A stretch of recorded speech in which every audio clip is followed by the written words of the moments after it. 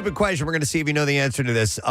In Herbie the Love Bug, the number 53 on Herbie was used because the producer on the film was a fan of what LA Dodgers player? We got Joe who's joining us via Zoom this morning. Hey, Joe, how you doing, man? Good. Good morning. How are you? Good morning to see you, Joe. We're good. All right, so do you know which LA Dodgers player inspired the number 53 on Herbie the Love Bug? Don Drysdale. Yeah, that's correct. Absolutely. Well done. Hold on, bud. We're going to set you up. You just got yourself a pair of tickets. MMR Rocks Experience the Second City. It's the 65th anniversary tour, Saturday, July 26th. And they're bringing the most influential and prolific comedy empire in the world to Live Event Center for 2 shows, 4 p.m. and 9 p.m. Tickets start at just $19.99, and more info available at livecasinophilly.com. So hang on, Joe. We will take care of you, my man. We got a bunch of things to get to in the entertainment report, but I'll mention the box office.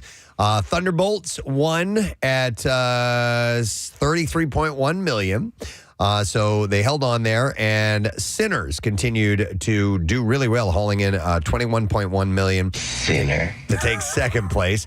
It's now past the 200 million mark in North America. It's a good sign, man. Approaching a global take of 300 million. It continues to draw in audiences week after week. A Minecraft movie was third with 8 million, enough to push it past 900 million globally. Wow. And rounding out the top 5, The Accountant 2 took fourth with 6.1 million, and Clown in a Cornfield, written by a Philadelphia native, took fifth place with 3.7 million. Adam Cesar, and we'll have him in studio tomorrow, the guy who wrote that. Oh, nice, nice. Looking forward to that.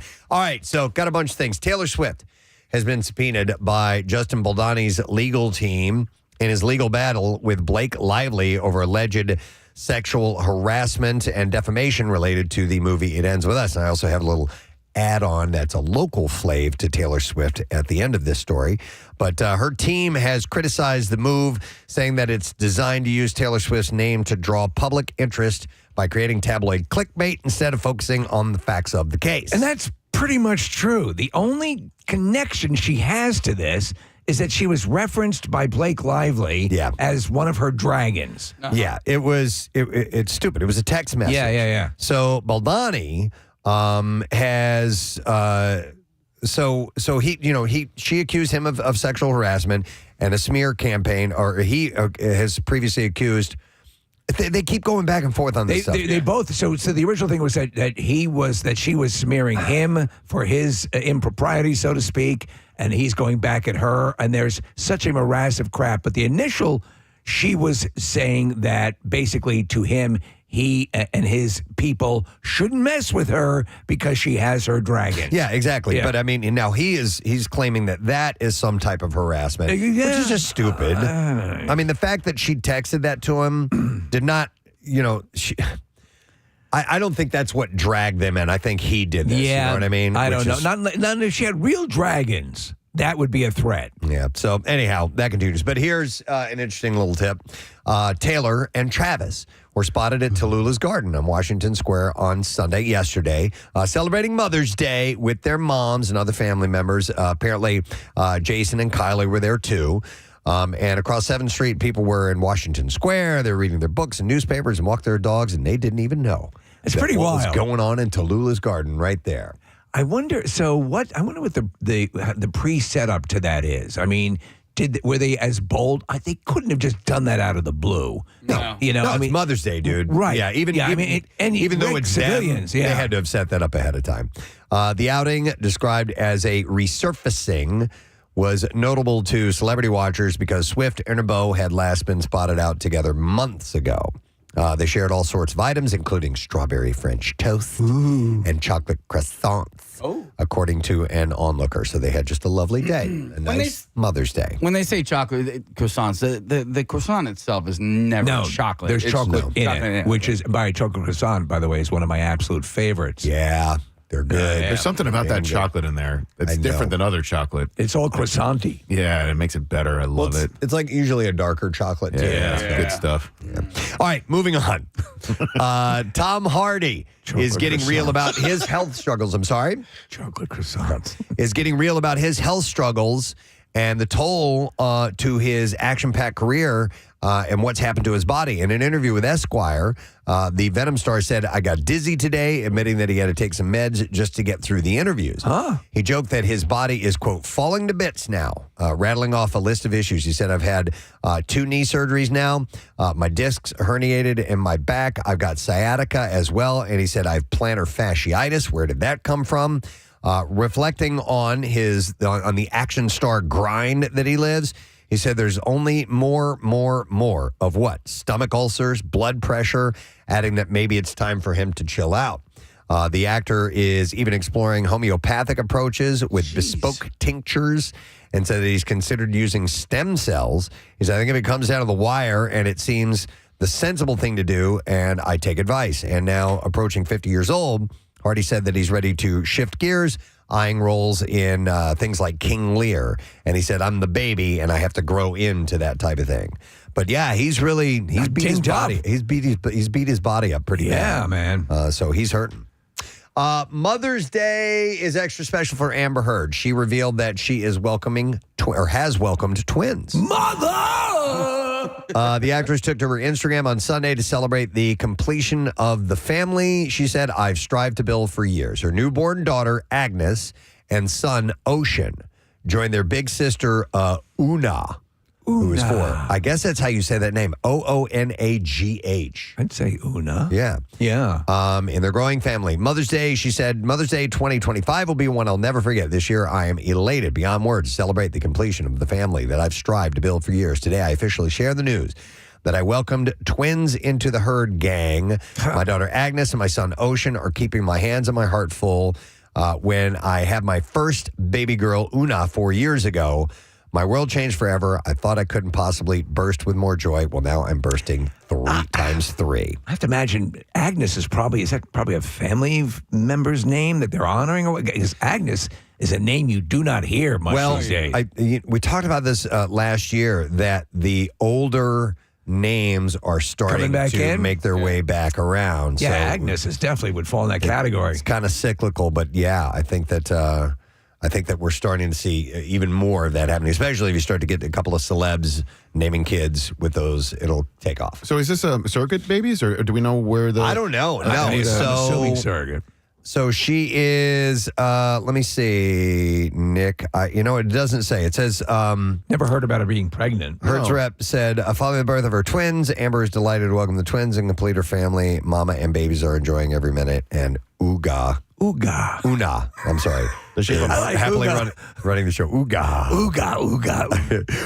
chaka, ooga chaka. And does she have a partner currently? Do we know, or is she flying solo? I don't know. She's with Han Solo. She's dating Harrison Ford. Yeah. Well, she was with a woman for a long time. Yeah. And then with Johnny, and I don't know what her status is currently. Do not know. I miss you, baby. All right. This was kind of interesting. Pope Leo, his brother, is giving fans a peek behind the scenes of how Cardinal Robert Prevost got ready for the big moment. So Leo is his Pope name, but Robert Prevost is his given name. Right. So apparently his brother told NBC Chicago, I said, are you ready for this? Did you watch the movie Conclave so you know how to behave? And he said he had just finished watching the movie. So the Pope watched Conclave in preparation for this. And he added with a laugh that it helped lighten the mood before the actual conclave. John admitted the family was just as shocked as everyone else, saying, I didn't believe it, and Rob didn't believe it, and I should say Pope Leo didn't believe it at all. Leo might not have much time for movies anymore, but his brother shared that they still make time for Wordle and Words with Friends. You're playing Wordle with the Pope? To help get his mind off of life in the real world. So in the Vatican, it's my understanding they do have a theater, right? And they will screen. I mean, I would think so.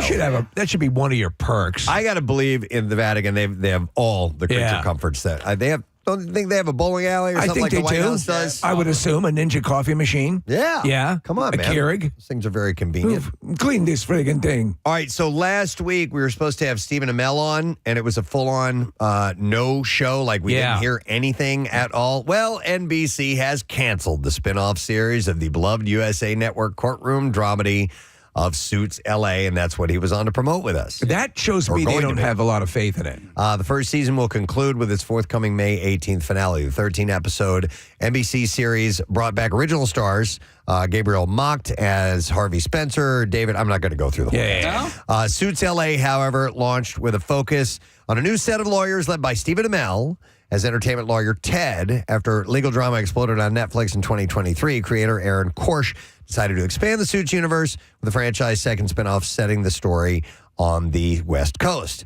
So, yeah, it's done. So, the thing is, it's the first one wasn't popular when it first came out. It became popular during the pandemic. Yep. Yeah. And so, I didn't. I mean, that's no time to give this series. Well, it wasn't popular, but it also wasn't like on a major network. It was on Netflix, right? No. I mean, that's where it became popular. It was on Netflix. It was on USA Network. USA Network, Yep. which yeah. I forget. But this was on NBC. Yeah, correct. NBC, yeah. And so they tried to give it like the big old.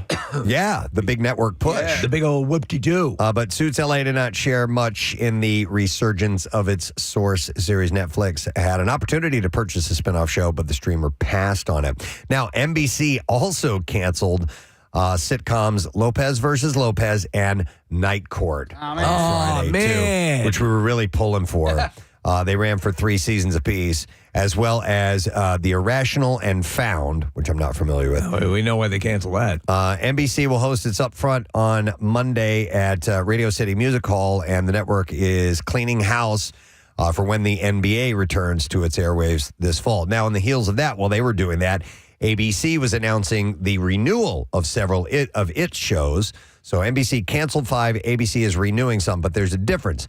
While NBC/5 scripted series, ABC revealed it's bringing back 5 unscripted series. So American Idol, America's Funniest Home Videos, Celebrity Jeopardy, Celebrity Wheel of Fortune, and Shark Tank. Those are all huge hits. It's not a big, it was stretch. No that one those was would be biting their renewed. nails over those, and I do like most of those.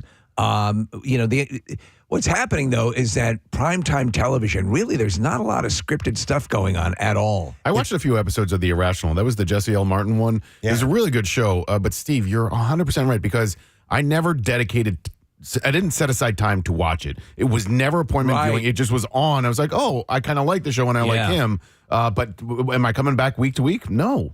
So is it that the American public is just more dialed in to reality television than scripted series these days? I think we're just more dialed into not. It's what they're offering. Yeah, it's what you're being offered.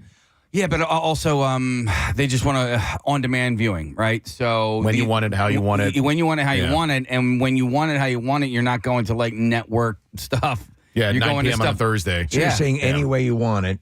That's the way you need it. Yeah. But like, I've watched some shows that seem pretty networky, right? But then they'll like throw in a boob. And you're like, oh, you know, I'm like, okay. Tonight a boob at 9. Yeah. What? And half a nut.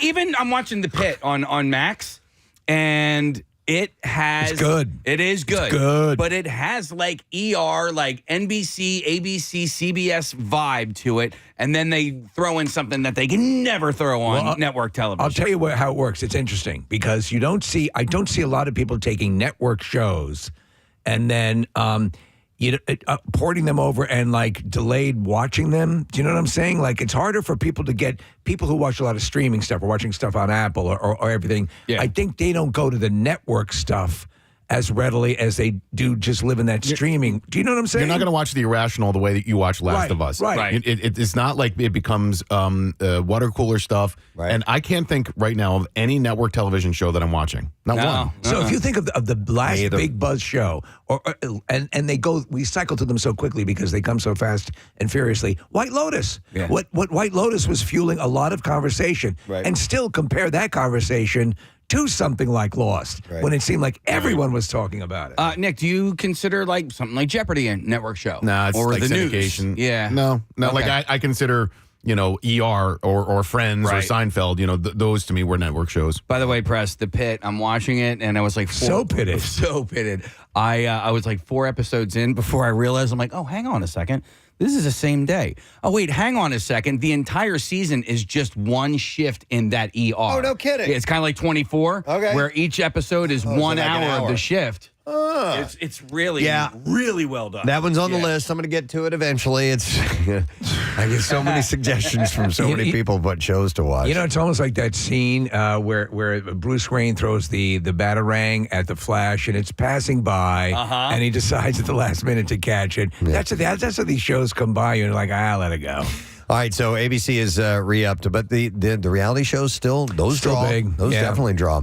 All right, and then one more story. This is for you and me, Steve. Return to Silent Hill. Oh, yeah. Is officially on the way, and director Christopher Gans is back behind the camera for what's being called a faithful adaptation of the beloved horror game Silent Hill 2. That's a great game. So it is. And if you want to talk, I remember when I was playing that one, Preston, my wife could not be anywhere in the house or scared her, because it's that. Yep. Mm-hmm. It is the most moody, and there are scenes where you're sweating bullets, and they just really nailed it with that game. Yeah, and there's like this, like you're saying, Steve, like this industrial drone. Yeah, it's almost like Eraserhead. Yeah, with this sound, and it's a wild game. Communications over the radio. I never finished it because I got stuck on one spot, one boss. The Pyramid Head guy. Oh, my God. And I couldn't get past him. And I had to quit.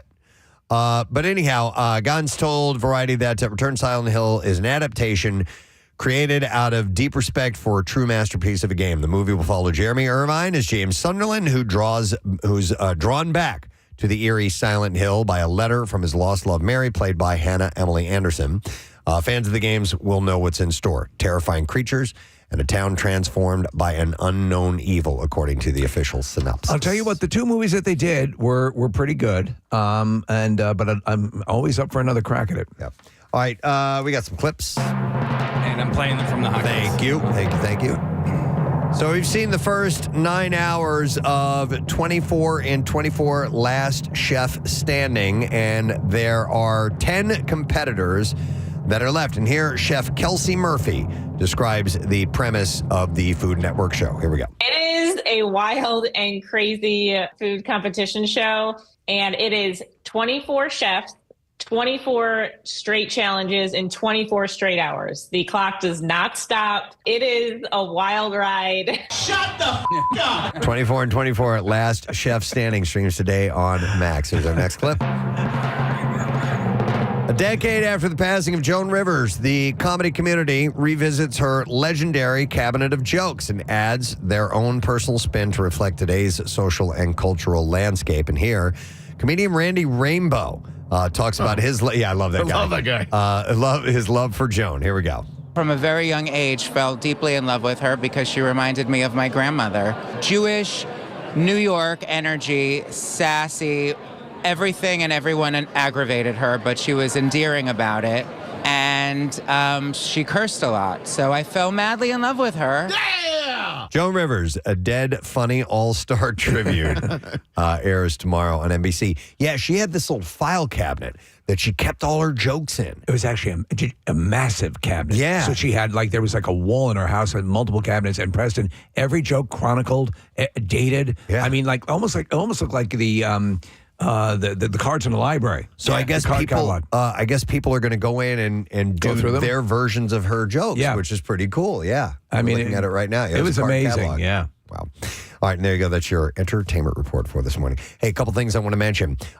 We have rapidly approaching. Listen, we've been very distracted for the past few weeks, and we apologize for that, but that's the way life has been lately for us.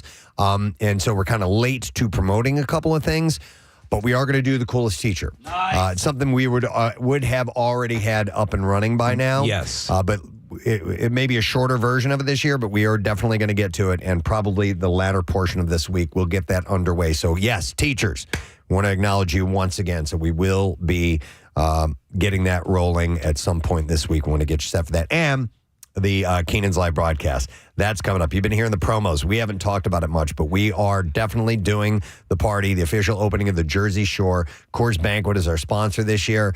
We had Scott Keenan in the studio a couple weeks ago just to get us primed for that. But we will be broadcasting live from Keenan's Irish Pub in North Wildwood a week from this Friday. Oh, my God. And we hope you'll be there to share and celebrate because we're looking forward to it. All right, we're going to take a quick break. We'll come back in just a moment. Hang out for a spell, friend. We'll be your co-pilot in this morning. Stay with us. Preston and Steve. Friday, March 3rd. And later that day, the band Everclear will be performing. It's a 5 p.m. show, pretty early show. It's great. Because we're all going to be up early and Yeah. have a hell of a day in front of us. So it's great that it's not insanely late. And then Saturday, Lit and Fuel will be performing. And they're also doing this thing, pond skimming, where you can ski across the water in costume. Oh, I've seen that. It's pretty cool. Yeah. You come down the hill and then Yeah. you're going fast enough to actually go across the water. And then a fireworks show that night on Saturday. I love it. Everything is perfect. Tickets for Mountain Fest concerts are on sale now. Any lift ticket for one of those days is valid for the concert entry, and season pass holders get in for free.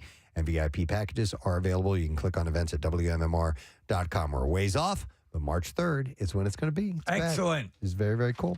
I saw something a term I had not been privy to this morning, and it's something called quiet quitting. That was the worst hair band of the 80s. No, that was Quiet Riot. Oh. Well, they weren't the worst, but quiet quitting. Quiet quitting? Is that like ghosting your job or something like that? That's what I thought it might be, but it's not. It's a workplace trend that's getting some press lately, and it does not involve sneaking out of work and heading for the hills. Instead, advocates describe it as doing the absolute minimum their jobs require and refusing to work extra hours or take on extra assignments while focusing on out-of-work activities. So, like, they're forcing themselves to be fired or be like, No. They're keeping, I get this, they're keeping the bare bones minimum requirement that they need to do to be working at the job, but they spend a lot of time, say, online or taking like What hour does and a that half. have to do about quitting? I don't know the name either, Kathy. I didn't understand that. either. You're quitting without quitting. You're resigning yourself to doing you're still working, but you're paring down to do the absolute minimum to make it to retain your job. You're quitting part of your job. So what are you doing for 24 years? They say it's about having an identity outside the workplace and refusing to let work rule your life. Oh, Critics- maybe I'm wrong then. Critics, including presumably some of their bosses, say some of it sounds a lot like old-fashioned slacking. Yes. Yeah. But I don't know. I disagree. And let me hear me out for a moment. All right. So when you are forging your career, Right. and you're beginning, yes, extra time, extra hours, extra assignments, impressing the boss, doing things like this are absolutely crucial, I think. And I certainly lived my life that way. Yes. Once I found a career I wanted to get Right. in. Now, when I was working at McDonald's, I didn't give a damn. I just cared. I got in and out of there when I wanted. You know, I was a teenager. But when I started to realize, okay, I need to make a living, and I also found something I love to do, Right. radio, I spent a lot of extra time at work and didn't mind it and was enjoying learning what I was doing. Right. And that ethos has lasted a long time. But I have to say in the past few years, because we have had a successful career and one that we've spent a lot of extra time in, I have also now made it a point to have my life outside of that. Yeah. and taking on extra assignments and things like that, I don't feel the need to do anymore. I don't think that's what this is, though. I think, at least, and maybe you've read the article. I think, at least what I think is, they're saying slacking, and that correlation is not between simply maintaining a work life and a regular life and balancing the two. But, I think it means, like at work, you'll never say, "I'll take on a project. I'll do a little. I'll invest extra time in this." You're the second the clock hits 5, or whatever, you're out the door. You arrive at the last possible second. You take every second, and mind you, you're entitled. But also, if there are ways to dawdle throughout the day. Like I don't they're think doing it's the that. You don't think it's that? No, and I think the reason that some of the critics might say that it's slacking is because, man, how many people do you know that take work home with them? I know plenty of them. Yeah. And, I do. Well, all the time. We do. I work from home all the time. Yeah, a good probably third of my job I do at home. But I also, my buddy Steve is just constantly, he's taking work home with him. Yeah. And it's just, I think that the workload in some jobs, this is not everything, this is not an overall thing, but in some jobs, it's too much, man. Do they literally spell out what they're talking about there, or is it as vague as it seems to be? I'll read a little bit further in this. Gallup calls it not engaged. Jim Harder, chief scientist for Gallup's Workplace, a well-being research center, says survey data shows workers are less engaged, and quiet quitting sounds like what he refers to as not engaged, a group that includes 54% of survey respondents born after 1989. But while engagement is lowest among Gen Zers and younger millennials, it's been dropping across all age groups in recent years. So it's not... It still seems kind of vague. Yeah, and then on the other side, it says they're doing what they're getting paid for. Advocates say quiet quitting is all about maintaining a healthy work-life balance. People aren't going above and beyond. They're not bending over backwards for their employers anymore and sacrificing their mental and physical health. Yeah. They're doing what they're getting paid for. She says she wishes the trend had a different name because you're not quitting. You're taking care of yourself. You're coasting. You're carefully coasting. So it's the above and beyond thing kind of spells it a little bit. Sure. Now, I think, I feel that we all go above and beyond, for this, because this is not a... that's our agreement. That's what we do. We want to do the best we can do to live up to our agreement with the audience. But I think at a certain level, especially if you want to get ahead, you need to take. But but if you are ahead, if you're already ahead, and I think it has a lot to do with how your company treats you. Yes. If you work for a good company that takes care of you, you're more likely to go above and beyond. Yes. If you work for a company that does not take care of you, you're going to do the bare minimum. No, I agree. Yeah. I'm going to say something that'll only make sense to you guys, but recently there's been some requests of what I would call going above and way beyond. Right. And we've all ignored it. Come on, man. Come on. Yeah. We're already working a lot, and so that happens in all kinds of businesses. We say, oh, by the way, you also need to do this now. Right. Like, wait, what? What? Yeah. I'm sorry. How about? I quit. Yeah. I quit. Hang on. Let me go to Larry because he's got an example of quietly quitting. Hi, Larry. Good morning. Yo, you guys ever heard of Jerkmate? You've ever heard of Jerkmate? Yo, ever heard of Jerkmate? What's up, Larry? Yo, how are you guys? I work for a very big, very corporate, and that's the one word that I think hasn't really come up in this conversation. Very corporate company. Mm-hmm. So at this point, they were pretty good throughout the pandemic, and I stepped up, took the job above me, was waiting for basically somebody to open up so that the job title would open up, and I could kind of step into that.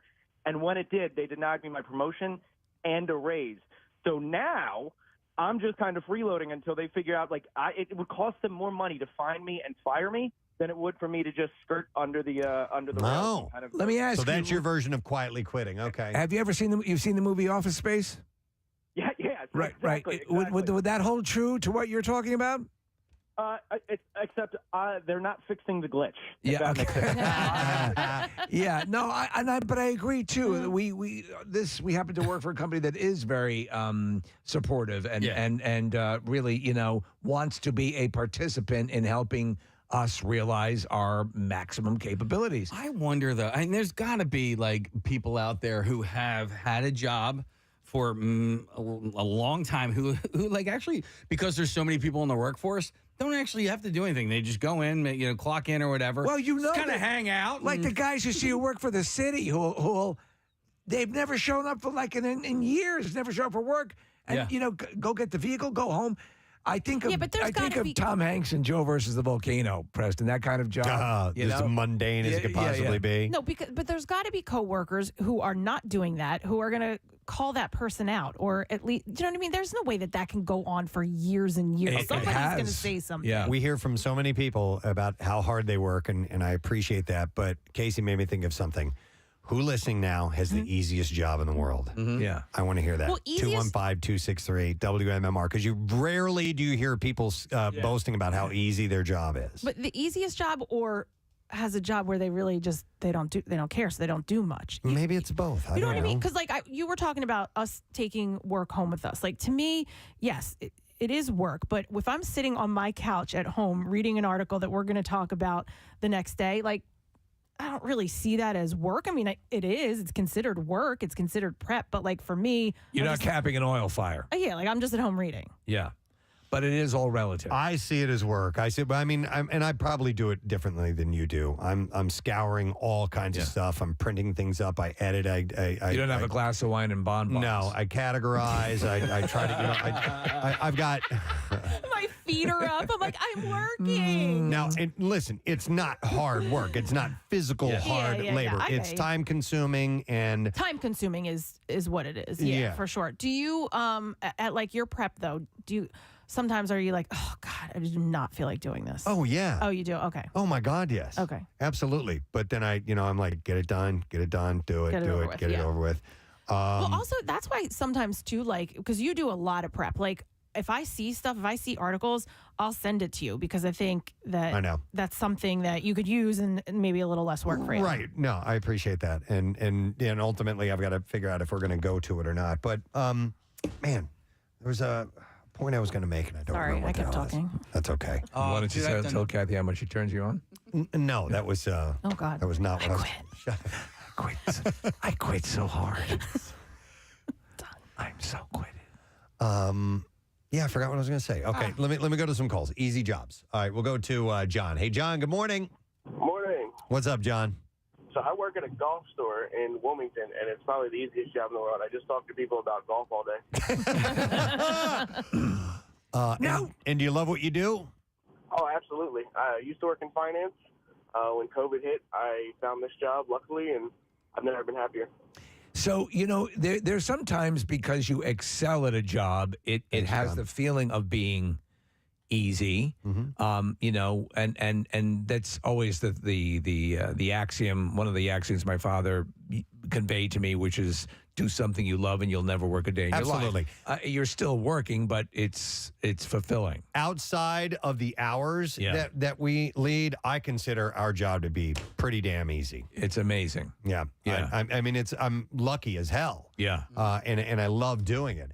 What I don't love doing is getting up when we get up and doing that whole thing because it messes up the rest of your day. But I'm lucky that I can say, yeah, my job's, this is not something I dread, and I'm not going crazy from the amount of time I spend on it. The prep work is a little arduous, but I still love doing this job. So I'm not bragging. No, I'm just saying we're good at what we do. Oh, well, so therefore it makes it this that advice much easier. Is part of the other great advice I've gotten. Listen, and I tell this to other people.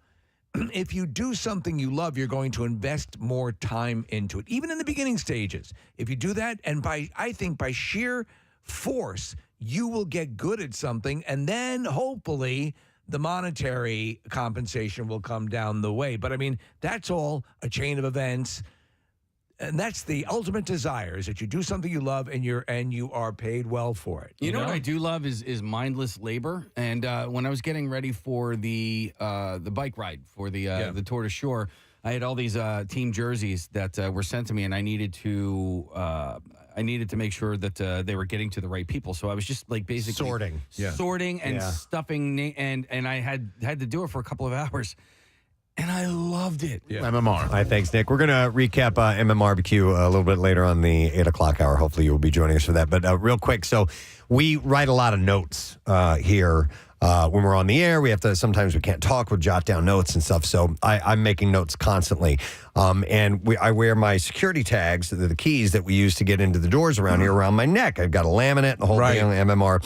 And on it, I have a Sharpie that I keep hanging there all the time, felt tip pen, because it's great to make notes. And I've got it right there hanging around my neck all the time. Well, mine, I think I lost it at MMRBQ over the weekend. And so I feel naked without my Sharpie. So sometimes when you need a pen or a Sharpie, you got to go around and steal one from somewhere. It's tough. So Marissa went and she got me one.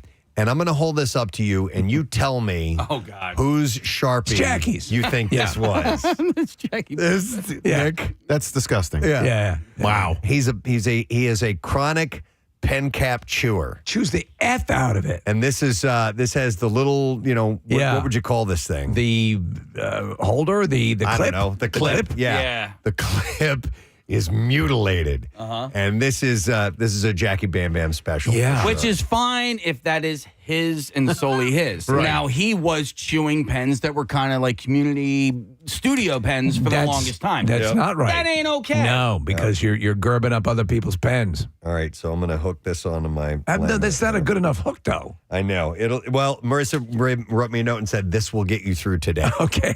So I have this for now, but thank you, Marissa. And so I appreciate it. You have to use Sharpies. You can't use Farpies, fake Sharpies. No, I need the real deal. Okay. I need the actual. Because I handed you 3 different Farpies and they weren't good enough for you. No. Who makes Sharpies? Bic make Sharpies? I believe so. I thought they were their own Sharpie company. makes, Maybe yeah. they're their own They're like thing. the Kleenex of Sharpies. But I need an actual, pointy Sharpie. Yeah. I don't like the other ones. I'm kind of a name brand guy for a lot of things, but then lately I've been noticing that, like when it comes to soda, I'm like, Fiat Coke is just fine. You know what I mean? What is that? I don't need Fiat Diet Coke. Coke. Fiat Okay. Coke and, Really? No, Yeah. I can't do knockoff soda. I don't really drink soda anymore, but I wouldn't dare do a knockoff soda. All right. Anyhow, I thought you would find that interesting. Yes, it was Maybe you immediate. didn't. Maybe you think it's stupid. That's fine, too. Mother's Day was yesterday. We are... All right. Mother! we did a pseudo Mother's Day because Parker works on Sundays. And so what Rochelle wants for Mother's Day is for us to cook dinner for her and have a family dinner. So we're going to do that on Tuesday. Yesterday was like Mother's Day light for us. Right. So we ended up hanging out and doing some fun things because Carter came home and it was kind of a pseudo Mother's Day. So that was pretty cool. But on the heels of Mother's Day, this is a story about a mom. Steve sent this to me last week, and I thought it was kind of interesting, and I wonder how these kids will be treating mom on Mother's Day. So this woman has revealed that she charges her tween daughters rent and even slaps on a fee if they pay late. And it's sparked a bit of a debate when she posted this on TikTok. It's a video that went viral on TikTok. The woman is from Arkansas. Her name is Taja Ashaka, and she broke down her kids' sleeping setup. So she revealed that she had turned their bedrooms into mini apartments. She added a doorbell, a mailbox, an apartment number on each of the doors.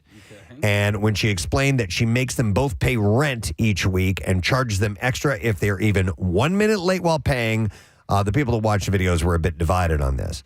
She also confessed that she does random inspections to make sure their apartments are clean enough.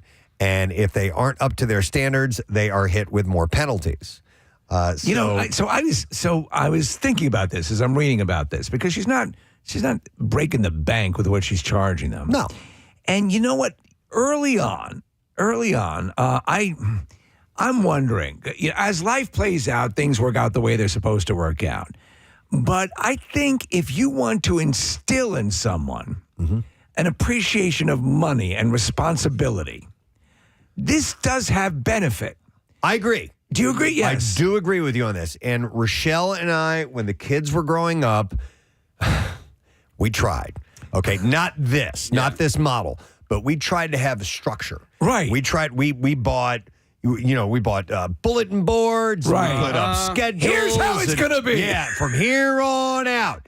this is how, these are the rules of the house. Right. Dude, each time we did that, it didn't last a week. I know. Not a week. I know. And so, like, we never had, I remember times asking for allowances, and then my mother, listen, we still ended up doing chores and stuff like that. But I wonder, not that I had a flagrant disregard for what money meant, and we've always been aware of that and how to, save your money and so on and so forth. But I think if you're wanting to learn how to function in the real world, to get that knowledge of how to pay for an apartment and stay up on things and sweat out a deadline. Yep.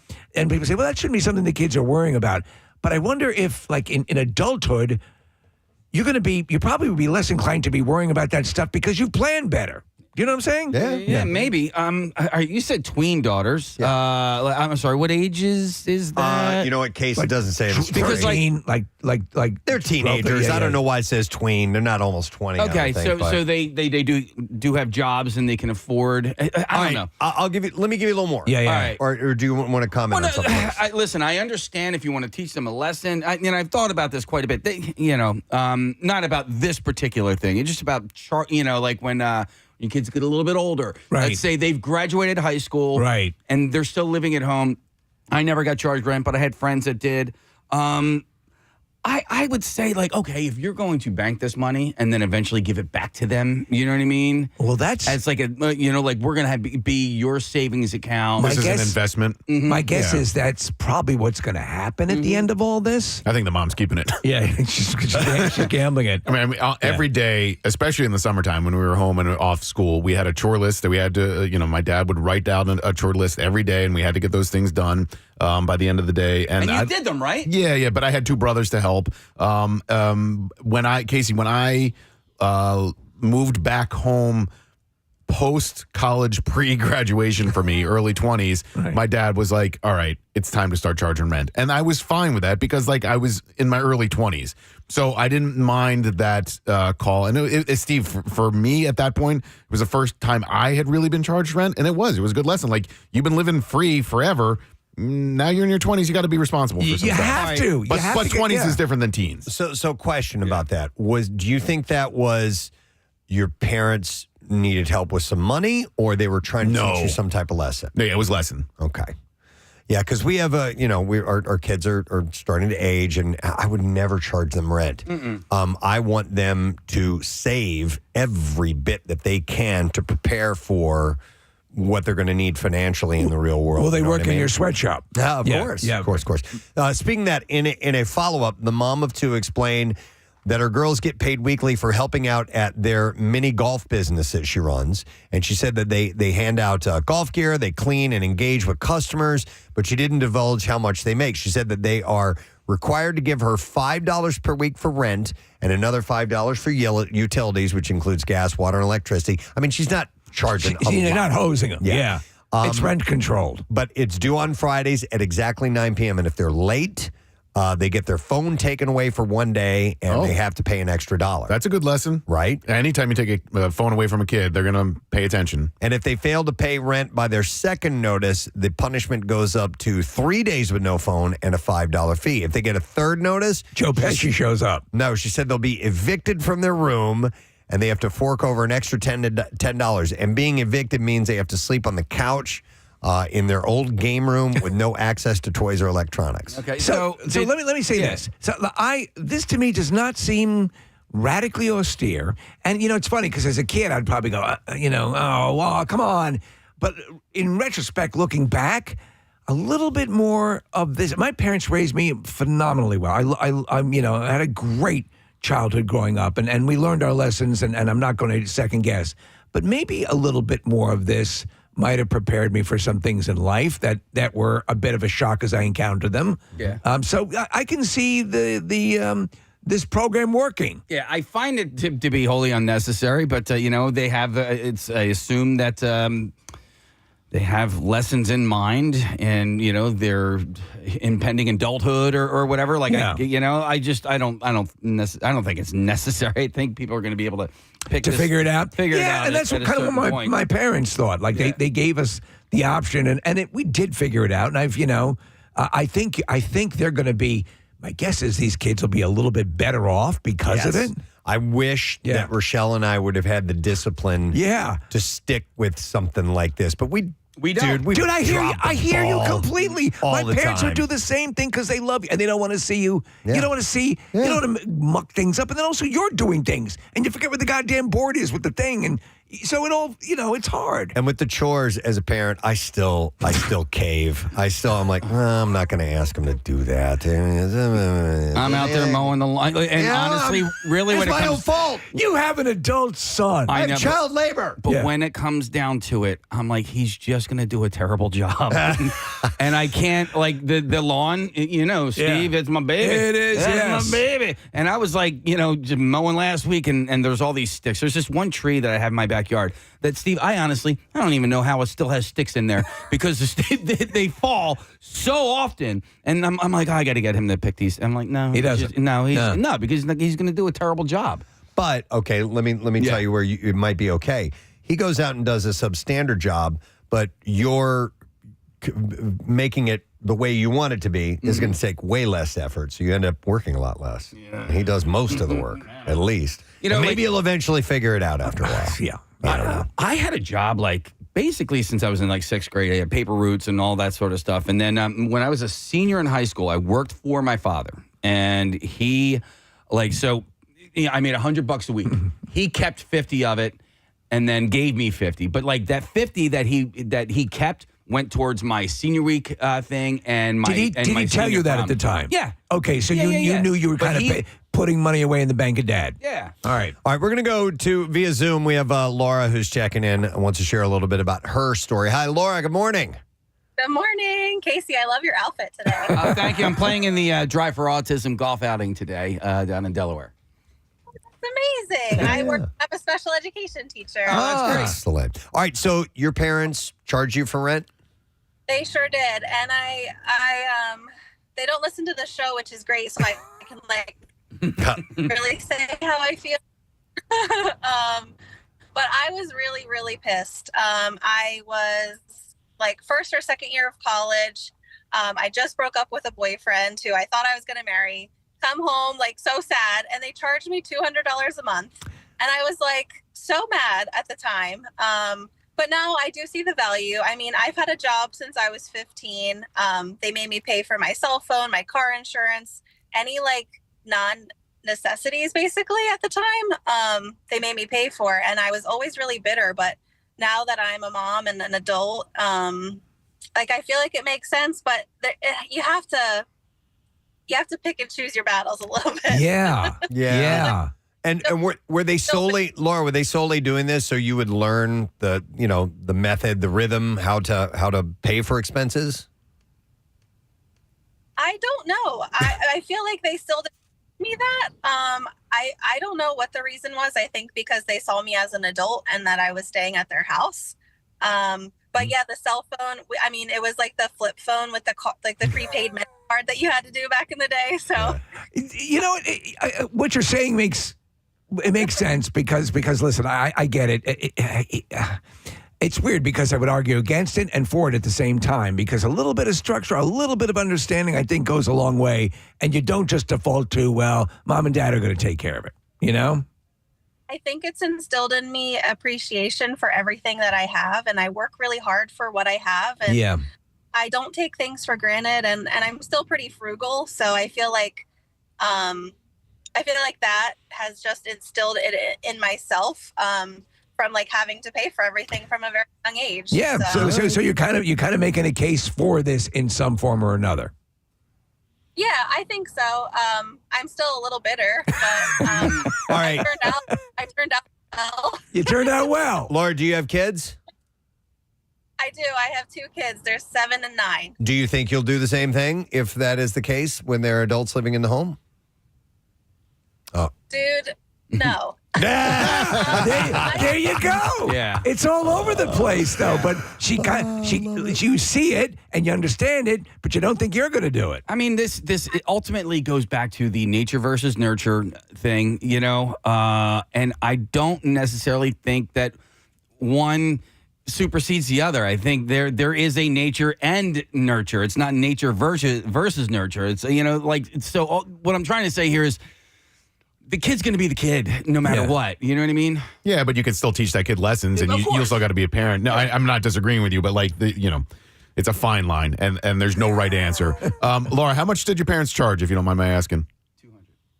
It was $200 a month at the time. It was like 2010, 2011. Do you think that was too much?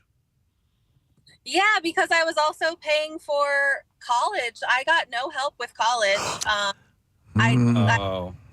was paying my own food to live. Like I was. Do me a favor and pull over to the side. We're going to call child services because we didn't know about the college thing. Yeah, is there a statute of limitations on that? All right, Laura. I was in college, and now that I have kids, it's like I'm like Preston. I've done the chore chart. I've done all of the things. I got them a green light account, and my son at 7 years old, like, well, if you don't do your chores, then you don't get the money. And he's like, I don't care. Here we go, man. Here we go, Laura. Thank you so much. We appreciate it. But yeah, man, if she was paying for her own college too, and her own food, and like, come on, mom and dad. I mean, I think that's the lesson right there already that you're paying for your education. If you're pulling all that together, that's you're learning then responsibility. Yeah. But I mean, at a certain point, if you're 25 and up and you're living at home, or, in your 20s, obviously, kicking in a few bucks is only, I think, appropriate. Sam, could you bring up our next Zoomer if Victoria is available, because she wants to check in and has a daughter who she's making sure gets the financial information they need. So, hi, Victoria. You are on with us. Good morning. Hi. Good morning. You guys rock. Oh, thank you so much. All right. So you have a daughter, and you're trying to teach her a lesson, right? Well, not so much. My daughter, she is a freshman at Upper Moreland. Okay. And they have a class that the children have to take. It's called personal finance. They have to take it in order to graduate. Man. I wish we had this. I wish I had. Listen, I got, again, I love my parents. They did a great job. I probably could have done with a course like this. Yes. Right. So basically with this class, they teach them how to interview for a job, do a resume, balance your checkbook, car insurance, renter's insurance, home insurance, how to get an apartment. So she had to do like a whole setup where they had to learn all this stuff, even like identity theft, like the whole nine. So she did a whole budget, whole setup. Wow. And now the teacher says, basically, like the project is, okay, you're 18, you graduated high school, you're out of the house, basically. Like, let's say the parents say, okay, you're done, bye. Yeah. Here's what you need to do. So she sets up this whole budget. And then he does what he calls the monkey wrench, which is, life happens. And he may say, okay, well, your house got burned down, so now you got to buy a new house. Or you lost your job. Now you can't afford your apartment. Now you got to find something cheaper, something like that. And all. And I mean, it was really good. And like Steve, like you said, I wish I had something like that. So let me ask. My mom did that for me. Like, she showed me, okay, like when I was going to college, all right, you're filling out the FAFSA form. And here's your checkbook. And here, you're going to file your own taxes because now you're working. Like at least my mother showed me that stuff. It's funny. I don't know if I could pass. I've been living life for decades, and I don't know if I could pass that course right now. No. I couldn't. No, me either. No, Rochelle would have to help me. She'd have to cheat. I'd have to cheat with her. She'd sit at the kitchen table doing your homework. Totally. With you. Totally. Wow. Right, yeah. I mean, I think it's good. And it's a requirement for them to graduate so they can take it anytime. So I told her, I'm like, sign up for that class now, get it done and over with. Sure. And now, at least you know. We're sitting here saying this would have been a great idea, yet I know high school me. Yeah. And I would have been in that class going, why are we doing this stupid stuff? Let me tell you, my daughter was she's pretty studious. Yeah. She gets her job. She gets the work done. And basically, like in the class, like if the teacher, if he likes you, the monkey wrench isn't as bad. And if he doesn't like you, then he's like giving you the works. Okay. What I like is that this is required to graduate, or to right? So this is, of course, you have to. But it is encouraging. I mean, these skills, I'm sure. Preston, I would have been pissing and moaning right next to you about this. Yeah. But you get it. At least you get an idea. Just to have an idea of what you're going to encounter. Yeah. I mean, those things that you do in life, like every couple of years when you're registration or whatever. These things that you don't do all the time. I always go like, oh God, I'm such an idiot. Can I do that online? Or all these things you don't know. So something like this, I think, is a great preamble to life. Yep. Yeah, exactly. Yeah, I mean, I'm all for it. I say, hey, take it. And even my husband and I are like, oh man, I wish we had something like that. Totally. All right, Victoria, thank you so much. We appreciate it. When I was a kid, my dad really instilled financial responsibility for me and my brothers, and we learned a lot. We learned about credit card payments and all that kind of stuff, and I'm always grateful to him for that. He taught me more than I could ever learn on my own. But I remember, I think I probably shared this with you guys before. I remember getting to college. And my friend Brian had a credit card, and he's on his own for the first time. He had a credit card statement, and it would show up in the mail, and be like, "Nah, I don't feel like paying this month." So he would literally just throw it in the trash. Yeah. Month after month after month. And I was like, Brian, he's like, no, you can pay it eventually. I was like, that's true. You can pay it eventually. You have to pay something every month. And his credit was ruined for the first half of his 20s because he just threw his credit card statement away every month and didn't pay the bill at all. Oh my God. Yeah, I've been down that path, man. Do you remember, so when I was in high school, Stephen, they probably did this too, as a, and I didn't take whatever class this was, but to teach you about parenting. They would give you, they gave people an egg. Yeah. To walk around with. You had to have it for a certain amount of time, and the egg, you had to take care of it. And if you broke the egg, if something happened to it, then clearly you were not taking care of it. I never had that class, but they did have it in my school. Yeah, so I didn't either, but I remember seeing people doing that. And if there were a way to do this type of school of class of instruction on real life finances and things like that. If there was a way to put it in practical terms like that, to give you something like, okay, here's how much money you have, and it has to be, you have to manage it properly over this course of time. And if by the end of this, you don't, like maybe they arrest you or something. I don't know. So here's what we do. I see a version of Scared Straight where we go to just you and me, and we go, you think you know how to do your insurance? You don't. Yeah. We have to have our wives do it. So you better listen. Do you know where your bank book is? Uh-huh. I don't know. Yeah. And you're like, hey, what's your name? Stand up. Yeah, give me your shoes. Yeah, give me your shoes. Yeah. You ever pay your car insurance? I don't. My wife does. We're pathetic, man. Yeah. No, we're smart. Are we? Well, we kind of won, didn't we? Stand up. Yeah. Give me your shoes. Okay. Until you are caught and have to figure it out on your own. I know. And then are buried under, I don't know what the hell I'm doing. That's why I just, there's a gun with a bullet in it. If anything happens to Claire, I'm like, okay, I know where to go. I'm more afraid of Michelle or Michelle of. Oh my God! Shut up, Leon. Of Rochelle being gone than me. You know my fear of dying. Sure. Yeah. If I'm left on my own, my God, you're gonna look like Steve Martin in The Jerk holding a lamp. Yeah. Yes. Just walking down the street. That's all I need. Wow. All right. We have Jen who is joining us next via Zoom. Good morning to you, Jen. Morning. How are you? Doing good. All right. So you have 2 kids, and you're going to do a charging thing, right? Yeah. So my oldest graduated high school 2023. We waited till January of 2024 to start charging him rent. Mm-hmm. So he would be charged $100 a month, plus he had to pay his own car insurance. Okay. So at the time it was $250. January this year, it was, his insurance went up because unfortunately he had a little fender bender. Okay. So his insurance went to $150. So he pays $150 for insurance and $150 for his rent.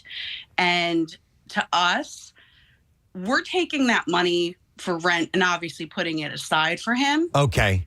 But it's also teaching him money management. Yes. Totally.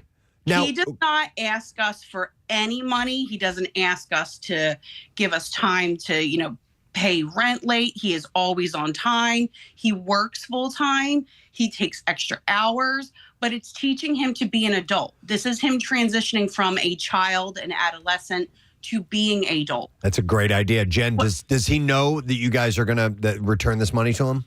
He does. Okay. He does, but he's not in a rush to move out. Right. Anytime soon. When I was 19, I moved out, not because I was kicked out, not because of anything else. I wanted to move out. And, you know, it was hard for myself and my boyfriend, who is now my husband still. But we learned. And it wasn't a thing of, you know, we didn't have anywhere else to go. We wanted to do this. And I want both of my kids to have that sense of accomplishment, earn what you get. Nothing is just given to you. Yeah. Let me ask you, do you sense that they are feeling a sense of accomplishment? Do you think it's taking hold? You know, how are they processing this? Do they feel put upon, or do they feel that in the long run they can see the merit to what you're doing? I mean, like, you know, when I say, hey, you got to go cut the grass, and then, you know, I get the him haul and, you know, whatever.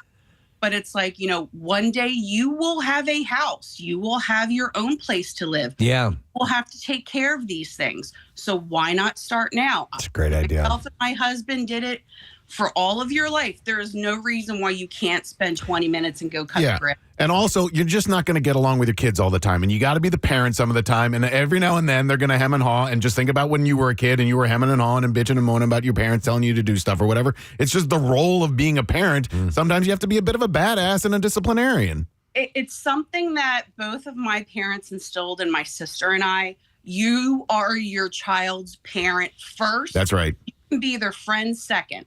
And I'm very lucky that my parents were my parents first.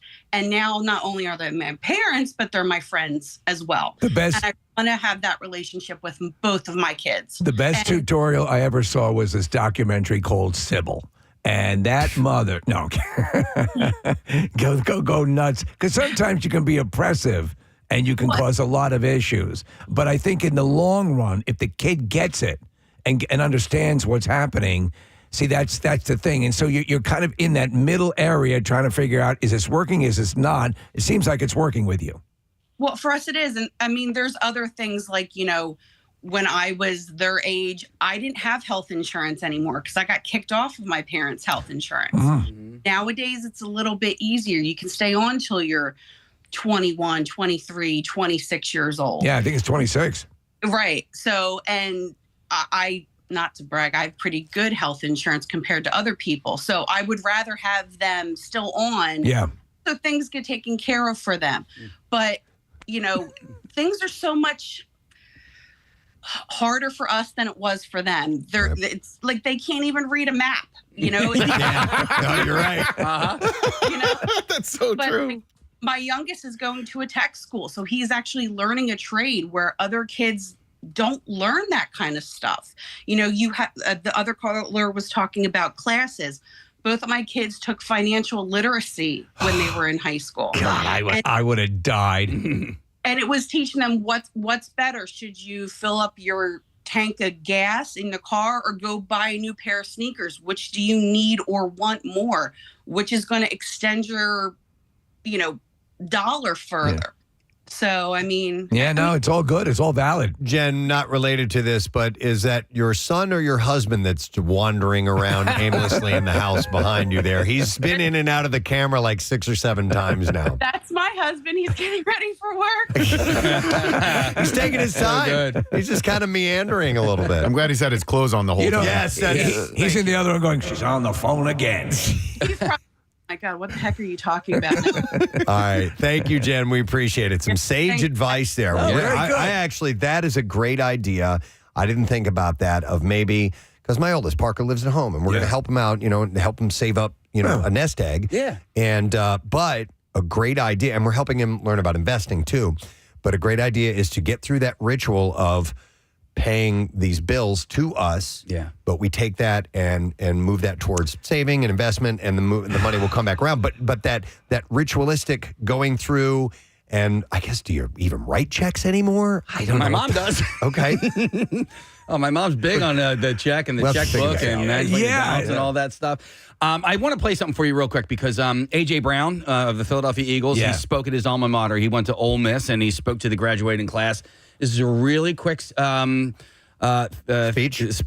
and it talks about, like, you know, you're your own person. Like, you know, like you have to advocate for yourself. But this is really good. It's really, really good sage advice. Okay. Now here's the real game. You are your own operation. Your discipline is your product. Your name is your brand. Your habits are your investments. Nobody's coming to build it for you, and nobody's coming to rescue you when it gets hard. Success isn't owned, and it's rented. Rented every single day. That's it. Rent is due every single day, and this is all about you. I'm going to go to Bruce. I don't know what the hell he's doing over here. He looks like he's checking an oil on we a had a U-Haul. bird's eye view of somebody checking a dipstick in the on a car or something. Hey, Bruce, how you doing, man? Hey, what's up, guys? It's actually Yogi again. Oh, yeah. Good to see you again, man. What's up? Oh, nothing. I'm hearing all these people talk about how great and all these opportunities they had in high school and stuff. I went to school in Philly. We didn't really get much past, hey, make sure you pay your bill. And that was about all we got. But, like financial programs or anything like that, now I'm 30. I'm still living at home. Don't have a job to help me do anything. I didn't go to college or nothing. I mean, you can see I got to work at U-Haul putting oil and stuff. Yeah, that's fun. For people it's a fine job. Have the money and do all this stuff. Yeah. Oh, yeah, I get the job done. Did you? But, I'm hearing all these parents. All I do around the house was what I can. I don't make a ton of money, so I just help pay half the Costco food bill. Mm-hmm. Or, if I need to go out and go grab something, his mom's, busy, I'll go grab that for dinner or this, that, the other thing. I'll pay for pizza one night or stuff like that. Right. I just try and help out where I can. Let me ask you something. I was wondering if you are. There's also a part of it that as you're living at home, you're living here. You should be doing these things. I wonder if there's a downside of cultivating the idea that everything I do around here I should be paid for. You know what I'm saying? So that I get where people say that, but at the same time, I'm not 14, I have a job, Right. Doing the stuff around the house, like emptying the cat box, I just do it. I don't expect to get paid for it. Right. Because there are just some things you're going to do in life. It's part of sharing the household. Sharing the household chores. You got to pull your weight. Yeah. I don't know. Talk to my agent. My sister pays a little bit. She helps pay the water bill, but we do what we can where we can. Right. Yeah. Yeah. I got to tell you, one of the lower points of my life, I was 24 years old. Yeah. Bruce, thank you, by the way, bud. We're going to let you go, okay? Appreciate you checking in, man. Woodstock 99. I had a full-time job at this point. I worked with you guys. I didn't make all that much money. I wasn't smart with my finances or whatever. And I had to ask my dad. I had to borrow money from my dad to go to Woodstock 99 I remember you telling me about work. That. Yeah. I was sobbing. I felt like such a failure that I didn't have the money to go and I was essentially I didn't have to pay for my Woodstock ticket. I was going up as a representative of Y100, and I had to ask my dad for money. I sobbed because I just felt like less than a man. You should have been further along by then, you felt. I had that. I had that with my dad when I had to do the same thing, and I was tearing up because I'm like, I am a failure. Right. And my dad, thank God to his credit, said, yes, you are. Yes, you are. It's important that you come to that realization. But by your failure, I realize my life has been an achievement. You know what sucks, Casey, when you're in your 20s and you have to do that, because I was in a similar boat or whatever, and I had friends who had graduated from college who were already making good money, and they were taking vacations and, didn't have to borrow money from their dad to go to Woodstock 99 or whatever. And that's a struggle. Like there starts to be a separation at that age where people get out of school or whatever they're doing, whatever trade they might be in, and they start making money and you don't have any. That's a really tough divide to navigate. And I really tried not to compare myself to my contemporaries, but I worked with one of my contemporaries in Matt Cowper. Matt Cowper and I, we graduated. Sick? We went to college together. We graduated together, and I was pulling into work in my mom's old '89 Buick Skylark, and he's in a Porsche Boxster. Yeah. I'm like, what the F am I doing with my life? Because he got into sales. Yeah. Yeah. And look at him now. Yeah. Still sick. Still sick. And sick after all these years. Sick and selling you. Yeah. All right. Well, anyhow, I think that this woman is taking it to a certain, well, maybe a smidge too far, but I like the idea of setting up kids early on to learn these things, these life skills they're going to need down the road. And listen, we tried doing something similar, and Rochelle and I just didn't have the discipline to stay on it. We didn't either, man. It's hard. It's hard, man. You're already working a full-time job and you watch TV shows. You watch TV shows. Yeah. I mean, come on. There's so much entertainment out I'm there. halfway through this series. God. In your defense, you have to watch TV shows for your job. This is true. Thank you for that rationalization, Casey. I appreciate it. All right. Anyhow, thank you guys for chiming in. We do appreciate it. Hey, I want to remind you about an event that is coming up. It is on the 31st. It is the 10th annual Laurel House Walk a Mile in Her Shoes. I'm hosting it again. Steve, you've been a part of this Absolutely. event for I'm going years. to try to make it to this one. It's a great event. So laurel-house.org. If you would like to join Team WMMR, I would love it. And if you can, it'd be great. It's a Saturday. We're going to be on the Ursinus campus. Awesome. Beautiful campus. And come out and join it. Of course, Laurel House is helping assist people who are victims of domestic abuse. So it's a wonderful cause, and we'd love to have you on board. All right, we're going to take a quick break and come back in just a moment. Some bizarre file stories are indeed on the way. And, we have the Ghostbusters here this morning. The Philadelphia Ghostbusters. I know. We'll talk to them in a second. Stay with us. Preston and Steve. You know what I mean? You Like, want to work in retail now? No, because I don't want to deal with people, right? Yeah. Like You don't have to. You I work work in the in a back room. warehouse. Yeah. I could do that. I could do that. But Work like, at an Amazon fulfillment plant. I just threw headphones in. I stood here for like 2 hours, and I just stuffed names and cooling towels into these bags and.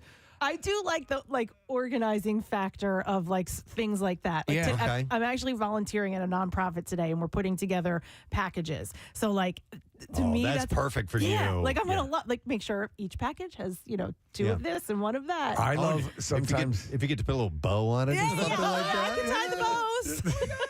the studio that I have in my room in my house in one of the rooms. I love. Today I'm gonna rearrange the wires so that everything sits properly. I like that sort of. Yes, that's sort of where I can just check out and do that. I do love that kind of work as well. You know what I was going to tell you guys back to? You mentioned the bad part of our job is getting up so early. That 2-week vacation. I know you're going to make fun of me, but I'm not kidding you. I am dead serious. During that 2-week vacation, at the end of it, I swear to God, I woke up and I looked in the mirror and I was like, I look a little bit younger. I'm beautiful. Look at me. Have I always glowed like this? Listen, my nipples are like erasers. I did. I had color in my face. Yeah. I felt like my wrinkles weren't as bad. The bags under my eyes were gone. So beautiful. Did the gentleman stitch naturally appear? Oh my God. Oh my God. I've gotten tighter. It's gotten tighter and more moist. Oh wow. By the way, I know someone who got that. Oh, really? I thought that was just an urban legend. Oh no, and it's a major. It's not a little. Oh, we're gonna put a little stitch in. No, it's like a major. Yeah. I always thought that was an apocryphal. It's basically like having a baby. Wow, Kath, what is their first and last name? I want to hear more about that. But I got all these callers on the line. No, it's but okay. I want to hear Talk more about about it. that. Jennifer's on. Hi, Jennifer. Good morning. Good morning. Jennifer, you have an easy job? I think it is right now. Okay, share. Are you doing it right Yeah, now? I know. Seriously. Yeah, she's a blacksmith. No, I'm actually shopping at the moment. Oh, okay. All right, you can stop. My day off. Okay. All right. All right. I work at a casino as a sportsbook writer. You work I write I can't. as a sports book what? writer. I write tickets for sports bets. Okay. She writes tickets for sports the books. Phillies or the Eagles, Yeah. but we're real slow at this time of the year. Okay. So I spend half of my day just staring at TV, watching sports. Well, okay. Well, that's not bad. But what about the other half of the year when everything is kicked in? Is it very difficult? It gets crazy when people are trying MetLife. All right, That's the sorry. hard part of it. We're sorry to interrupt your shopping, Jennifer. Yeah. We'll let you get back to Sounds that. like but she's thank you for the fighting a call. robot. We appreciate it. All right, let me go next to Brandon. Hey, Brandon, good morning. Yeah. Uh-oh, here we go. All right, you have an easy job, it says. I'm a trash man. Trash man. How is that an easy job? That looks like hard labor to me, man. You drive the truck. A monkey can do my job. There is, I know, and I've known a few trash men in my life. That love their job? That love the job. I agree. That love the I have job. as well. Yeah. I will say, anytime I see the guys going by my house, they're either like laughing or singing. Right. You've got a group that you work with. Listen, you know that it's got its dirty elements, but the trucks will do a lot of the work. But also, you're getting a bit of a workout yourself. Yeah. How old are you, Brandon? The only thing I can complain about is the weather. Okay. Yes. How old are you? I'm 30. Okay. 30. Man, I see those Why guys not? lifting some really heavy trash cans. I'm like, no way, dude. Brandon, do you need to work out outside your job? Your job is a workout, correct? Yes. Yeah. Yes, that's correct. Okay. But I also am able to work outside my job because I'll probably be done within the next hour. Oh, there you go, man. All right, you get done early. What time you get up in the morning? We start work at 7. I get up at 6. All right. Okay. That's not too bad at all, man. All right, so Brandon considers it an easy job. Yeah. I would consider that a difficult manual labor gig, but he thinks it's one of the easiest jobs. I wonder how they pick the case. To your point, do they go on rotation on who drives the truck? Because the dude who's driving the truck always has kind of the That's the dude. easier That's gig. That's a good his gig, question. yeah. Let me go to Kenny. Hey, Kenny. It's taken me all this time to realize, but I love you. I love you. I love you. All right, Kenny, what's your easy job? Well, I'm not there anymore. Unfortunately, I had to move on. But I was a guard at the old Byberry buildings. After the asylum were abandoned. We were all over the place, and it couldn't have been any more of an easy job. Oh, man. We chilled in the trailer for about 7.5 hours out of the 8-hour shift. The boss said basically just take a drive around every once in a while. Here's a TV. You can hook up your video games, and we did. my God. I mean, it was an amazing job. But but that's for me. That would not be an easy job. That would be so boring that I would. because you're looking for busy work to kill time. Yeah. I mean, you could honestly get another job while doing that job. Right. Do you know what I mean? Like, if you could find a job that you could, like, work, online job, you could work from home. Kenny, quick question. Did you ever see anything of the paranormal? How much time you got? Wow. Are those buildings completely gone now? There's some that still exist. There's a self-help, like a halfway house, and there's a bank or something that uses. Okay. Do the tunnels still exist? They're flat. Do the tunnels still exist? No, though they had to take them up too when they knocked it all down and everything. Okay. All right. Thanks, wanted Kenny. to go there. What asylum was it? It was Byberry. Byberry. Where was it that? Northeast Philly. Okay.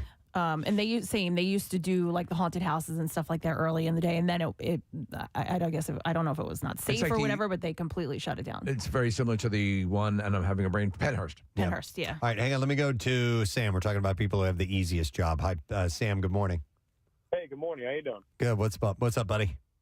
I mean, I really don't have an easy job, but I kind of find it easy because I like it a lot. Okay. I work at a auto detail shop in Westchester, Pennsylvania. Okay. See, I think that would be a good that would be cleaning something all day cleaning, long. getting something looking sharp, and it's sort of an expression for you, correct, Sam? I mean, you're right. Yeah, I take pride in my work, but some days I'll be delivering cars a lot. I'll go to like the Maserati dealership, drop off a Maserati, whatever. Like I get to drive some pretty cool cars, which also adds to. Oh, that's cool. No, that is cool. I dig that. All right, so this isn't your shop that you own. You work there? No, yeah. I just work there. I'm also currently in college. So it's kind of like a part-time kind of thing. I think that's great. Yeah, because I've talked to Thanks, Sam. Chuck down the hall, and he's like, when I retire, he's like, he would love to open his own auto detailing, not shop, but like he would come to your house, and like you're like, dude, I could do like one car a day, and like that would be it. You know what I mean? Because make a decent amount of money. There was a service that we had come, and then they asked. They were a client here at the station for a while. Yeah. And they did a pretty decent job. Yeah, you can make a couple $100. Yeah. Easily. Yeah. And knocking out one a day or every other day if you just wanted to keep yourself busy. Yeah, my wife has had this guy come to our house. I just There you go, baby. I know. And he just sets up shop in the driveway and to clean your car. Yeah, Okay. not to clean Not to her clean your clock. But yeah, I mean, he Gonna buff your ass. probably does like one car a day. A couple of $100 a pop. Like, Yeah. it's a you go. decent living. Yeah. Okay. I'll go to Joe next. Hey, Joe, good morning. Hey, bitches. Hey, what? What's up, Joe? Hey, so I take care of dogs for a living. Are you like a dog walker? Yeah, Dog sitter? At your house, or you can come bring them to my house, Yeah. and it's awesome. And you consider it to be an easy job?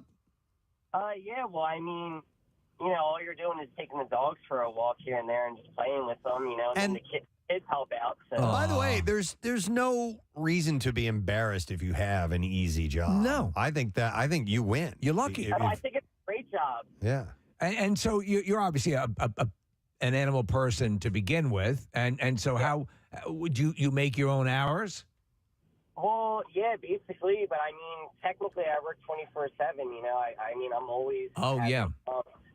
So. Okay, yeah, that makes sense. Yeah. All right. Like right now, I have a puppy with me. I asked the owner if it was okay if I brought him to the beach and in Ocean City, and the beach is paying for itself basically right now. Oh, that's cool. Having puppies wouldn't be too bad. Thanks, Joe. Appreciate it. Hang on, I want to go to Mark, who's been a trash man for 28 years. He's got a different take on it. Hi, Mark. Good morning. Hey, guys, let me tell you something. I'm going to debunk that guy's theory right off the bat. I guarantee he doesn't work for a major trash corporation because front-end guys, which I've been doing for 20 years now, go in at about 2:30 to 3. I'm fortunate enough that I can come in at 5, and that's considered banker's hours in the trash industry. He's going in at 7 o'clock in the morning and only working till 11. He probably works for a county that's picking up parks and recreations. I did residential for 7 years. It is one of the toughest jobs there is. I'm in front end now. I'm in an air-conditioned, high-tech truck. I work for one of the most major trash corporations in the world. Our trucks are high-tech. They're nice. They're comfortable. They're ergonomic for the driver. I have AC. I get out about 20 times to open gate, pull a couple cans out. Mine is probably the easiest in the industry, but maybe takes the most driving skill. I back up over 130 times a day. Let me tell you something. I stink when I go home, and my wife won't let me near her until I take a shower. She won't let me near her anyway. I've been married 30 years. That's a different story. Bottom line is, one of the worst jobs as far as fatalities and one of the most difficult jobs physically and, believe it or not, mentally, because you are not done until you pick up that last can. The good news is you can eat all you want out of the hopper. If that's Oh, my God. I love this guy. Wow, man. Mark. Well, you paid your he dues. hung up on He us. hung up. I wanted to get more from Mark. Oh, he's the best. Wow. Okay. There is something, though, bizarrely, at least from our angle, Casey, like fraternal and romantic about that. You're out, you're different locations. You know what I'm saying? What is it? Is it working in trash? Yeah. As a sanitary? I don't know. As a sanitary napkin. God, but the smell. I know. The stuff those guys smell, and I know they're immune to it by now, but it's just disgusting.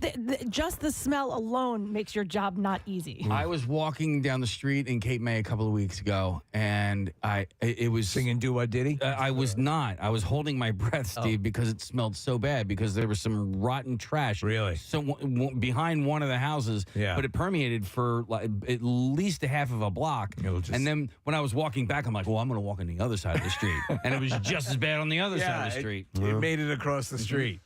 Let's see who's been on hold for a long time because we got to wrap this up in just a second. Let me go to Kristen. Hi, Kristen. Good morning. Hi. Good morning, guys. Hey, what's up, Kristen? So I don't have an easy job. I'm a dog groomer. I get mauled on a daily basis. But I love it to death. My husband, on the other hand, he works in the IT department in a library. Yeah. This man spends 9% of the time watching YouTube, sending me memes. He brings, he's like, oh, I'm watching Terminator. I'm like, you found it online? No, I brought it from home. He's bringing his own movies. I knew I would need something to watch. I didn't do anything here. So he's got it. So what does he basically update the library's website or just make sure everything's running? So he helps with that, but he's in the computer lab, so he's got to help anyone who needs help with like any computer assistance. And he's like, from 10 to 3, I have people. Before that and after that, I don't. And he works 9 to 5. Mondays he does 1 to 9, but the best part is twice a month they then pay him to shut down the computer lab to play Dungeons and Dragons. Oh man, That's an easy job. Yeah. I'm like, what? Don't come home and tired. Like, you have a 5-month-old. Help. Help. Oh, please. You're helping. Thank you, Kristen. We went whitewater rafting earlier this summer, and we were talking to some of the guides that were with us, and they were all college kids, which I didn't know. This was in Jim Thorpe. They're college kids, but from all over the country, not just in our area. And they travel here. And she was basically telling us that they like camp out for the summer. Wow. And she said it's for them, it's one of the greatest, easiest jobs. I'll never forget this gal in Maine. She was our whitewater raft guide. Her name was Wiggy. WMMR presents Preston and Steve's Bizarre File. Brought to you this morning by Pro Team Collision. If you find yourself in an accident, trust the pros at Pro Team Collision, your trusted auto body repair shop located in King of Prussia. You can go to ProTeamCollision.com. We'll begin with a story out of Nebraska. An Auburn man is facing 2 felonies after being accused of attacking his neighbor and her 7-year-old daughter with a lightsaber. With a lightsaber? Yes. Sheriff's deputies said Aiden White admitted to striking the woman and her child. According to court documents, White stated that he had, quote, become upset with the victims because their rent was going to be raised due to them keeping the thermostat set high. It was too high. It's too high. All right. Rent's too goddamn high. Deputies seized the lightsaber. Now, they described it as, because I was curious what type of apparatus he was using, higher quality device made of metal and thick plastic that was about 3.5 feet long. Was he, in fact, a Jedi? They didn't indicate that. Deputies said that the device could cause significant pain and injury when used to strike someone. So it'll cut you right in half. Yeah. What are they? Is that a Padme? Is that what you're called if you're like Padme was a Queen Amidala. Then what is Padawan? Padawan. Thank you. You're a Padawan. He had a lot of midichlorians. The affidavit, maybe he's a couple short and he didn't quite. Metachlorines. He just came right. He thought he deserved to be. Methachlorines. Yeah, methachlorines. The affidavit said the victims and witnesses all said that White has a propensity for violent outbursts. You will pay your rent now. And stated that he previously chased a neighbor down the street with an axe. Wow. I guess he was... old school Game of Thrones? Yeah, maybe that. Then he found Star Wars. White is facing charges of felony child abuse and second-degree assault, and he is due in court on June 3rd. Hey, here's a great Mother's Day story. 3 people were injured Sunday when a fight broke out and shots were fired at Big Ed's restaurant in Raleigh, North Carolina. Yeehaw! And it was around 11:50 a.m., so you were right in the heart of brunch. Yeah. Everybody enjoying their brunch? Officers responded for shots fired at Big Ed's. 2 people were transported to a hospital with non-life-threatening injuries related to the fight, and a 3rd person suffered a graze wound. Who ate all the bacon? Police said that there was no active threat to the community and no arrests have been made, which is very interesting. Was that like your brunch, Nick, with the... It was the exact same thing. Yeah. We also went to Big Ed's. Gunplay? Yeah. Run. He's got a gun. Amanda Lewis, who was a customer, said people were punching, hitting, and throwing chairs and hitting people with chairs. And next thing you know, there's shots being fired. I'll find you and I'll shoot you. In a video, a man pulled out what appeared to be a gun as the fight broke out and fired 3 shots at the ground. Shortly after the shots were fired, the man punched a woman in the face. Here we go. Did he yell dance varmint by any chance? You would only hope that if he's shooting into the ground that he would be saying that. In video, a man pulled out what appeared to be a gun as the fight broke out and fired 3 shots at the ground. Happy Mother's Day! Lewis said that she was in the restaurant with a group of 10 people along with her husband and 2 children, and said that her daughter left her shoes inside the restaurant as she and the other customers ran out. Who takes their shoes off in a restaurant? One man said that he brought his grandchildren to Big Ed's after church, only to be met by chaos. Raleigh Always Police a good time at Big Edge. said an investigation is ongoing and additional information will be released. All right, so you're there with your family, enjoying yourself, and this happens, and then you're like, we need to get the F out of here. Yeah. You haven't paid your bill. Do you get in trouble for that, for dining I and don't think dashing? so. I Okay. think all bets are off if there's a full-blown melee at maybe. Big Ed's. Maybe that policy is posted on the wall. All right, a woman, this is in Pennsylvania, a woman in Lower Allen Township is facing charges after reportedly stealing hundreds of dollars worth of candles from CVS. And police said that 2 women stole a total of 51 candles from a CVS location. Love those candles. Now listen to this, though. They were valued at, when all said and done, $993. Jesus Christ. What kind of candles are those? The women allegedly hid them under Lightsabers are cheaper. car seats in their shopping carts. In February 2022, a neighboring police department reported to Lower Allen Township that they had made a similar arrest involving one of the women that matched the description of one of the suspects at CVS. Police were reportedly able to identify the women through video surveillance, and one of them was 27-year-old Asia Perazzo Rosello, and a warrant has been issued for her arrest in stealing 51 candles. All right, and then we'll do another story and wrap it up because we have guests we're going to talk to. In Kansas, this is a really weird story. A man is in custody after allegedly resisting arrest and attacking police officers and his own dog during a violent struggle at a Lawrence gas station on Wednesday. Police responded to a disturbance just before 3 p.m. at Casey's General Store. Employees reported that the man was refusing to leave the store's bathroom and had brought a dog inside with him. When officers arrived, they found the man naked. Police say the man refused to comply with commands and began fighting officers who tried to arrest him. Officers used a taser twice, but the man continued to resist arrest. And the man allegedly bit his own dog's ear and neck and refused to release his grip. Police said several officers suffered minor injuries. One officer was treated at hospital for a bite wound, allegedly infected by this guy too. Jesus. Or inflicted, I should say. The dog suffered minor injuries. He was transported to the Lawrence. I want to press charges. Humane Society for evaluation and care. But this dude was out of his freaking mind, obviously. All right, and there you go. That is what I have in the bizarre file for you this morning. All right, we have some guests standing by. There is an event that is coming up. May 16th to the 18th it will be at the Pennsylvania Convention Center. It is the Philly Fan Expo. Yes, it's a big event. And we would like to welcome a group of people who have come out to our Camp Out for Hunger, and we love their support. We have the Philadelphia Ghostbusters. Hey! Good morning. With us this morning. Good morning, guys. How are you today? Doing wonderful. So this is Dan Ritchie, who is joining us. And I actually, years ago, I ran into Dan at Penn Medicine in Radnor.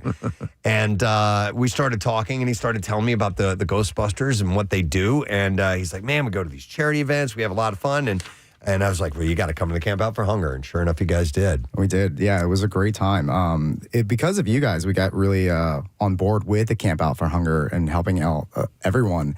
And we get a really good response from like the people we see and meet, and they're just... Oh, you came out in force. You guys really bring it big time. It's great to see. Everyone loves it. I'm going to mention everybody, by the way. We have Dan, who's here. We have Vinny Marone, who is here. And we have Dan Von Doom with the most badass-looking setup I've ever seen here.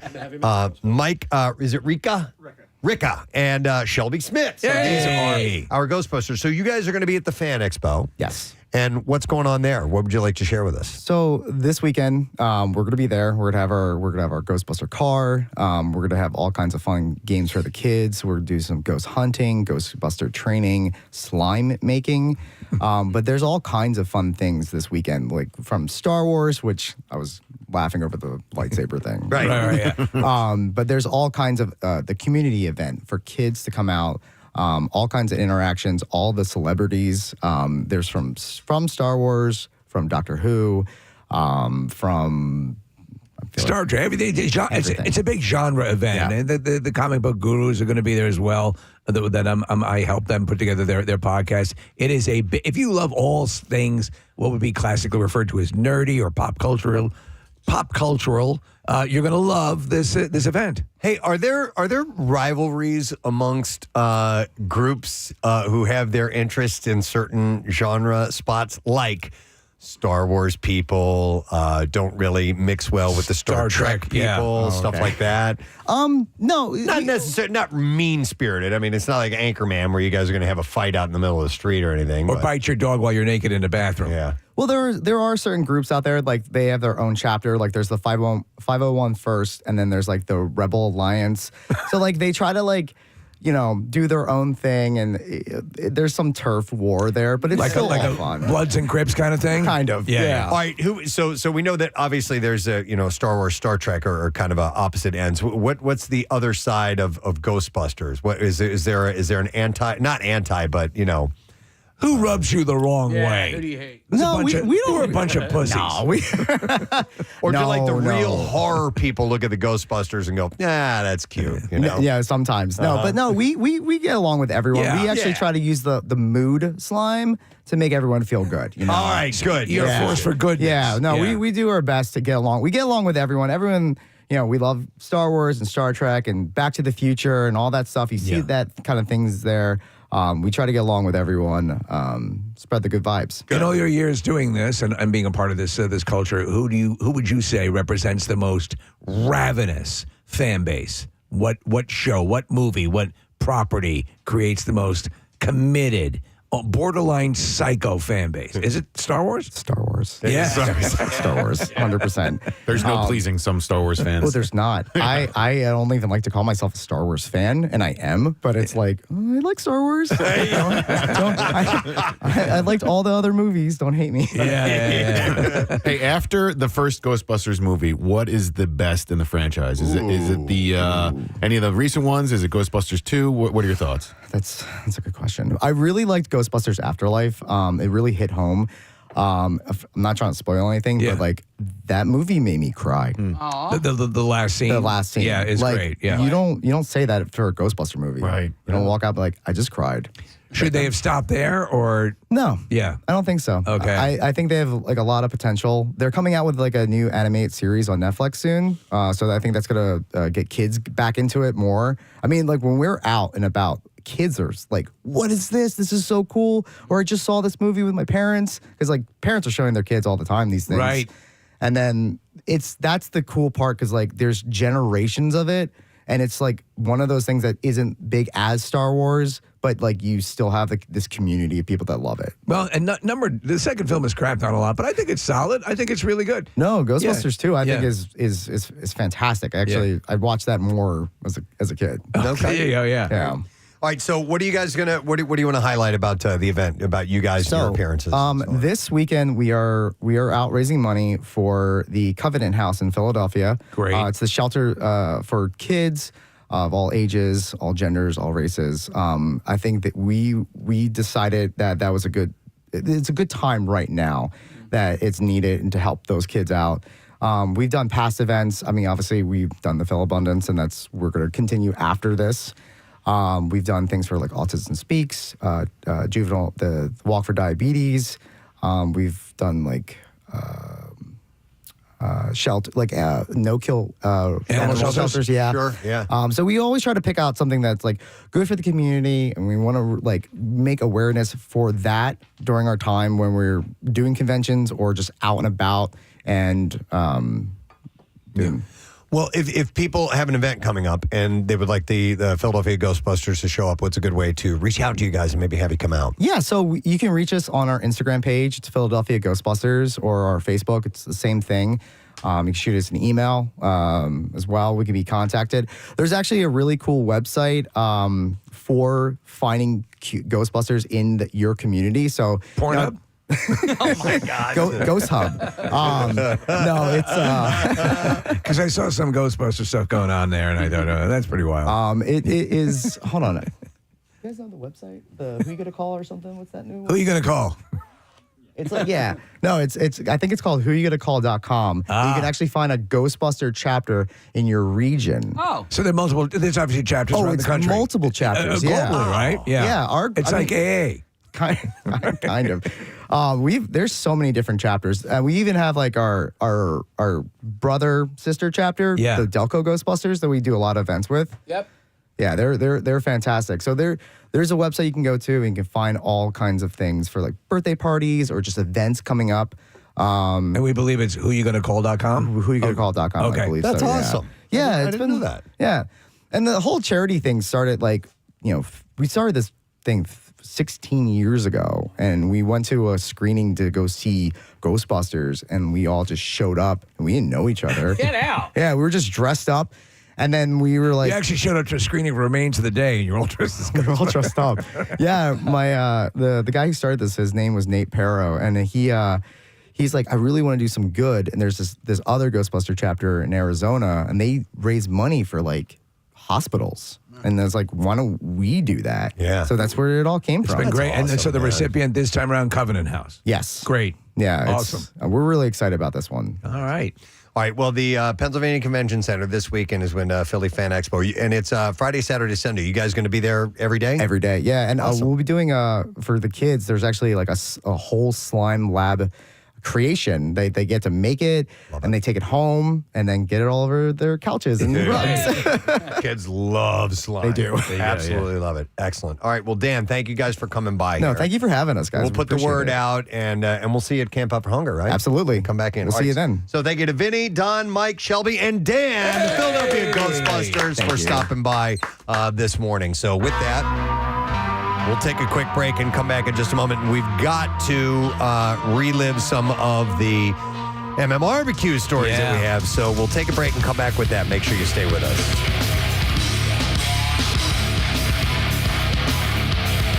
And same thing. Loved her job. Travels all over the place. Goes to different, depending on the season.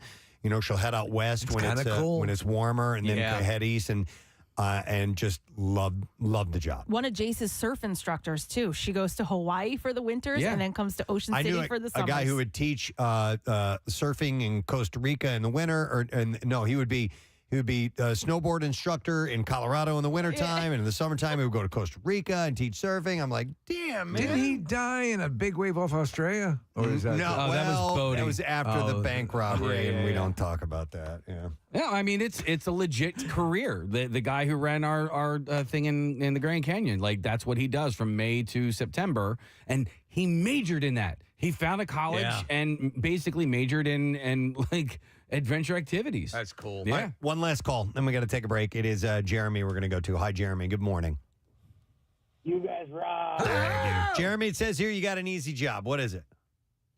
Dude, I coalesce the vapors of IT security maybe 3 hours a week, and I work 40 hours a week. So you're actually working for 3 hours of your 40-hour work week. Not even working. I'm literally just talking to somebody else in a meeting about an issue and tell them what to do and how to do it. Okay. Do you feel mildly guilty that you make money doing that, or are you okay with that? Completely. I honestly Netflix and spreadsheets. Netflix and spreadsheets. Dude, well, you listen Good to for what you. Preston said earlier. You win. Yeah. You know? That's it. You got a job, and you're obviously providing what your bosses need you to provide, or else you wouldn't be there. Yeah, So there you go. exactly. I was talking to my friend Joey Lee the other day in the parking lot of Wawa, and I said, if I ever complain about my job, just slap me in the face, because this is what I do for a living. Yeah. I push buttons like that. Yeah. You know?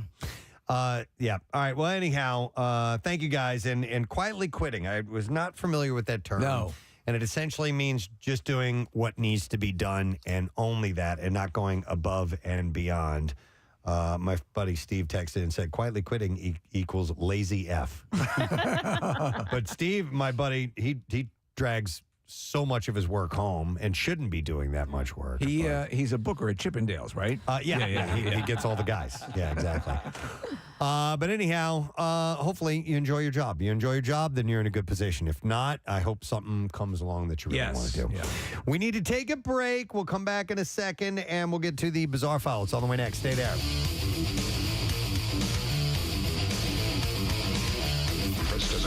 I'm starting to feel the buzz of excitement in the studio. Oh, yeah. This morning, and the excitement that I have is that something will probably go wrong. So Yes, absolutely. I was And it's getting probably excited about something. that. It's probably an exposed wire is what's feeling that buzz. That's what it is. And I also realized as we were getting prepared for this morning, I'm like, this is the fourth time we've done this competition. We should probably have some type of official recorded intro. We don't have one of those yet. No. So Steve is going to be doing it live for us this morning. So Steve, are you ready? Yes. It is time for the Battle of the Self-Proclaimed Experts. All right, and it is the It's Always Sunny in Philadelphia version of this that we are doing. If you stop and think about this, so we've done Harry Potter, which is one of probably the most elaborate of the collections of work that you would have to be aware of. Mm-hmm. This is right up there. Oh, it's got to be beyond. If you think about the hours of programming, good from point. It's Always Sunny in Philadelphia, it's got to eclipse the. It's amazing. The Harry Potter universe. So we reached out to our listening audience and we asked for you to tell us why you should be in our contest, and we got, as we figured, loads and loads and loads of great responses. Right. And they were really hard to narrow down, but we had to do it. And it's the only way to filter through and just find some people that we think might be good competitors. And we can't do a battle royale with everybody and then narrow it down and bracket it down to 2 people. So this is how we do it. Knowledge and passion. That's what we were looking for. All right. And we have 2 people in the studio. And I'm going to read the emails. Some of them are kind of long, so I'm going to read portions of the emails Reader's Digest version that were sent in. This one first says, Gadzooks Gang, as a stakeholder in kitten mittens and current student studying bird law at Patrick's Pub University, it's an honor to place my name in contention for this self-proclaimed expertise. 15 seasons and counting of Sunny content directly linked to my brain over the last 17 years have allowed my inner day man to shine through and have it be a huge piece of who I am, my personality, and quotes, situations I directly tie into my everyday life. I am incredibly thankful for what the gang has been able to create and produce for us over the years, and I hope my obnoxious ability to have that content as part of who I am win me the title. On top of that, the Preston and Steve Show has been my personal inspiration for wanting to work in radio/broadcasting, attempts at the difficult job front over the years of on top of recent historical events have led me away a bit, but the dream constantly remains whenever the frequency turns to 93.3.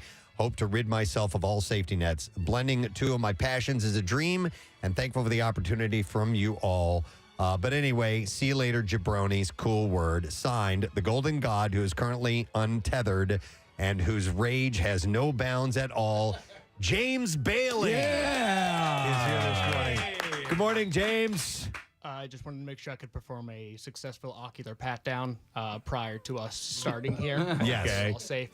You guys are all checked. All right, thank you. Thank God. He's wearing his goggles. Right. We are good to go. We're all good. It's a pleasure to be here, guys. I mean, like a literal dream to be sitting here talking to you guys. So thank you. That's awesome. It is our pleasure, and thank you for all of your enthusiasm. We appreciate that. All right, and our next contestant sent in the following email. It said, you know what? Let me kick down a little thing to you that our founding fathers kicked down to me. And it goes, don't tread on me. And right now, if you guys don't pick me for this contest, you'll be treading all over me. If I'm selected, and when I do eventually win, I'm going to peak so hard that everybody in Philadelphia is going to feel it. If I'm unfortunately passed over as the self-proclaimed expert, I'll get all in your faces and point out your faults. But after I win, I'm relaxing. I'm getting blackout drunk, and you're leaving me alone. But Kathy, just a heads up, I'll give you $50 if you drink soup out of my shoe and take your top off. That's a good deal. I'm sorry, Kathy. She's done it for less. What color, by the way? Thanks. It's a lengthy email. I'm not going to get to all of it, but he was born and raised in South Jersey, graduated from Rowan University, a staff sergeant in the National Army Guard. Please welcome Alex Crespo. Thanks for having me. Good morning, Alex. Happy to have you here. Thanks for being on board. This is awesome. Appreciate it. And again, sorry, Kathy. Listen, this is the way things are going to work with Battle of the So-Called Experts. Oh, I'm sorry. With Battle of the Self-Proclaimed Experts. All right, this is the way it's going to work. We're going to have 3 rounds of questions. Each round is going to be a different level of difficulty. Obviously, we'll start with the easier questions, move on to medium, and then we will get to the hard questions. The first round, questions are worth 1 point each. 1 point. The second round, questions are worth 2 points each. 2 points. And in the third round, where the scores can really change, it's 5 points. 5 points. Now, if we find ourselves in the event event of a tie. A tie. Oh my God, make it stop. We do have a tiebreaker question that will determine our winner. And I know I'm forgetting something. Oh, yes. Sarah Marshall. What? Oh, forgetting Sarah Marshall. Oh, forgetting Sarah Marshall. So, as I ask the question, either one of you can buzz in at any time. Now, if you buzz in before I finish with the question, I'm going to stop where I am. You'll have to answer the question at that point. There may be more to it that you miss out on, but if you're feeling strong, you can go for it. Now, if you do get it incorrect when you interrupt me, I will pose the rest of the question to your competitor, and they will get to hear the entire clue and then give us an answer. Yes. So they might have an advantage. That's up to you. That's where a little strategy comes into play. We need to test out our buzzers to see what they sound like. So let's go. Alex, if you could hit your button.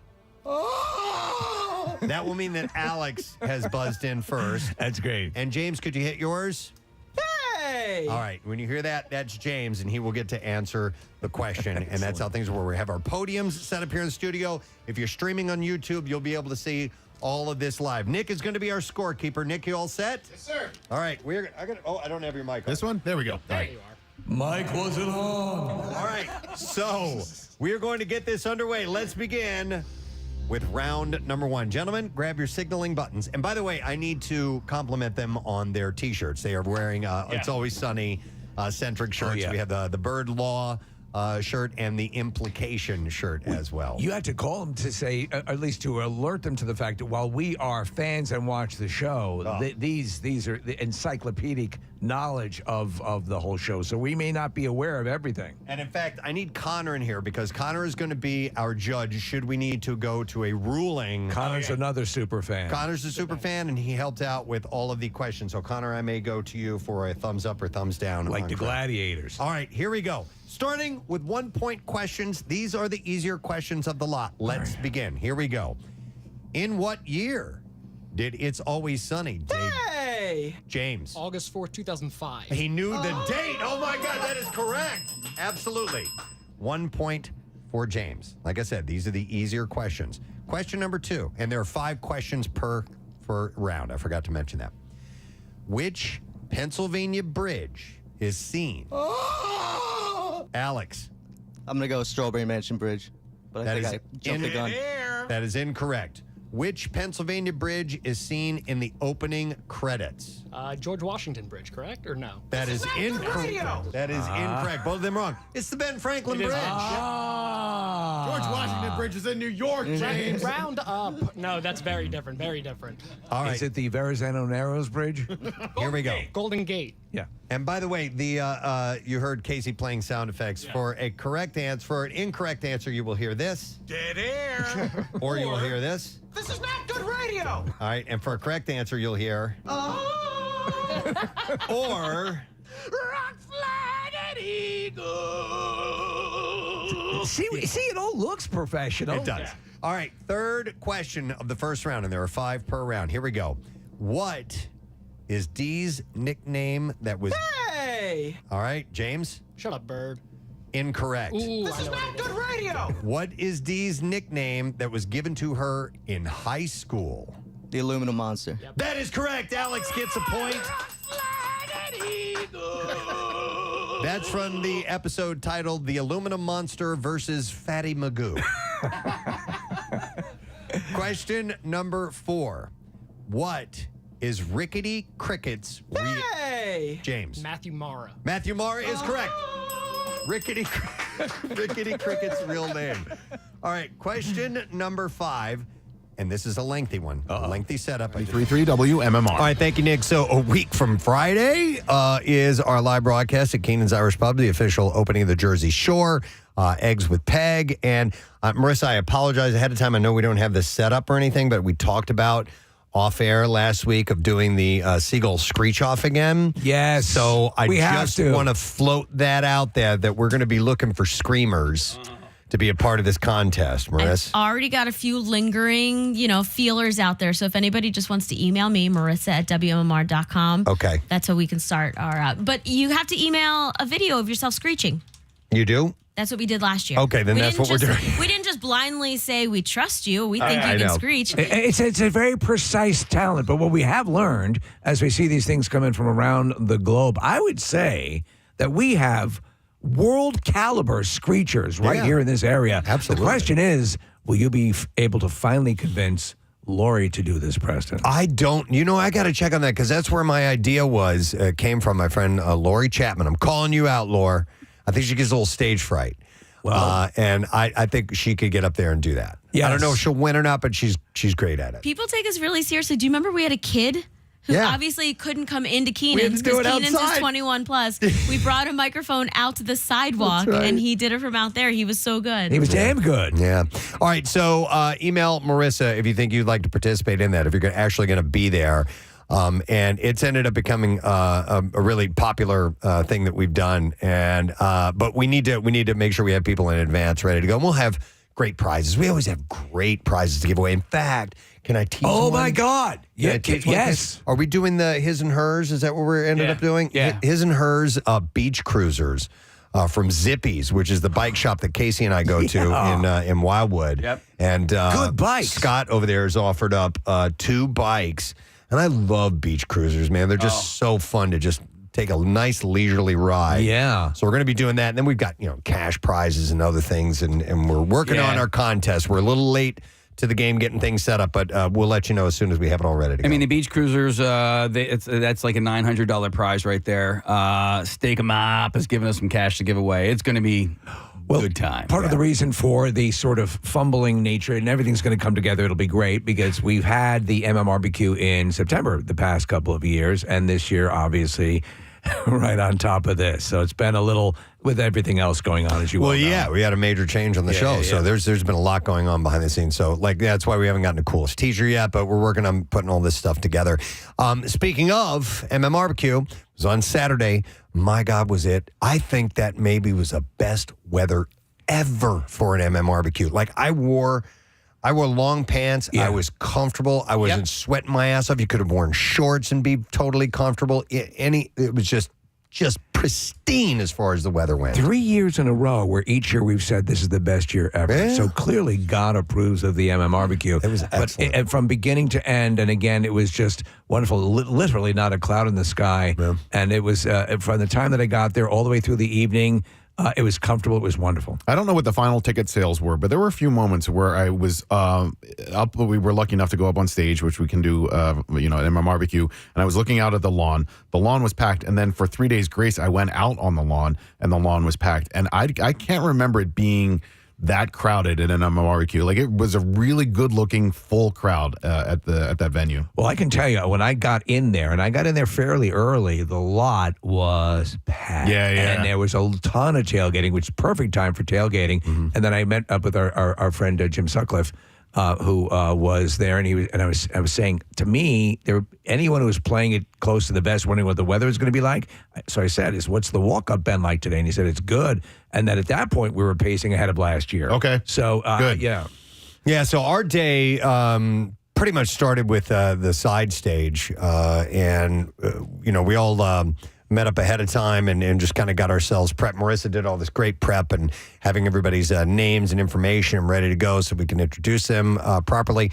When we got over to the Preston and Steve show side stage, already before we even began, there was a good group of people that were just kind of hovering in that area and getting ready. I'm like, this thing has started to really take off. And then by the time we started calling people over, I look out and it was just an ocean of people across in front of us. It was excellent. I mean, honestly, so that whole area there on that side where we were all the way back as far as the eye could see, and what would happen in biblical Cecil B. DeMille fashion, Preston, when the band finished up on the main stage, the pilgrimage would occur around the corner and, come into that area and fill it in, and it was great. Yeah, we had some awesome performers this year. We had, in our roster of people to sing, we had one 16-year-old, two 13-years-old, and one who was an 11-year-old. And, we were like, okay, let's try some younger participants out this time. I don't know where we made that decision, but I guess enough of the entries came in. But good votes. But it was votes and all of that. But we the kids wowed the audience. They were just the youngest was 11-year-old Ethan. Was his name, and he was the last one to go. He or was the last kid. To go, and he did Separate Ways from Journey and was eating it up, and he had was wearing makeup and a metal vest and all this stuff. And came running up screaming, and then it was Cameron was the other one, I think. There were two Ethans and a Cameron. Yeah. And I watched all of the audition tapes. I knew that they had the chops. Who was the 16-year-old? She was fantastic. I don't remember names. Yeah, but Courtney? Courtney, I think. But I mean, so there's a solid roster of very talented people. And again, as we've told, and I think it'll be evidenced if you get to watch any of the video of this year, that audience is pulling for you, man. Oh, my God. They want you to kill it. We talked to them ahead of time, and Casey gave him a little pep talk and was like, hey, I know you're nervous, but just trust me. These people are supportive. They no matter what you do, they're going to back you up, and they sure do. And did. And each and every single one of our singers just was. Did you see the stars in their eyes? The stars in their eyes. They were so happy to be there. And every one of them, even though many of them have been performing and performing multiple times, to have that group that large, and then of course there's that grassy knoll, so to speak, that's to the right. That was filling in. I went up. I'm sorry, Casey. I went up on that, Steve, so I could look down and watch from up on high. And I love going up there. You get great views of the city. It's really nice views of the bridge and the river. So it's a really pretty spot to watch any of it. But it's a great place to watch the crowd, and the audio up there of that side stage is fantastic. So you can hear everything that's going on up there as well. There were a couple of moments when the kids were singing. When I saw how proud the parents were, beaming, crying, like that just made me feel so good. Yeah. And we dedicated the performances to Kathy. Yes. And the crowd started this really awesome Kathy chant, which was wonderful. So at that point, the question was, is Kathy going to be able to make it? Right. Because she said she was. Obviously, we know everything that went down, and so that's where we were. But everyone desperately was asking, was she going to make it? And so at that point, we didn't know, but the crowd was definitely, singers were getting up and dedicating it to Kathy, and it was fantastic. Yeah, Sammy Vile. That was the last thing he said when he finished up. He did Rebel Yell. He did a great version of that. And there were some cool songs. Casey, who was Kozer was her name. Yes. Did a version of Radiohead's Creep. Yeah. And I'm like, okay, it's a great song, but it's kind of down-tempo, and it was a beautiful, bright, sunny day, and I'm like, I didn't know how it would play out. Oh, my God. She belted it. It was wonderful. And thank you to Sidearm. Oh my God. God, they're good. The best backing band in the world. And here's how good they are. They had to pivot. So I mentioned Ethan, the one kid, did Separate Ways. And so they're just a three-piece, guitar, bass, drums. That's it. But for a song like Separate Ways, it's a big keyboard part. So they had a sequenced keyboard on a track that was going to play the keyboard part, and they had it on an iPad, and they had it hooked up, and our friends from Bowder Otter were there, and they did a great job. But anyhow, he started to play the keyboard, and I see him, and the audience is there, the kid's on stage, and he's like, I'm hitting it. It's not coming through. We don't hit it. And then Ryan from Sidearm just took his guitar, and he played the keyboard melody. And I talked to him later. I'm like, do you know that? He's like, dude, I just made it up right there. I'm like, that's why you guys are amazing. Wow. Ryan is a shredding guitarist, by the way. Phenomenal. I love watching him play guitar. When Sweet Child of Mine, right? That's was that we did. Sweet Child of Mine. I'm having a brain fart there, but again, which goes on for a long time. Or was it Welcome to the Jungle? No, this is Sweet Child. Okay. Yeah, because I was standing next to the bass player, and he's like, I forget how this song goes. But you would never know. They were so good. It was just perfect. Those performances were excellent. Yeah, so, in years past, we would do the Blumk Inn, and, that's where we would meet and take pictures with listeners and all that. And then, so now the side stage is sort of taken its place. And I just want to apologize to anybody that I didn't get to talk to, or anybody that I was in mid-conversation with that I had to leave said conversation to go say hi to somebody else. It is a busy time, but I really do appreciate and love you guys, and I want wish I could hang with all of you, but I was just kind of like bopping from person to person. I'll apologize as well, because as I'm standing there, I'm trying to watch the people sing too, because I want to see the performance. And somebody would come over, dude, I listened to you guys since Y100. I'm like, yeah, awesome, great. Hang on a second. I want to see this. I want to meet you, but I also want to see these performers as well. And I go like slap shot him. Listen to effing song. But anyway, I apologize if I did brush you off, but I did want to see those performers. But we had a chance to meet so many cool people. Oh, and Marissa and I were hanging out with baby geese too. Oh, they were. Did you see the baby geese? Yeah, I took a video and posted it up. So Casey and Ryan Shuttleworth and I were watching the baby geese go by, and then Casey got to tell the Portuguese joke, which was terrific. Are you serious? Yeah, so I don't speak Portuguese. It's on my Instagram and Marissa's Instagram. There's baby geese video. I'll tell you what, though, the one thing you need to know. It's like if you encounter bear cubs and the mom is there, if you encounter baby geese and the mama geese is there. Angry. Yeah, angry. They were being pretty, I was surprised too, because I got pretty close. I'm like, Mama's going to come attack me. And she was, they're rock cool. geese. She said, I got my eye on you. Yeah. Yeah, I'm glad you were there, Preston, to like warn me of that. It's like the first time I saw a moose. It was like she was going to run towards him, and I'm like, don't. No. By the way, I was talking to Casey about this. The battleship is further away now, right? Like it's farther off of the where it used to be. Because Preston, 2 years ago when we were hanging out there, they kept shooting off the cannon. Yeah. And it was right next to where we were. I think that they've moved it further away into the river. Okay. And I don't know how you get out onto the battleship. There used to be that walkway, and I don't know what it is anymore. Yeah, gangplank. To my eye, it seemed kind of where it was, but you might be right. I don't know. All right, so we did the side stage and just had a ball. And then, oh my God, then Fat Mez came on. Right. And so Chuck D'Amico has been talking these guys up for over a year to us. And they play a lot of shows in Jersey, and I'd never seen them live before. So they came up and they opened up with a few original songs. And great stuff. I was like, yep, you're right, dude. And these kids, they've been together. I call them kids. They're in their young 20s. They've been together for, I think Chuck was saying 12 years, 13 years. So, like, the drummer was like 12 years old when he started in this band. They were out. Their original material is really, really good stuff. They're gonna break. They're gonna break big. And I'll tell you this: I'm standing there and I'm looking. I keep seeing this guy, and I'm like, I know this guy, and I'm like, and you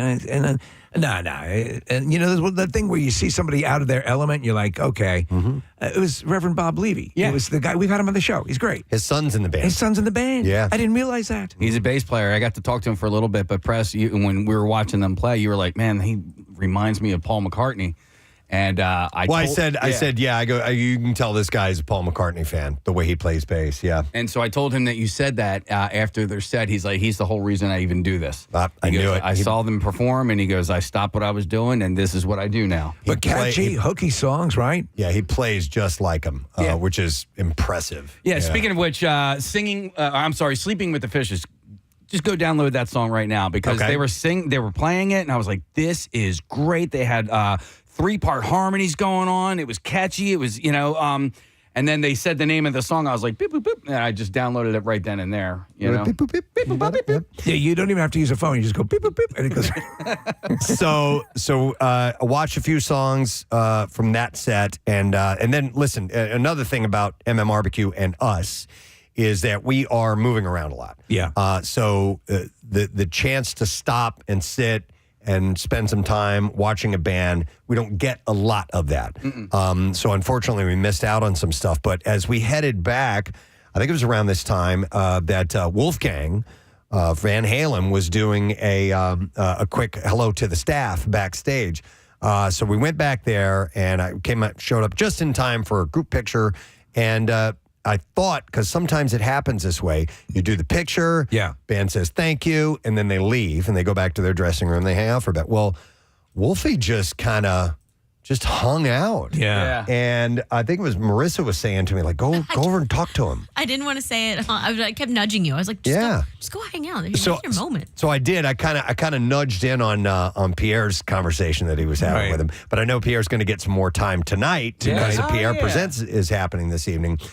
So I went over and I just kind of snuck in, and I told him there's at the end of the song, Another Celebration at the End of the World, there's this little 2-note thing that the band does at the very end, ding, ding, like this. And it's a nod to a Van Halen song called So This Is Love. And I mentioned to him, and I'm like, dude, that was so cool you did that. He's like, yeah, we got to throw some stuff in there like that every now and then. So we kind of vibed on that for a moment. But I'm telling you, this guy, it was almost...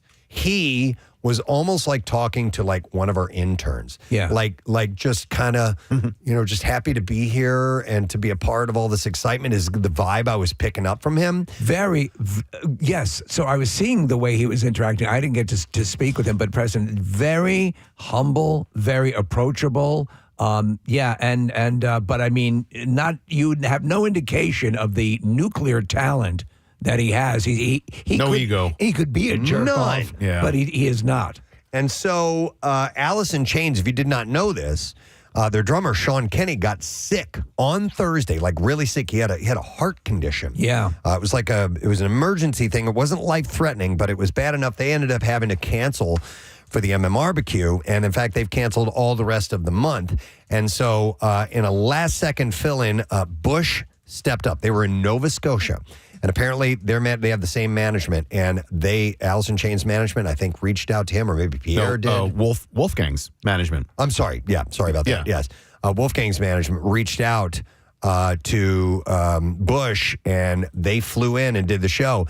But Wolfgang had offered to, if Alice in Chains wanted to, he was going to go and learn all the drum parts for their set, and he was going to play drums for Alice in Chains. He offered to do that. I asked him about it. He's like, man, we could make this happen. It could probably happen. And I bet it would have been great. But I mean, everyone was stunned that Bush, they were in Nova Scotia, right? That's what I heard. And that the fact that they were able to swing it, and Live Nation and everybody working together, and Jim and Jen and everyone involved with it were able to mobilize like down to the last second and get Bush into town to perform. They did a little reconnoitering of the bill and the way it was moving, but it was like, I mean, what could have been cataclysmic felt like they really didn't miss a beat. It was, I was talking to Jen Corsilli, who works with Live Nation, and it was a really, really interesting peek behind the curtain as to what they do, and apparently there was a series of shows in Ohio. Yeah. That, it's all under like the same bill.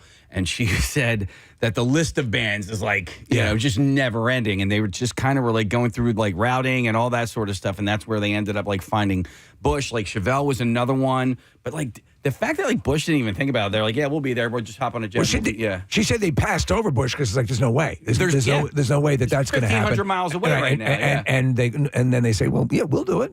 I mean, that's very cool. Yeah. That means they have a great relationship with WMR. They have a great relationship with Live Nation. And when push comes to shove, and I mean, they got up and did what Bush does. And they went right into what you wanted to hear. We saw Gavin backstage right when they arrived. He came walking up by the area that we were in. We were all just like, dude, thank you. Thank you. And he was all smiley and waving. He's like, giving us a thumbs up, no problem. So it was excellent.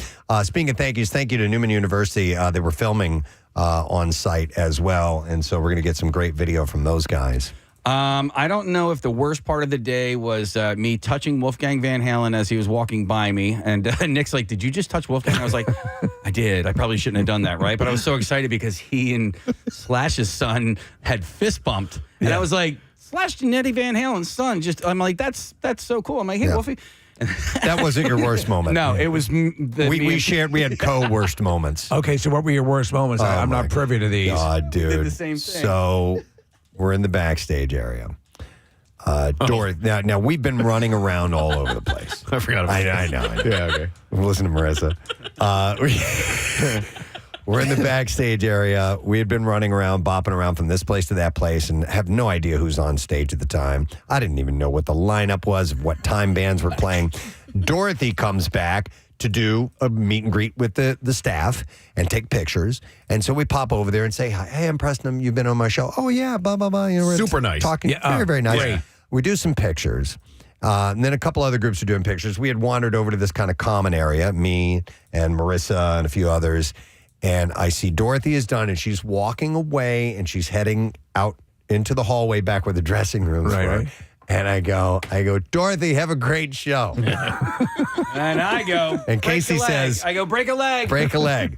And she kind of turns around and gives this kind of a funky look. Yeah. And then walks in the hallway, and Marissa turns to me and goes, dude, she already played her set. She already had been on. Uh-huh. And here I am, one of the senior members of the radio station, the event, our event, saying have a great show. I meant tomorrow. Yeah. Tomorrow. I hope tomorrow's show's good. Yeah, future endeavors. I meant to say you had a great show. But he said Idiot. it too, so we're both idiots. It was endearing. Oh, it was my sweet. God. Yeah. Was it? What did you say? Appreciate it. She looked like $1 million, but she didn't look like someone who just played on stage. She didn't. Fresh as a daisy. She did. Very pleasant. And there, honestly, at a certain point, there's no way to know because sometimes you'll come back, and if our station is on, they might be playing a song that you think is one of the bands that are playing. So I was talking with my friend Chelsea, and she was watching Dorothy up on stage, and she was like, there were moments where I wasn't listening at all to the music that Dorothy was playing because of how stunning she is. Yeah, She was just like, I couldn't stop staring at what a gorgeous person Dorothy is. And then it was also really nice for me to see Sarah Parker was backstage. Sarah and Dorothy exchanged hugs, and it looked like they were old friends. It was really nice. Sarah's tight with a bunch of people. So Frank, the guitarist from Mammoth, from Wolfgang's band, apparently they're good friends. We stayed and talked to that guy for 30, 40 minutes, and he was super nice. We were having some great conversations and invited us to come out to his bar. Oh, wow. In Vegas. It's called the Hard Hat. The Hard Hat Lounge. Yeah, it's like an old school, blue collar, in the industrial, right near the Punk Rock Museum. Yep. So we were talking about that. He was giving us hair care products, suggestions. Well, that's I it. complimented him. It's kind of how the conversation started. I was like, I just need to say your curls are amazing. And he's like, oh my gosh, this is day 2. Do you think so? It's a new product. And then went on from there. He kept looking, and he's like, I'll stay and talk, but if you guys have to go, it's okay. He was so sweet. there should be a whole hair care line from the MMRBQ. Totally. We did bop out onto the side of the stage, and we watched Mammoth play. It was me and Casey and Nick. They were amazing.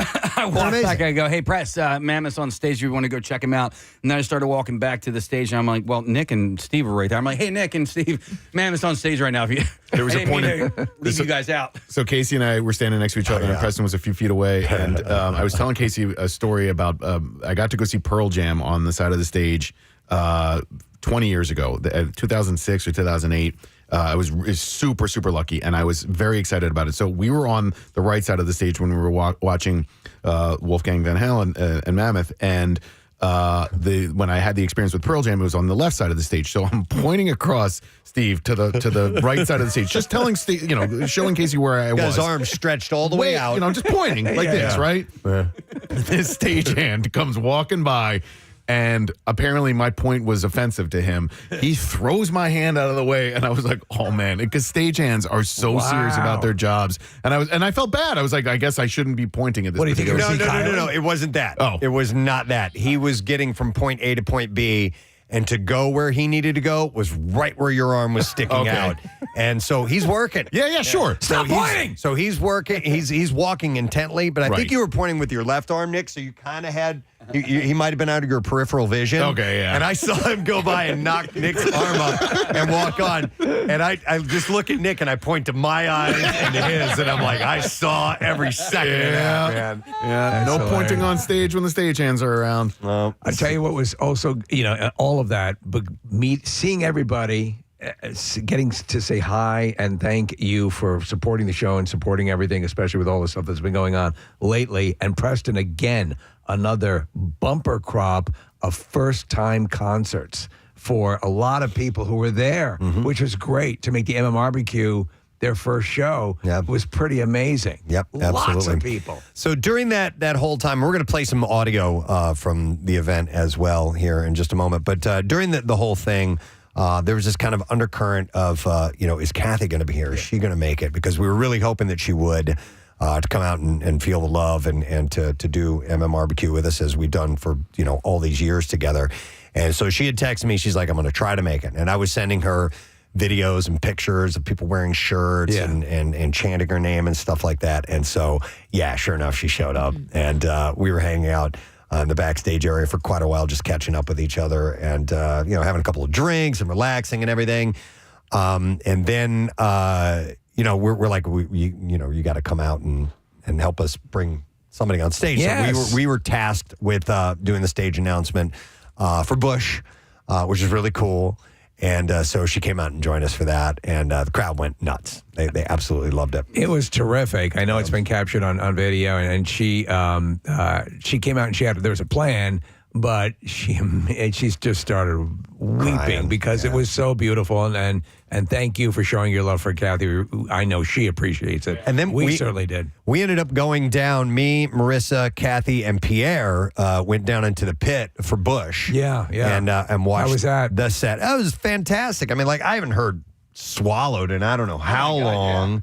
And Chemicals Between Us. And, that's what happens sometimes. You don't go see a band live and you basically just hear one or two songs that they're most well known for, like, Machine Head and Glycerine and stuff like that. But they were pulling out these. I'm like, oh my God, yes. We were digging it, Marissa. Oh, it was all hits. Preston, when was the last time you were in the pit of a concert?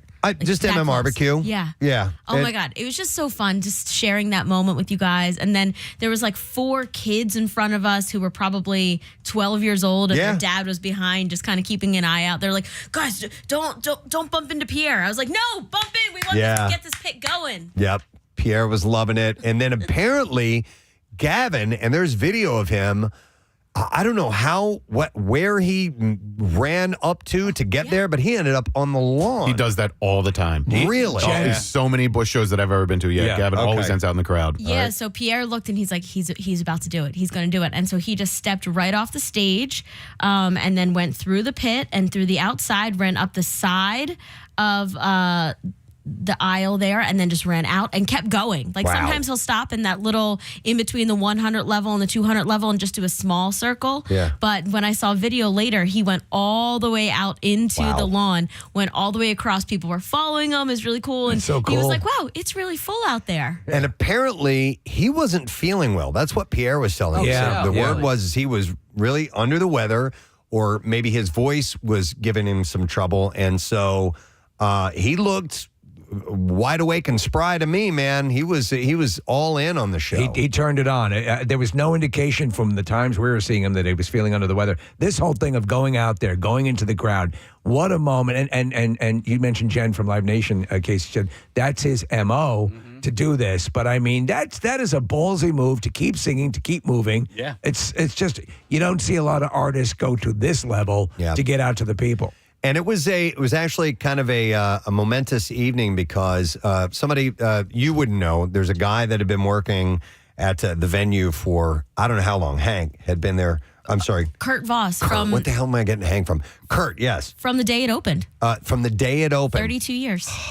His last show, was the MMRBQ. I mean, this is the guy that we've seen there for ages, right? And great guy, and he's always been really, really hospitable and helps out with pretty much anything and everything. He kind of ran the show back there. I think Hank is taking over. That must be it. I don't know where the hell I got Hank from. Anyway, but it was cool that it ended with the MMRBQ. Yeah. Were we officially the first event of this season? Yes, sir. Yeah. There's some great photos on the WMMR Instagram account, and there's one of Dorothy where she looks like $1 million, and Scott Stapp commented on it, saying, that she looked, that she ate the little fire emoji. No good. Yeah, right here, Preston. All right, sure enough. Do you know what? Also, just on everybody back there running everything, Eric Simon and Rodney and the engineering staff, and Chuck, Chuck D'Amico, who is, the program director. Obviously, we love him dearly, and he's always thrust into these things and has had to deal with a lot that he was originally not, I'm sure, some stuff he was envisioning, but to pull this together and to quietly make everything come together the way he did was kind of monumental. Just to go back for the comments, this is a little related, but Sarah talked to Wolfgang, I think about a week or two ago, and she asked him about the beginning of his latest song, that there's like a shout out, and it's a throwback to an old Van Halen song, and they didn't know exactly whose voice it was on the Van Halen record. Well, Sammy Hagar commented on the post and acknowledged who it was. He's like, oh yeah, it was this old guitar tech named so-and-so. Yeah, it's just like how crazy the internet is. You're connecting to Sammy Hagar that easily. Yeah, Sammy wrote, that would have been Don Landy saying, take one, the engineer of OU812. So cool that Wolfie did that. Oh, that's great. That was on that was on Sarah's post, right? Yeah, it's on the WMR page, and she was talking to Wolfie. Such a nice guy, man. Yeah, really. He was. So I hope nothing but the best for him. Absolutely. I mean, his star is rising. I mean, it's already there, but he's going to go even further. All right, you guys want to hear some audio? Yeah. From MMRBQ? Is this on Vox Pro, Marissa? I got it right up here. You got it up here. All right, so Mammoth So Wolfie had to thank Gavin for stepping up. So here's a clip of that. So I want to give a huge shout out to Gavin and Bush for saving this whole f***ing show. And also, best wishes to Sean. I hope he gets better. Alice in Chains, f***ing love them. But man, Gavin f***ing saved the whole day. We wouldn't be here without Bush showing up. So f***ing thank you guys. Yeah, that was really cool.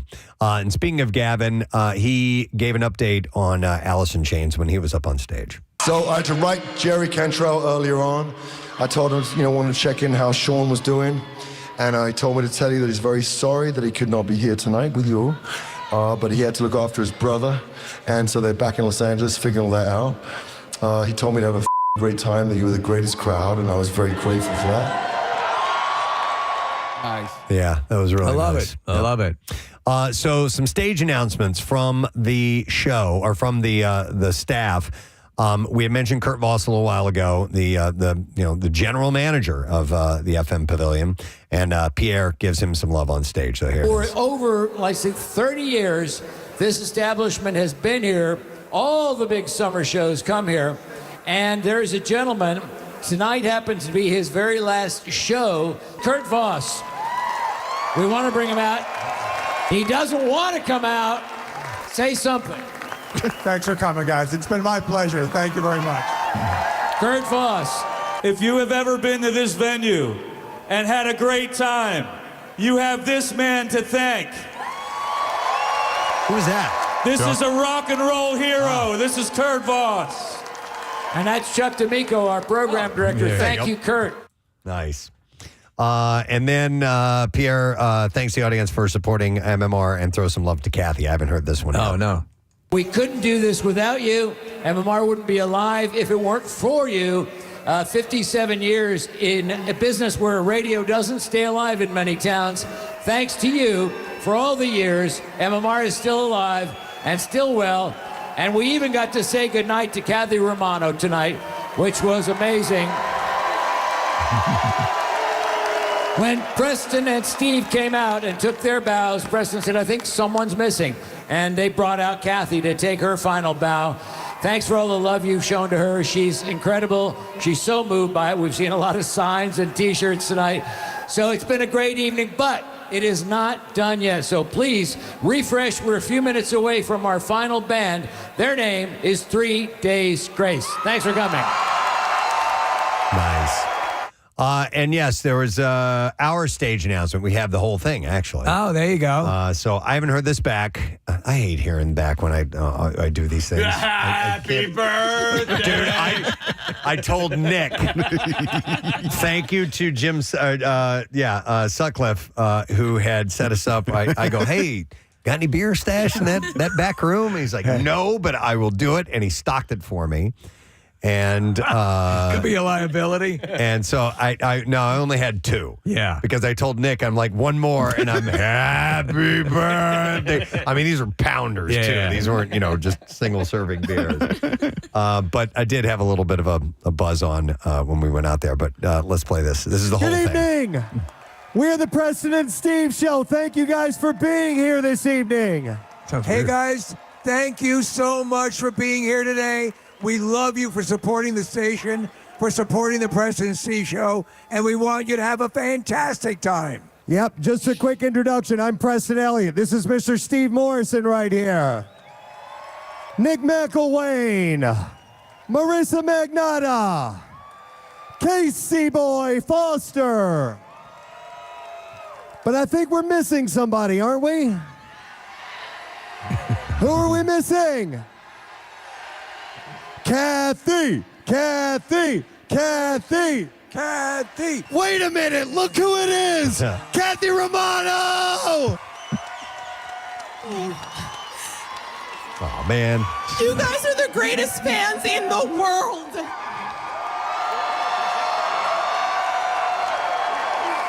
You gave me so much joy for 22 years. Thank you so much.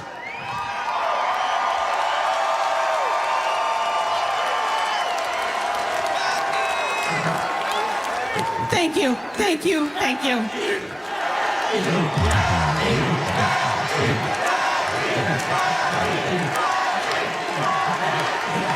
Oh my gosh, I love you guys so much. All right, coming up next, Bush. Nice. Sort of appropriate. She got to scream Bush in front of a whole bunch of people. Totally. I lost it. And it was. It had been a good 24 hours since I'd cried, so I needed that to shed another dozen tears or whatever. It was. I mean, it was wonderful, but emotional. It caught her off guard. It did. Yeah, it caught her. The plan was she was going to come out and it was going to be, and she was. I mean, obviously it's emotional, but she got waylaid by that. Yep. That one specifically, if anyone has video, please send that over to us. Yes. Yeah, because we were obviously up there, and we'd like to have video from the stage, and it was.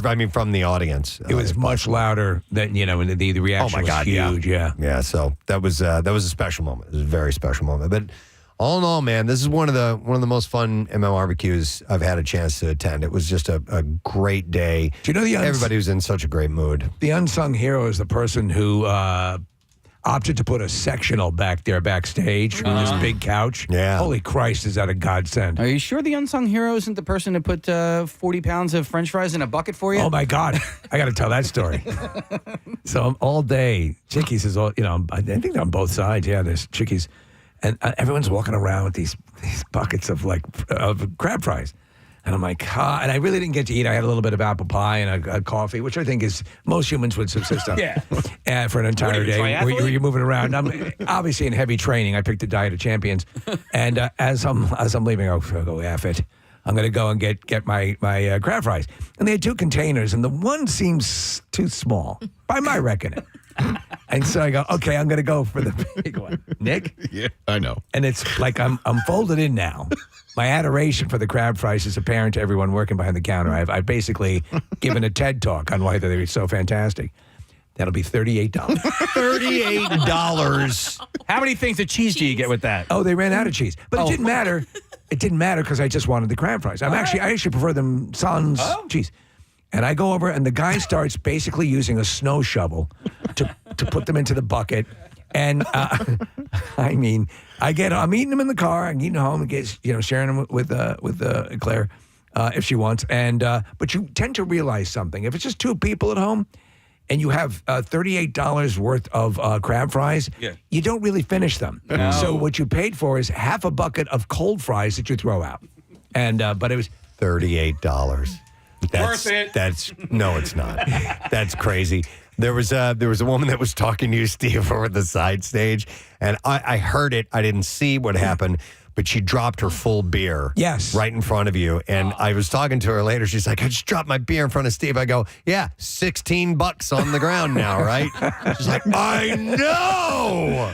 Oh, man. All the vendors, all the people who are like the advertisers of the station, Steve Wilson, supplying food back there. Everybody anyone who supports the station and everybody who makes what happens happen. They were having a great time, and it was so great to see them. So we loved it. How was everyone's feet by the end of the night? Mine were good. Yeah. I wasn't wearing your shoes. Comfortable shoes. Yeah. Marissa's dress, which by the way was phenomenal. Like you looked excellent, Marissa. But it was kind of tight, and she had tall heels, and she just. I don't know how you got get around. that. I mean, was crazy. You did. You look fantastic. Listen, but we got to take a break. I'm sorry, but yes. Sorry to hear that your feet were killing you, Marissa. But thanks to everybody who was a part of MMRBQ. Yeah. It was excellent. One for the ages. We absolutely loved it. We do have to take a break right now. We'll be back in just a moment, so make sure you stay with us. Preston and Steve. Here we go. Mac and Charlie go to a diving pool they used to go to as kids. But the pool has been abandoned and is full of garbage. Mac says that the pool looks like the way that it is because of a pattern of discrimination against lower class people. But Charlie says it's because a kid drowned. Alex? Jamie Nelson. That is correct! And round one comes to a completion. And by the way, that was from Mac and Charlie White Trash episode.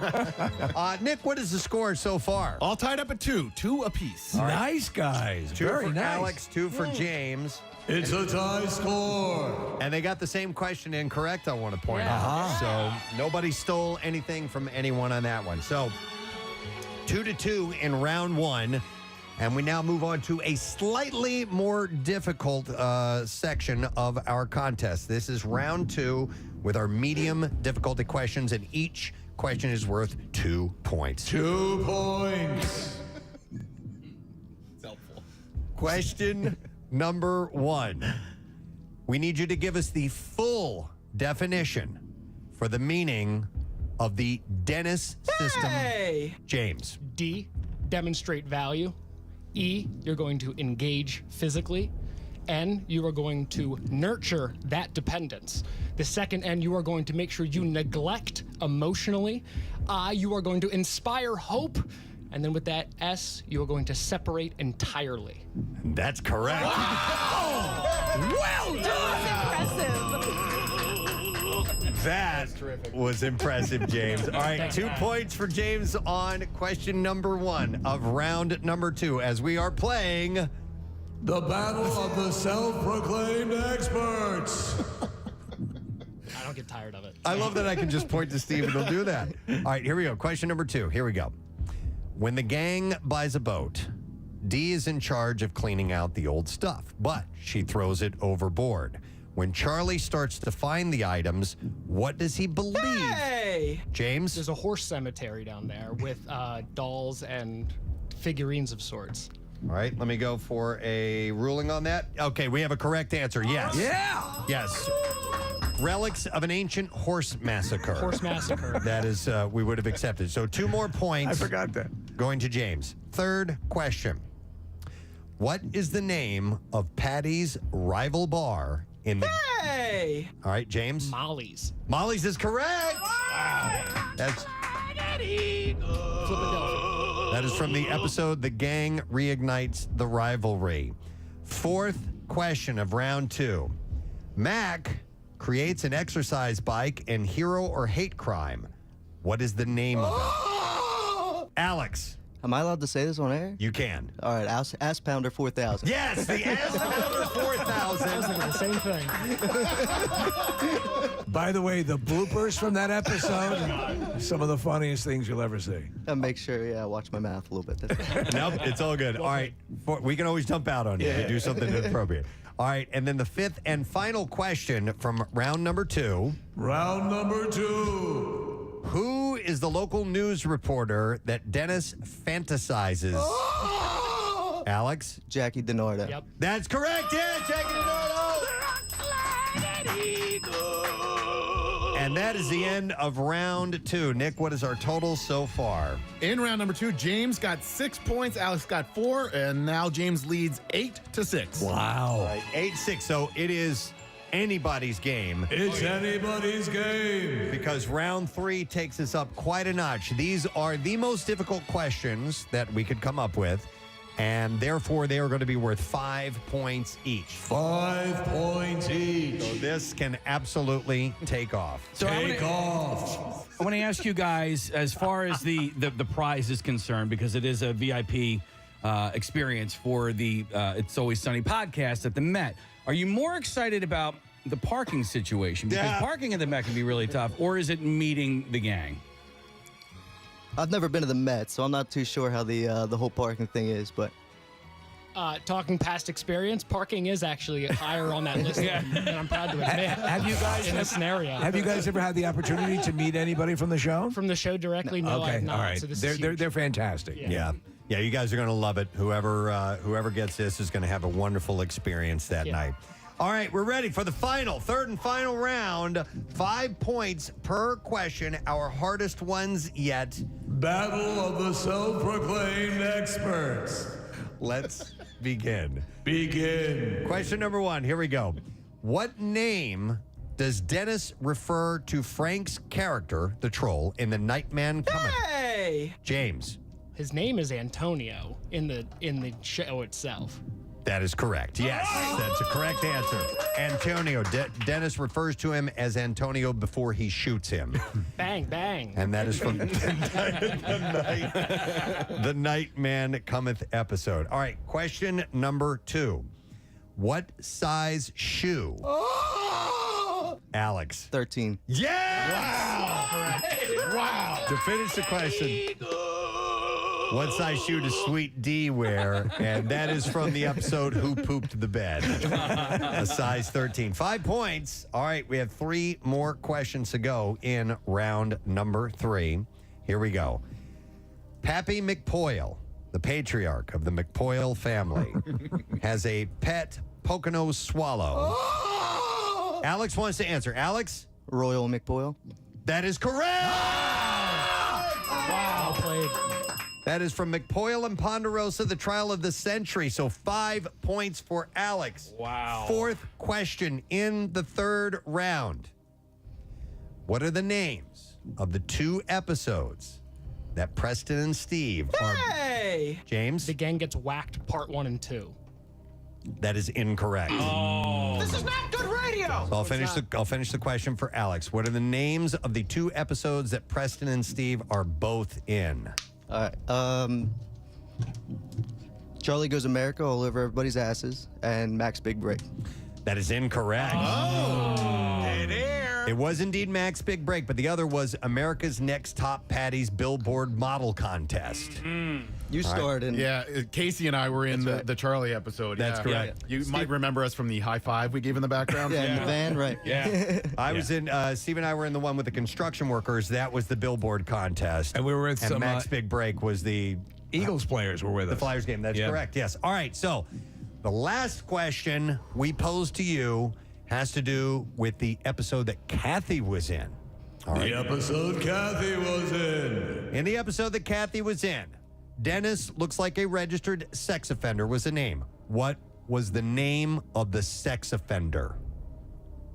What a good question. In the episode that Kathy was in, Dennis looks like a registered sex offender. What was the name of the sex offender?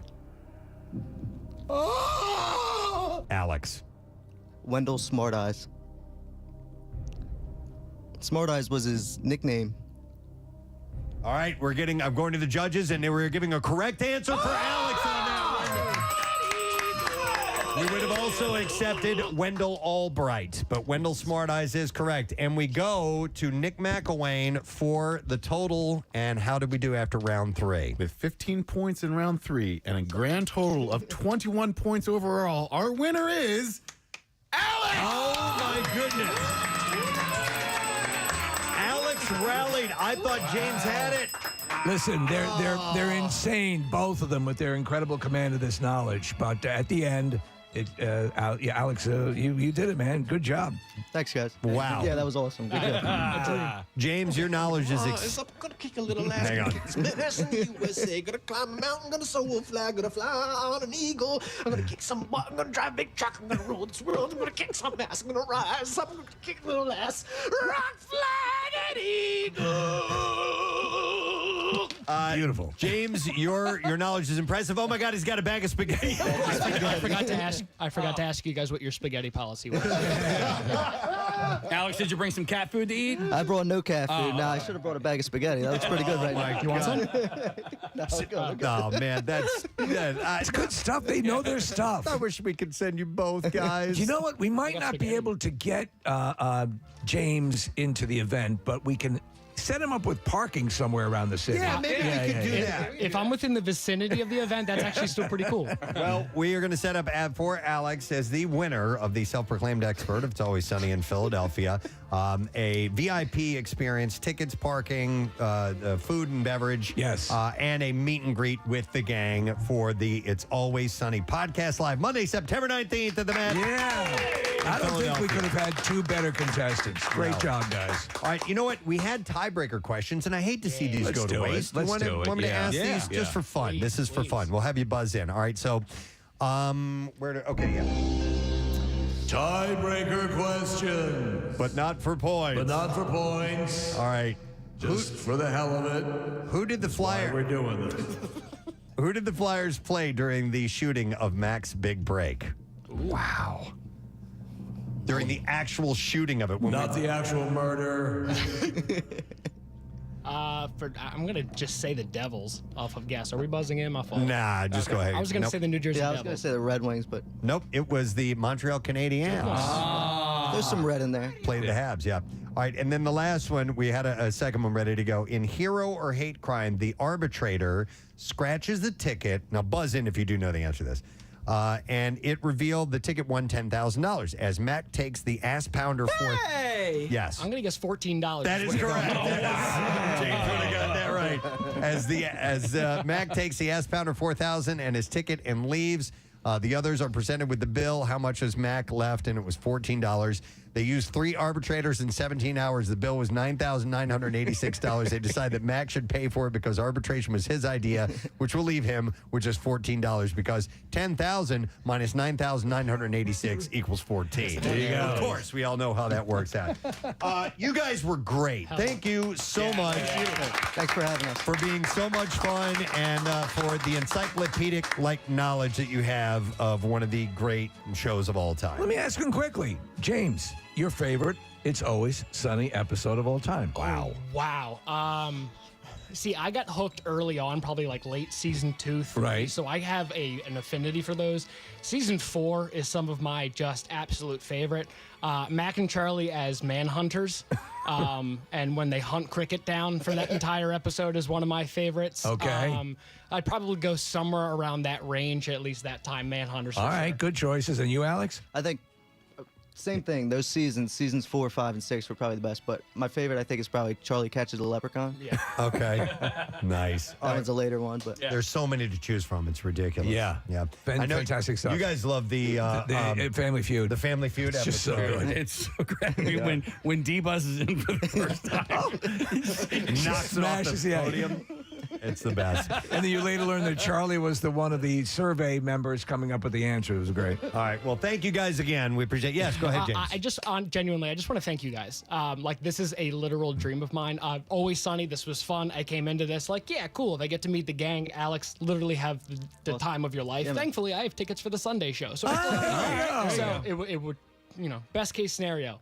I said it prior to us going air. Literally hearing your guys' voice through this feed right now live is unreal and surreal to me right now, and to be standing here talking to you. That's very kind. This enough is beyond a dream and a life experience. So thank you guys. Now I don't feel so bad that you lost. Thank you, James. Me neither. You are It's the great. best. Alex, you say something nice now. I'm not gonna be able to top that. I do podcasts you guys all the time. So, nice. Okay. Yeah, it's awesome being here. Excellent. Well, give us when you go, and we want to hear about the experience and how you Yes. a good time you had. Will do. Okay. Appreciate it. Excellent. All right. Thank you guys, guys. Alex and James. Always Sunny, the battle of the self-proclaimed experts. All right, we're gonna take a break. Brought to you in Dolby Vision. We'll be back in just a moment. Stay with us.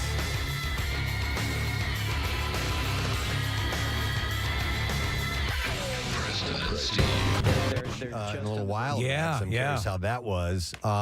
But first, I want to get into this. I wanted to mention this article that I saw about people in the service industry, and in fact, more specifically, women in the service industry. And apparently, this was floating around on TikTok, like pretty much Everything floats around on TikTok these days. But it was a bit of a social experiment to find out if sporting pigtails at work would earn more tips from male patrons. Okay. And I can guess. From servers to dancers, those who have participated in the experiment shared their experiences on TikTok. And they say that their tips have increased since. All right, thanks, Nick. By the way, I got to thank this listener, Lisa, who sent me a text earlier this morning. I was talking about needing a Sharpie. And she goes, I've got one. You can borrow it. You can stop by my junk drawer and grab it. And she had sent a picture of the junk drawer sled from Cardboard Classic, which had a big ass Sharpie in it. So I love it. thank you, Lisa. I think it worked too, didn't that, Sharpie? You know what? I think it did, Steve. Yeah. I absolutely think it did. Let me see here. I was going to mention something else. Forgot what it was. Marissa just brought this. Did you just bring this in to me? And am I announcing this? Okay, I guess so. It says official breaking connoisseur news. Breaking news. Connoisseur. It says later today, the Michelin Guide in partnership with the Philadelphia Convention and Visitors Bureau, will announce that our fair metropolis, along with Boston, will now be included in the newly minted Michelin Guide Northeast Cities Edition. Wow. And we will join Chicago, New York, and Washington, D.C., which have been part of the guide for years. Why weren't we? And an announcement of the full list of selections for 2025 restaurants is expected at the annual Michelin Guide Northeast City ceremony to be held at some unspecified later date. Yeah, I remember reading that, Steve. There was a reason, and I don't know what it is. Marissa probably does. But why there were cities, big major cities like Philadelphia, that weren't included in the Michelin Guide. I think it's because somebody bald-tapped Lonnie Michelin. Probably. Lonnie. No, I think they've just rolled it out in different areas. And I'll be honest, I know a lot of chefs that didn't necessarily weren't annoyed that it wasn't here because it kind of changes the scape a lot. Philadelphia is already highlighted. Been out in Denver a lot, and they are a Michelin city, so it really does change people's scope of restaurants and how people consider, attending restaurants and picking which ones to go to. But I mean, it's really exciting. It's more highlight for the city and restaurateurs around the world. I guess we use more like the James Beard Awards as a guide for fine dining and stuff like that. Yeah. I mean, I just love the story of it. That it literally was from Michelin, the tire. They would make a guide for people who were on the road of where to go to restaurants. And eventually, over time, they started to lean more towards, fine, fancy, expensive dining. And so I had been using the Merkin guide, but the restaurants are not as good. Just wanted you to be on top of this, connoisseur. Thank you. Thank you very much. I just trust Marissa whenever I'm in the, I need some She's our information. source. Yep. Oh, most definitely. If I want to have, somebody's coming to town, they want an awesome meal, then I definitely check Where do with I go? Marissa. Yep. And even though you're from the burbs, she'll talk to you. Yeah. Even us out in the burbs. I think we have an emergency Delicious City podcast recording now that this is happening. I'm sure. And Marissa, if people want to hear Delicious City, how do they do that? Oh, you can follow us on Delicious City Podcast on Instagram, and anywhere you get podcasts, you can find us, deliciouscitypodcast.com. We also, by the way, we have a tailgate coming up. It's May 29th on a Tuesday, and proceeds from the tailgate are going to my American Heart Association funding. So if anyone's interested, we have these awesome collabs that are happening. Mike's Barbecue, Gelato, Surfside, Kenwood Beer, all these great people are coming out. So come on out and hang out with us. So it's a tailgate for what? Like the Phillies game. A Phillies game. Okay, yeah, cool. They're playing the Braves. All right. Thank you, Marissa. I saw this interesting thing this morning, actually. And it's something that elite athletes do. It's called deload. Are you guys familiar with this? It's taking a dump. No, not that. Nope. I mean, that can be considered a deload. Deload, yes. So, I've not heard. I wonder if this is like a tapering thing. And you're an elite athlete. I'm not an elite athlete, but I have competed in many different sports. Right. I was just. When you say that, it makes me think of it like when I was swimming, right? And when we got towards like Catholic championships, you would taper for a week, which for us meant like you would like literally wear clothes to practice, like in the pool. Like you would wear pantyhose and shirts and create a drag. I'm sorry, pantyhose? Yeah. So you would dress and drag and swim? Yeah. No, you would dress. You would wear pantyhose and shirts to create more drag in the water. It was harder to swim. I'm divine. Yeah. Well, okay, so that's making it more difficult. This is the opposite of that. Okay. This makes things easier. So to fight fatigue, it's almost like it's similar to, but not quite exactly, when a boxer trains, they train very hard for months. Yes. But leading up to the fight that week, they back off of their training. They relax a bit. Exactly. Yeah. And they build up a little more. Yeah, relax a bit. Take a big dump. Yeah. I'm deloading, Mickey. You're deloading. Don't come in. I'm deloading. That's right. It stinks. That's right. That's right. You don't want to come in here and stink. I'm deloading. So to fight fatigue. Don't come in, Mick.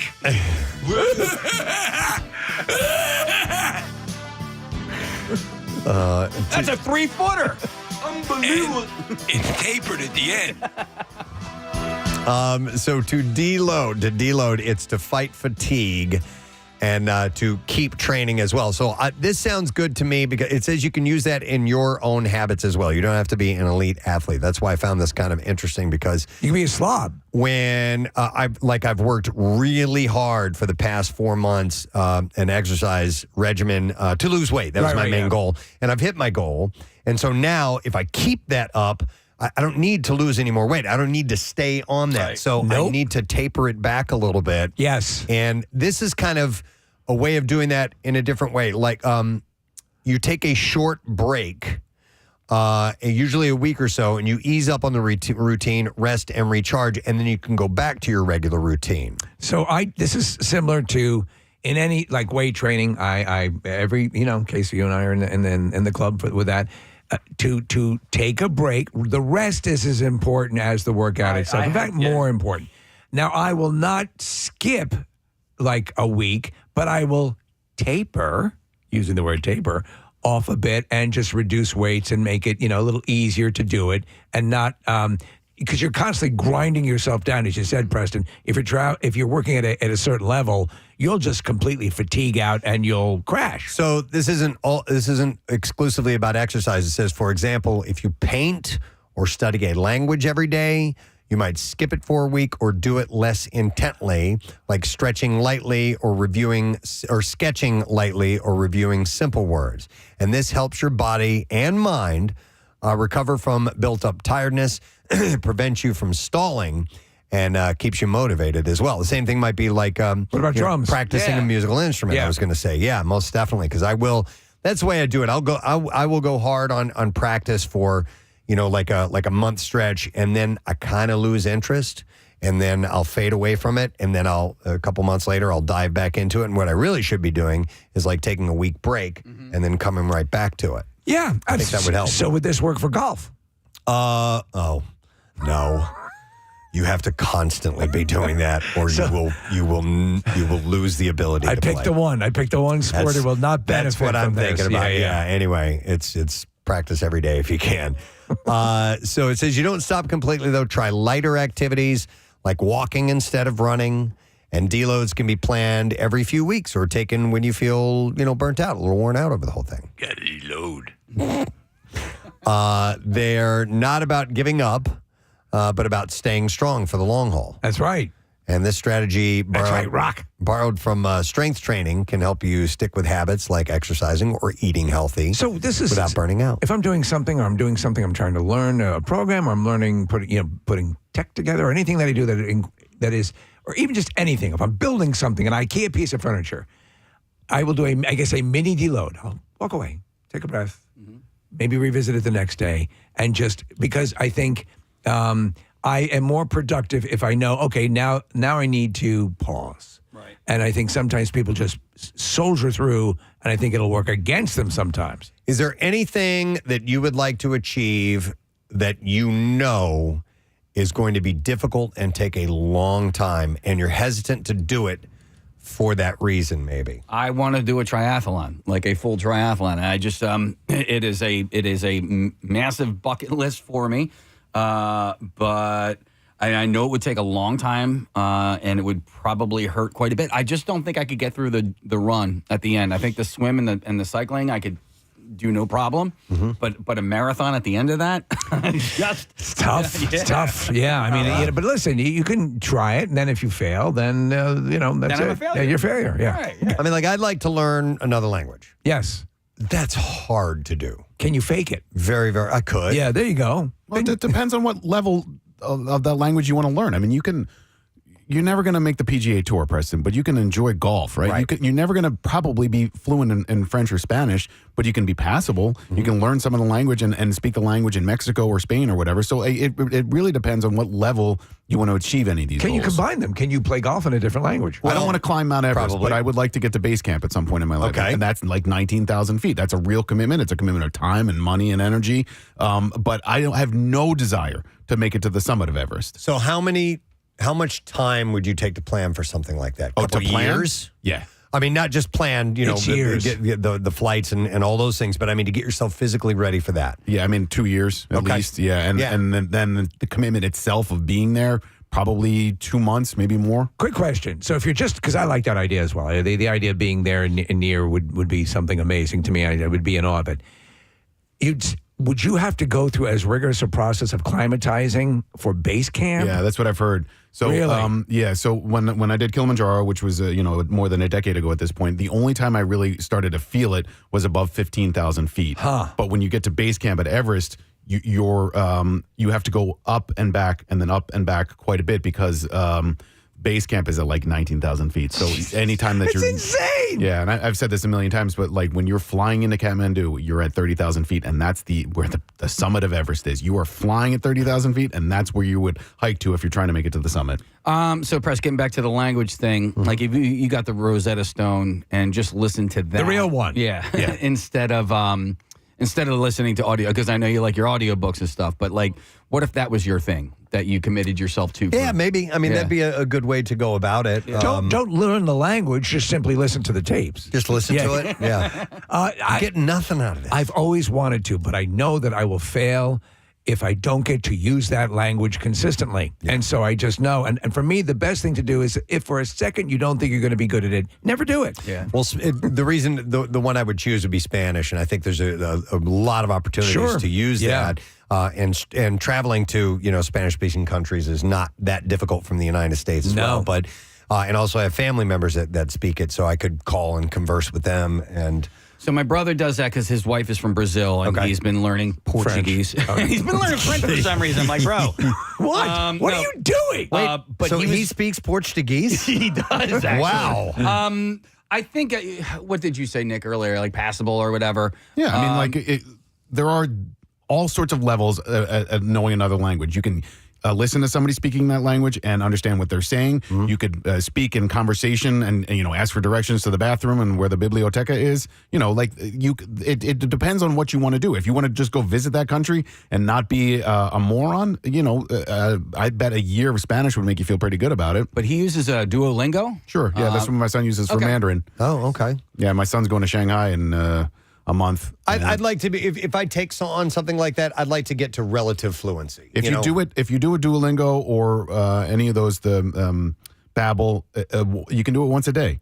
And like Casey said, do it instead of an audiobook for a month. Try one of those apps. Okay. Do you know what's happening though? Is the way the tech is going. You'll basically what we're talking. You've seen Star Trek with the Universal Translator. Yeah. That is going to be a thing. So if the importance is having a little bit more latitude with where you travel and being able to converse with the people, or if it's a genuine desire to learn the language. It's not necessarily that I want to be able to go somewhere and be able to communicate. I would like to hear what other people are saying and be able to understand them, as opposed to just saying something into my phone and then saying, here's what I'm saying. Can you help me? Do you know it's an interesting sort of thing that relates to this?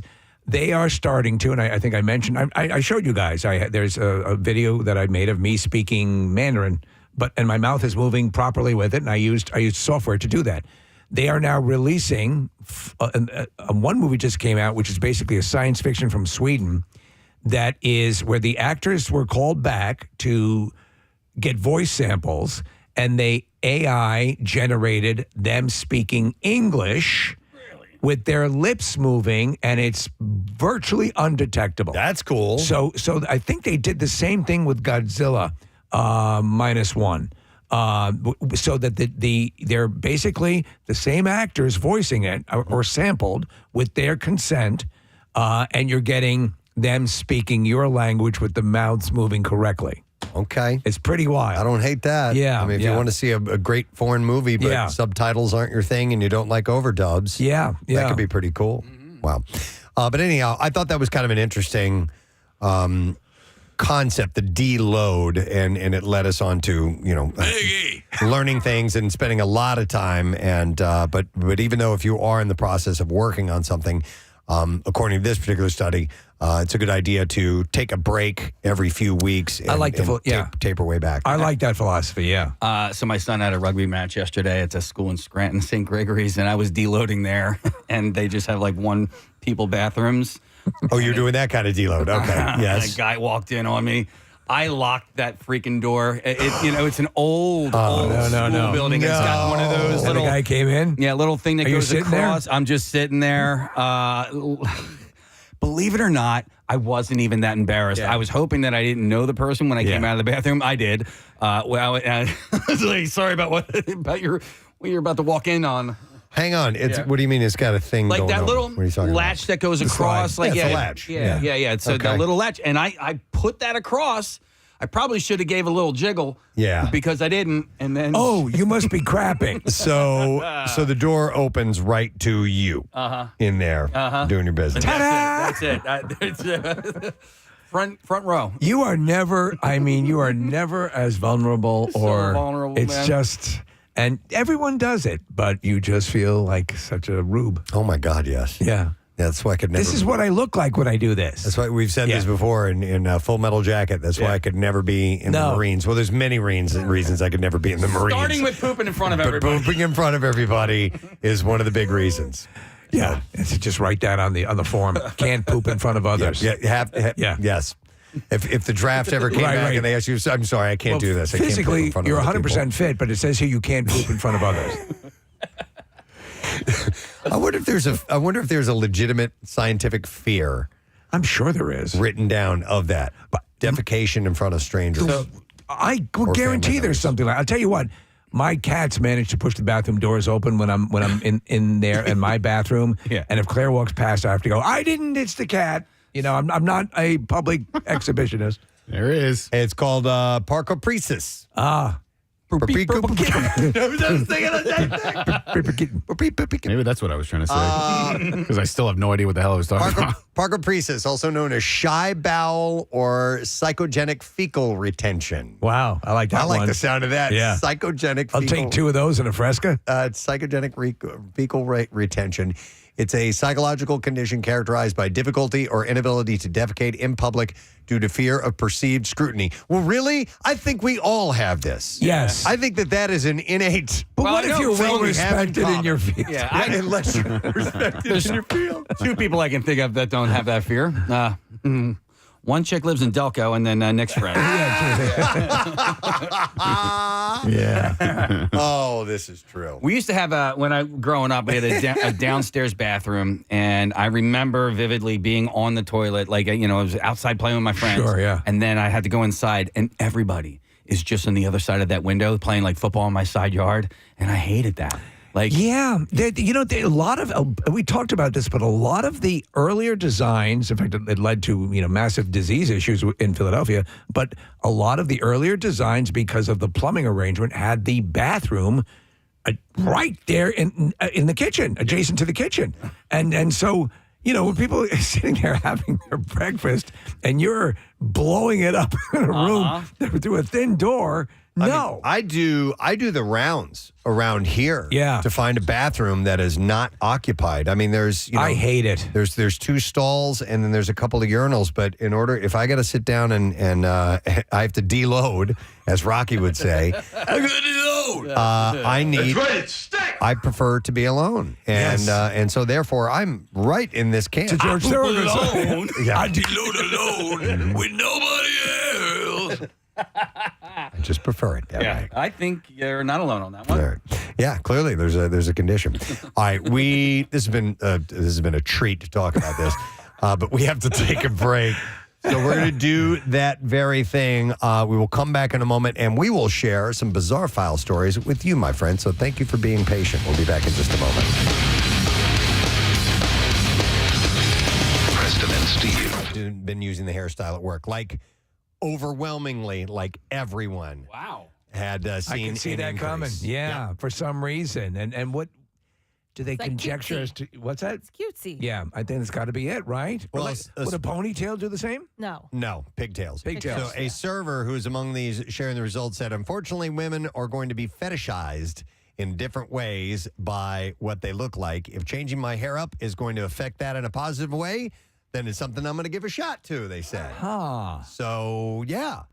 So, apparently the pigtails experiment first appeared on TikTok after a server named Grace posted that she made more tips when she wore pigtails to work in a video. And she doesn't describe it as an experiment in the video, but points out how wearing her hair that way led to more tips. She said, when you wear pigtails to work, you make double the amount of tips as usual. Double? Yeah. Wow. Mm-hmm. I'd wear pigtails. I'd be hard, obviously. I'd have to pull my flesh out. We could glue some on to you, maybe, something I look like a that. rabbi.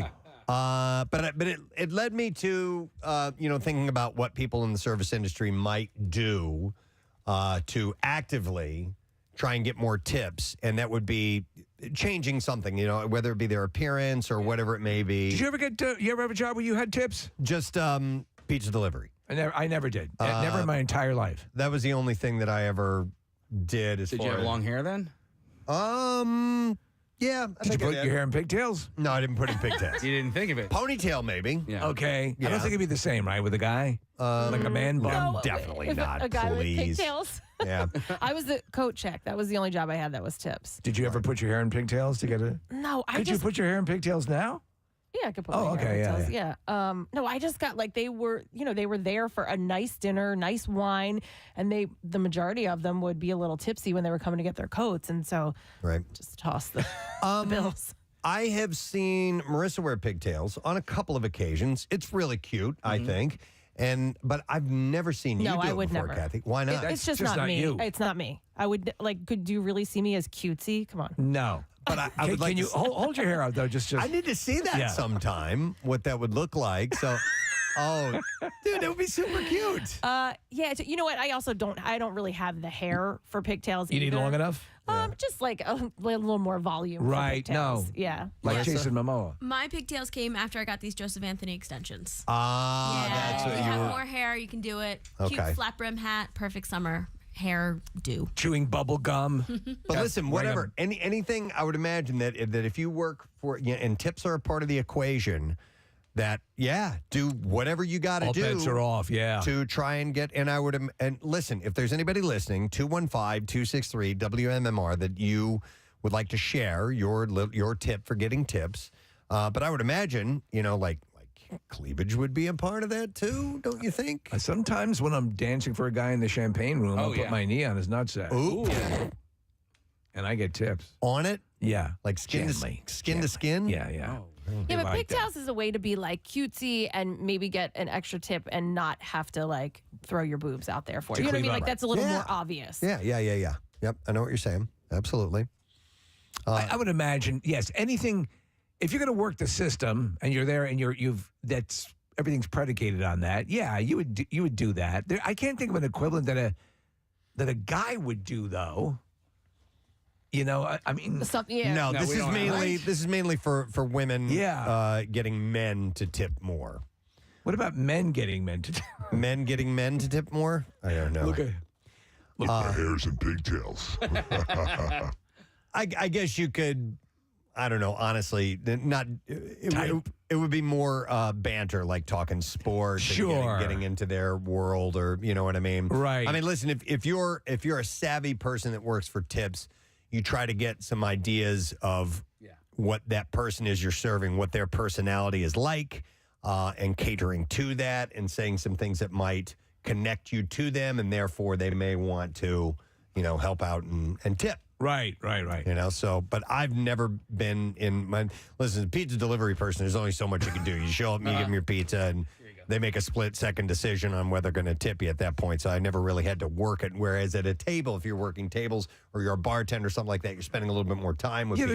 There's no way to pad when you're dropping off a pizza. No. And excuse also, me, sir, your eyes are piercing. When you're waiting, there is it's so funny to hear this from me, the guy who doesn't know when to shut up. But there is a fine line between being engaging and overly chatty. It's like, because they're not there to hang out with you. Yeah, sometimes I've seen that happen. I've seen people start to blow their tips just by overworking the table. Yep. Let me go to Deb. Hey, Deb. Good morning. Hi. Good morning. Hey, what's up, Deb? So many years ago, I used to bartend at Chi-Chi's in Cherry Hill. It was right around the time that the movie Cocktail came out. Right. Okay. And I used to do crazy blender tender things, like by putting straws in the blender and pouring in the glass. And I also got into doing little mini magic tricks. That's at cool. The bar. That's smart. Yeah, it was so much fun. Little coin tricks, and like tricks getting things into glasses and that sort of thing. But I used to love it, and it really helped out. I got a big following from that.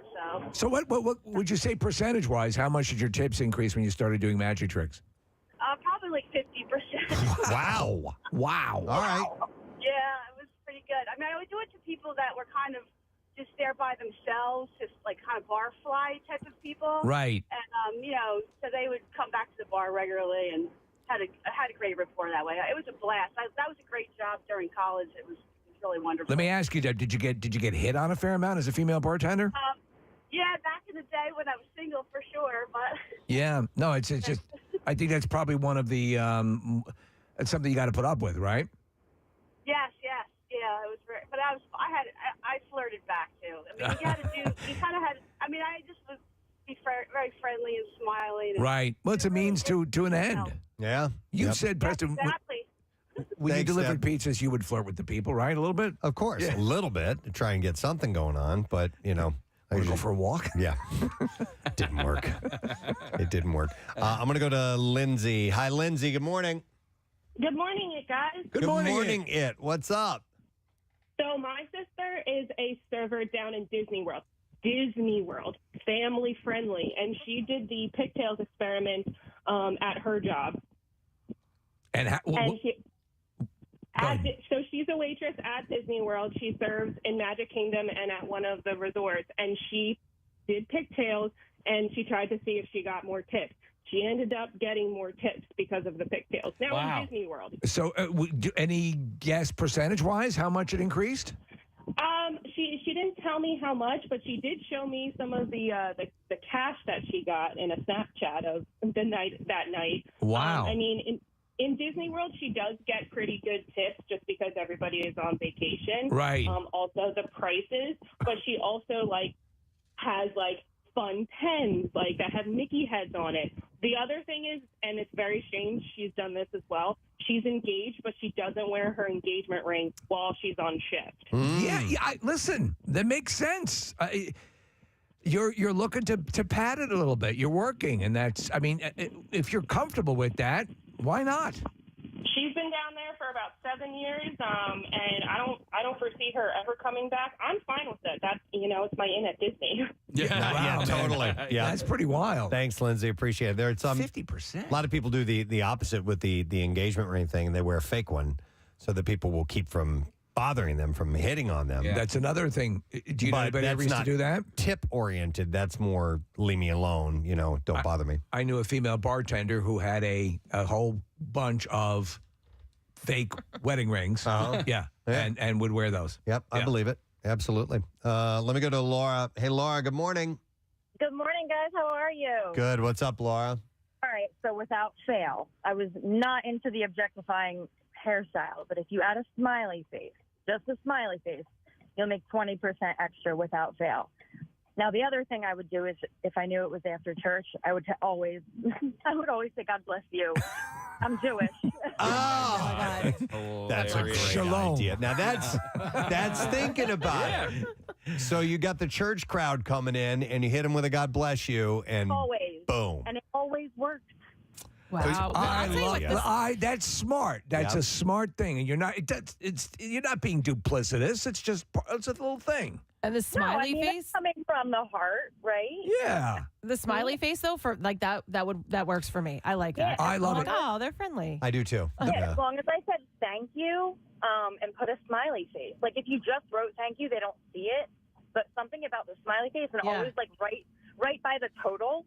I'm telling you. And it was like a game between me and my coworkers. Like, all right, I bet you. Go ahead, do that with that table. I bet you. And sure enough, they'd be like, oh my God, it worked. Yes, I think it's just a pleasant thing to do. When I see, listen, I did pretty well to begin with, but I think that's a nice little flourish. The thing is, it has to be on at that part of the transaction before they're paying. Mm-hmm. Obviously afterwards, it won't make any difference when you return with like a credit card or whatever.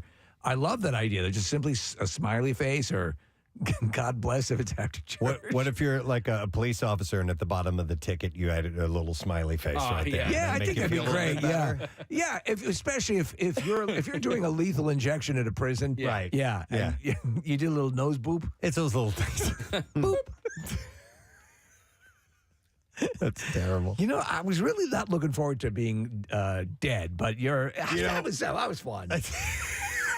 I like that. All right. You can put me out. Let me go to Andrew. Hi, Andrew. Good morning. Chicken pot pie. All right, Andrew. Thanks for singing to us. What's up, man? Hey, so first off, I actually served you and your family back at Melting Pot way back in the day. Wow. Which one did you work at? The Warrington one. Sure. I still remember that Rochelle has a sensitivity to cilantro. Yes. Oh my God. Good memory. Yeah, I think this man owes a tip, Preston.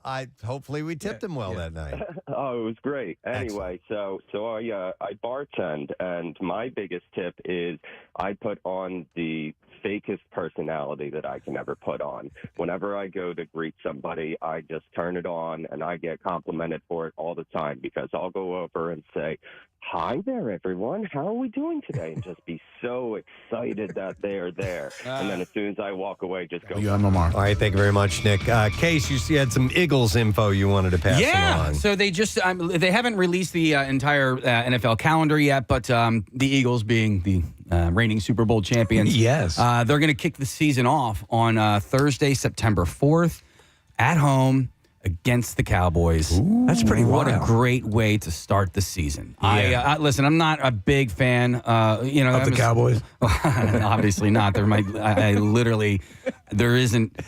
many things in this world that I hate more than the Cowboys. There is. Cowboys fans that aren't from Dallas. Okay. But anyway, what was I going to say?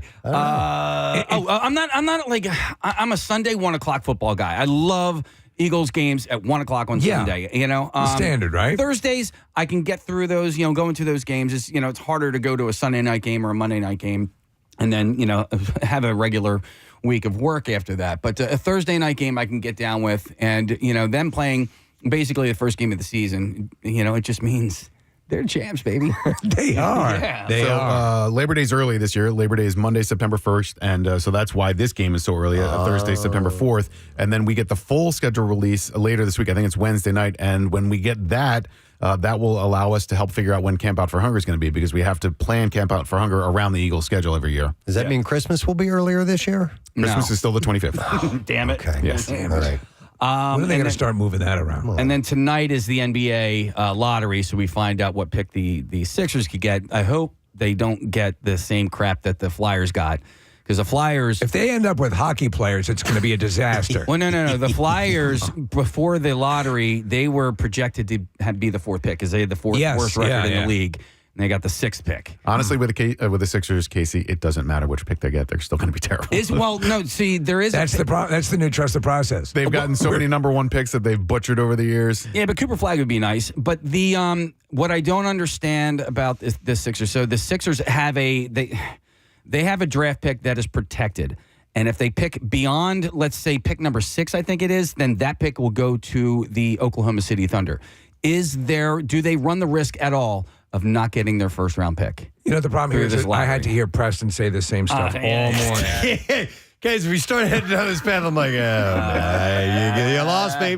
I'm gone. All right. Well, let's just do the bizarre file. All right. Well, but thank you for the update. We appreciate it. All right, here we go. WMMR presents Preston and Steve's Bizarre File. All right, brought to you by Dermatology Associates of Plymouth Meeting Research Department, seeking volunteers for an alopecia areata clinical trial, and adults, kids, and who are 12 and older with 50% or more scalp hair loss are eligible. Learn more at PlymouthMeetingDermatology.com. All right, so listen to this. A woman in Greece has filed for divorce after allegedly using ChatGPT to read her husband's coffee cup and discover an affair. I'll explain. Please, I'm curious. According to a report by Greek City Times, a woman turned to the AI chatbot for supernatural guidance in a modern twist on tasseography, which is the ancient art of reading coffee grounds or tea leaves to predict the future. You've heard of this. I've heard of reading tea leaves, yes. So, married for over 12 years, the mother of 2 uploaded photos of her and her husband's coffee cups, hoping that ChatGPT would interpret the patterns in the grounds. What she reportedly received in return was devastating. The AI told her her husband was cheating. Oh, my God. With a younger woman. No. Who was intent on tearing their family apart. So the bot allegedly revealed that her husband's cup showed that he was destined to be with a mysterious woman with the initial E, while hers indicated betrayal and a threat to her household. She said, the husband said, I got a call from a lawyer.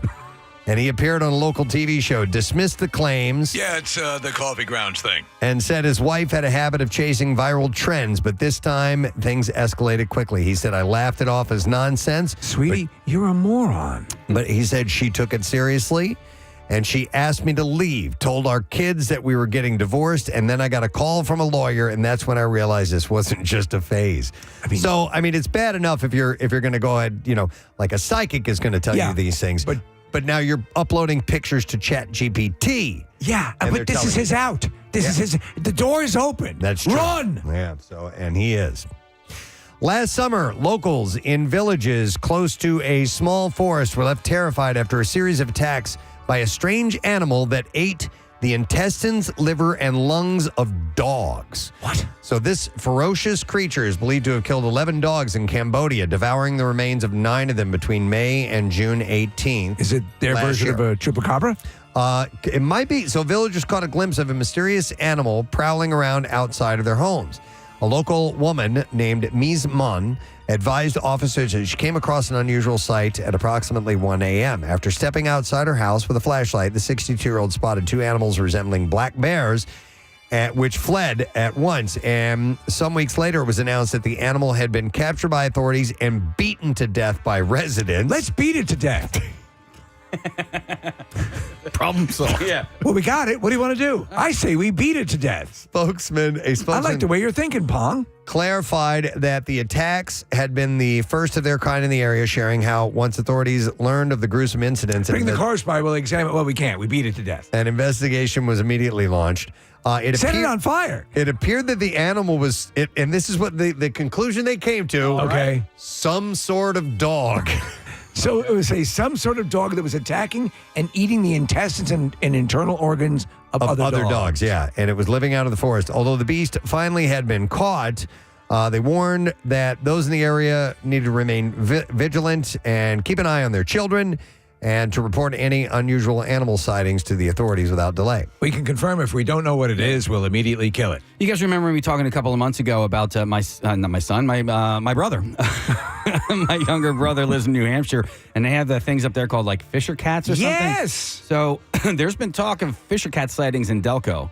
Mass transit? No, I probably just traveling through creek beds or whatever. But apparently they had introduced them into the. Thank you. You heard that, right? Yeah, we did. Introduced them. And what you need to know is it's really kind of an impressive story. And I'm not the kind to get emotional. Told you guys I was a raw nerve these days.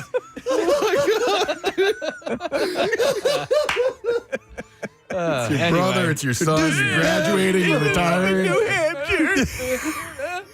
And now they're in Delco. Case, man. Yeah, it's all right. Oh, dude, it could have been any one of us. All right, so It could have been. I just want you to know because I'm worried for you. so we got people crapping on cars, we got Pope, and now we've got some kind of Fisher cats. mystery Fisher cat. Like Badger or Wolverine or something. Are they particularly predatory? They're aggressive towards smaller pets and stuff like that. They look kind of like a Wolverine, Steve. Yeah, they do. A little bit like Very that. much so. I think they're in the weasel family. This is kind of disturbing. Thank you for that, by the way. It was And yeah, at that point when it happens, there's this little dance that occurs. Do I acknowledge it? Do I not? I And you couldn't look at help but each other, laugh. you're If you can't help and then it, you you started laughing. Yeah. Okay. You know what's kind of upsetting about the Fisher cat? It doesn't even eat fish. What? Yeah. No, it was named after the bull word crap. fish, meaning European polecat. You're just nothing but a European polecat. That's a bizarrely specific partner. Uh-huh. Wow. Anyway. All right, anyhow, Let's get on with this. This follows recent reports from Mexico where mysterious remains reportedly resembled a werewolf were found in the rural area of El Tunel.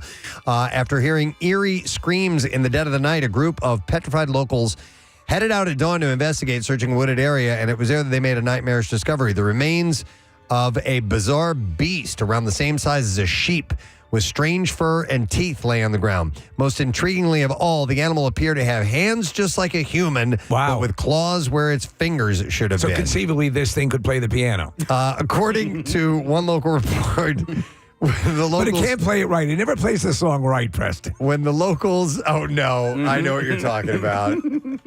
Anyway, he always misses that one note. Misses that one note, yeah. When the locals went to see it, they found an animal the size of a lamb with a rare jaw fur with hands resembling a human, but instead of fingers, what's a jaw fur? It had claws as well. So, oh no. See? And somebody comes in and teaches it. Right. Yeah. You stupid rabbit! Yeah. Like this! It was a rabbit. See, he thought it was a rabbit. Yeah, so they look similar. All right, anyhow, you know the rest. All right, one last story, and then we will wrap it up. Let's see, we need a short one here. You know what? I saw a super short story. Yeah, this was it. And there are very little details on this, but this is, I think somewhere in England, HSHS St. Vincent Hospital announced that 14 women, and they are infant center nurses, and they are all pregnant and expecting babies of their own. Did you ever see Children of the Damned? No. It's a classic science fiction story, and it was actually remade. John Carpenter made it's Village of the Damned. Okay. And what happens is they are impregnated by an extraterrestrial force.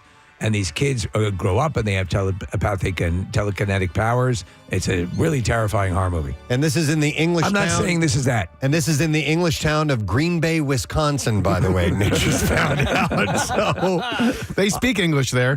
Amy Braden, director of the hospital Women and Infant Center, said this is an incredible full circle moment for many of our nurses, some of which are about to become first-time moms themselves. So 14 of them are pregnant at the same time.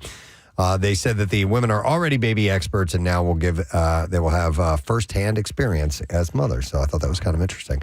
All right, and there you go. That's when they have them. I understand. New Hampshire. All right. Where my brother's son lives. All right. We're going to take a break. When we get back, we'll have a lesson question for you. We'll get trash and music news as well. So stay put. We'll be right back.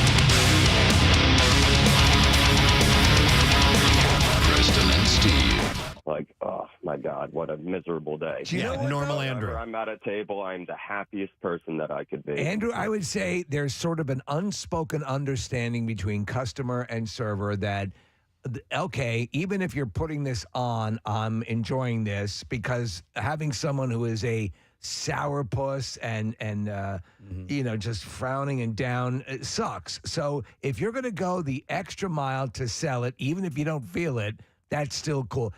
They're not demanding authenticity, but they just enjoy that you're kind of working it a bit, correct? Absolutely. If I can make them enjoy their 30 minutes with me by putting on a super fake ass and a big smile just to get, over a 20% tip, then great by me, and I hope you had a great time. So what's your degree of success with this?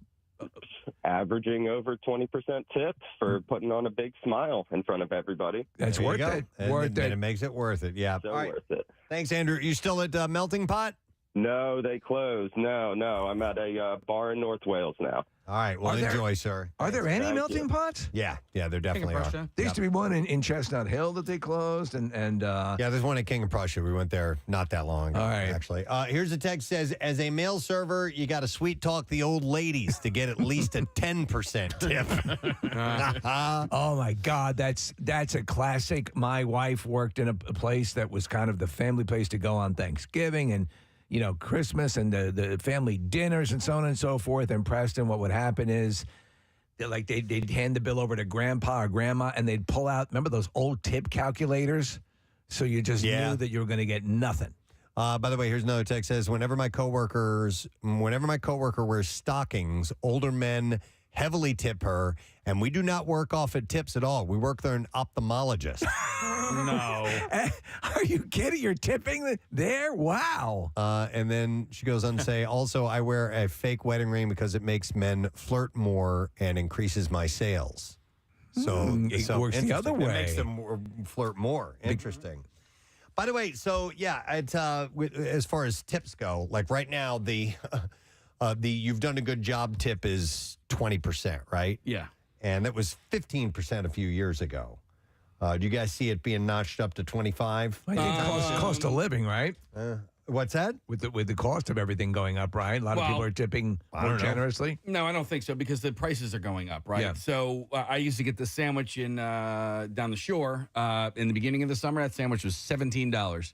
Now it's $19. So, I don't have to tip anymore because I don't have to tip any more percentage-wise because the price is already going up. So 20% is where it stays. Okay. I'm just curious as to if you guys foresee it like notching up in a few years. I mean, it is when you get the bill, like places that calculate it for you, 25 is an option on there. Oh yeah, I know that. Oh. But I'm saying the accepted, the standard accepted.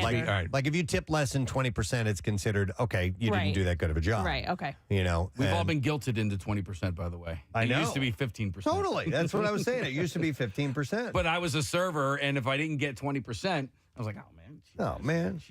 I was a server at a restaurant in the mall, and King of Prussia Mall, and it was a place that used to be called Rock Bottom. Brew Moon, and then that became Rock Bottom. Yeah, so when I worked there, Casey, was Brew Moon, and it was a great restaurant. I really liked working there. And then Rock Bottom was a good restaurant as well. But people generally tipped less because they'd been shopping in the mall. And so it was not a great place to be a server because people would come in and they would have spent a lot of money while shopping, and then they felt like they were going to cheap out a little bit at the meal. That sucks. Yeah, it did suck. Yeah. So location, obviously. Yeah, for sure. Yeah. The only other time I was a server was this place called Murphy's Old Irish Pub, which is still in Alexandria. It's on King Street, and that was a great job. And Steve, we would have regulars there almost daily, and people would come in for lunch, and then Friday and Saturday nights people would come in, and you get to know the customers, and once you get to know them, and there's a rapport, you usually get tipped pretty well as a result. You also appreciate when a customer understands that means everything. The tip means a lot. Yeah, and so. you knew which guys wanted coffee as soon as they got there, and when you get to know your regulars, it's a cool experience. No, love it. Let me go to Mike next. Hey, Mike. Good morning. I have 3 testicles. Pretty close to sounding like Gary there. Wrong. Nice, Mike. All right, what's up, bud? I was working at a pizza shop years ago, and a guy would bring his daughter in, and he would dress up as Santa Claus, and she would dress up as an elf. As an elf. Yeah. So smart. I took my daughter and did the same thing, and we made bank.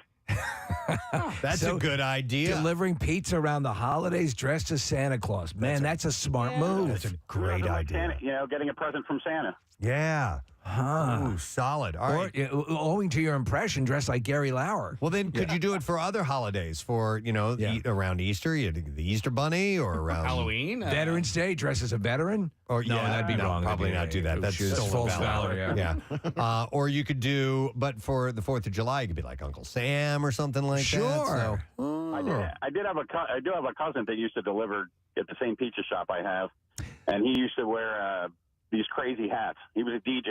Love it. A party DJ. Okay. And he would wear these crazy hats, and he would make ridiculous amounts. Good idea. For Hanukkah, you could dress as Jackie Mason, Preston. Something that kind of stands out. I like that. All right, thanks, Mike. By the way, we did a welfare check on Gary Lauer, and we never heard from him. We never heard back. Yeah. You're right. We did that the other day. So, Gary Lauer, if you're listening, we just want to find out if you're okay.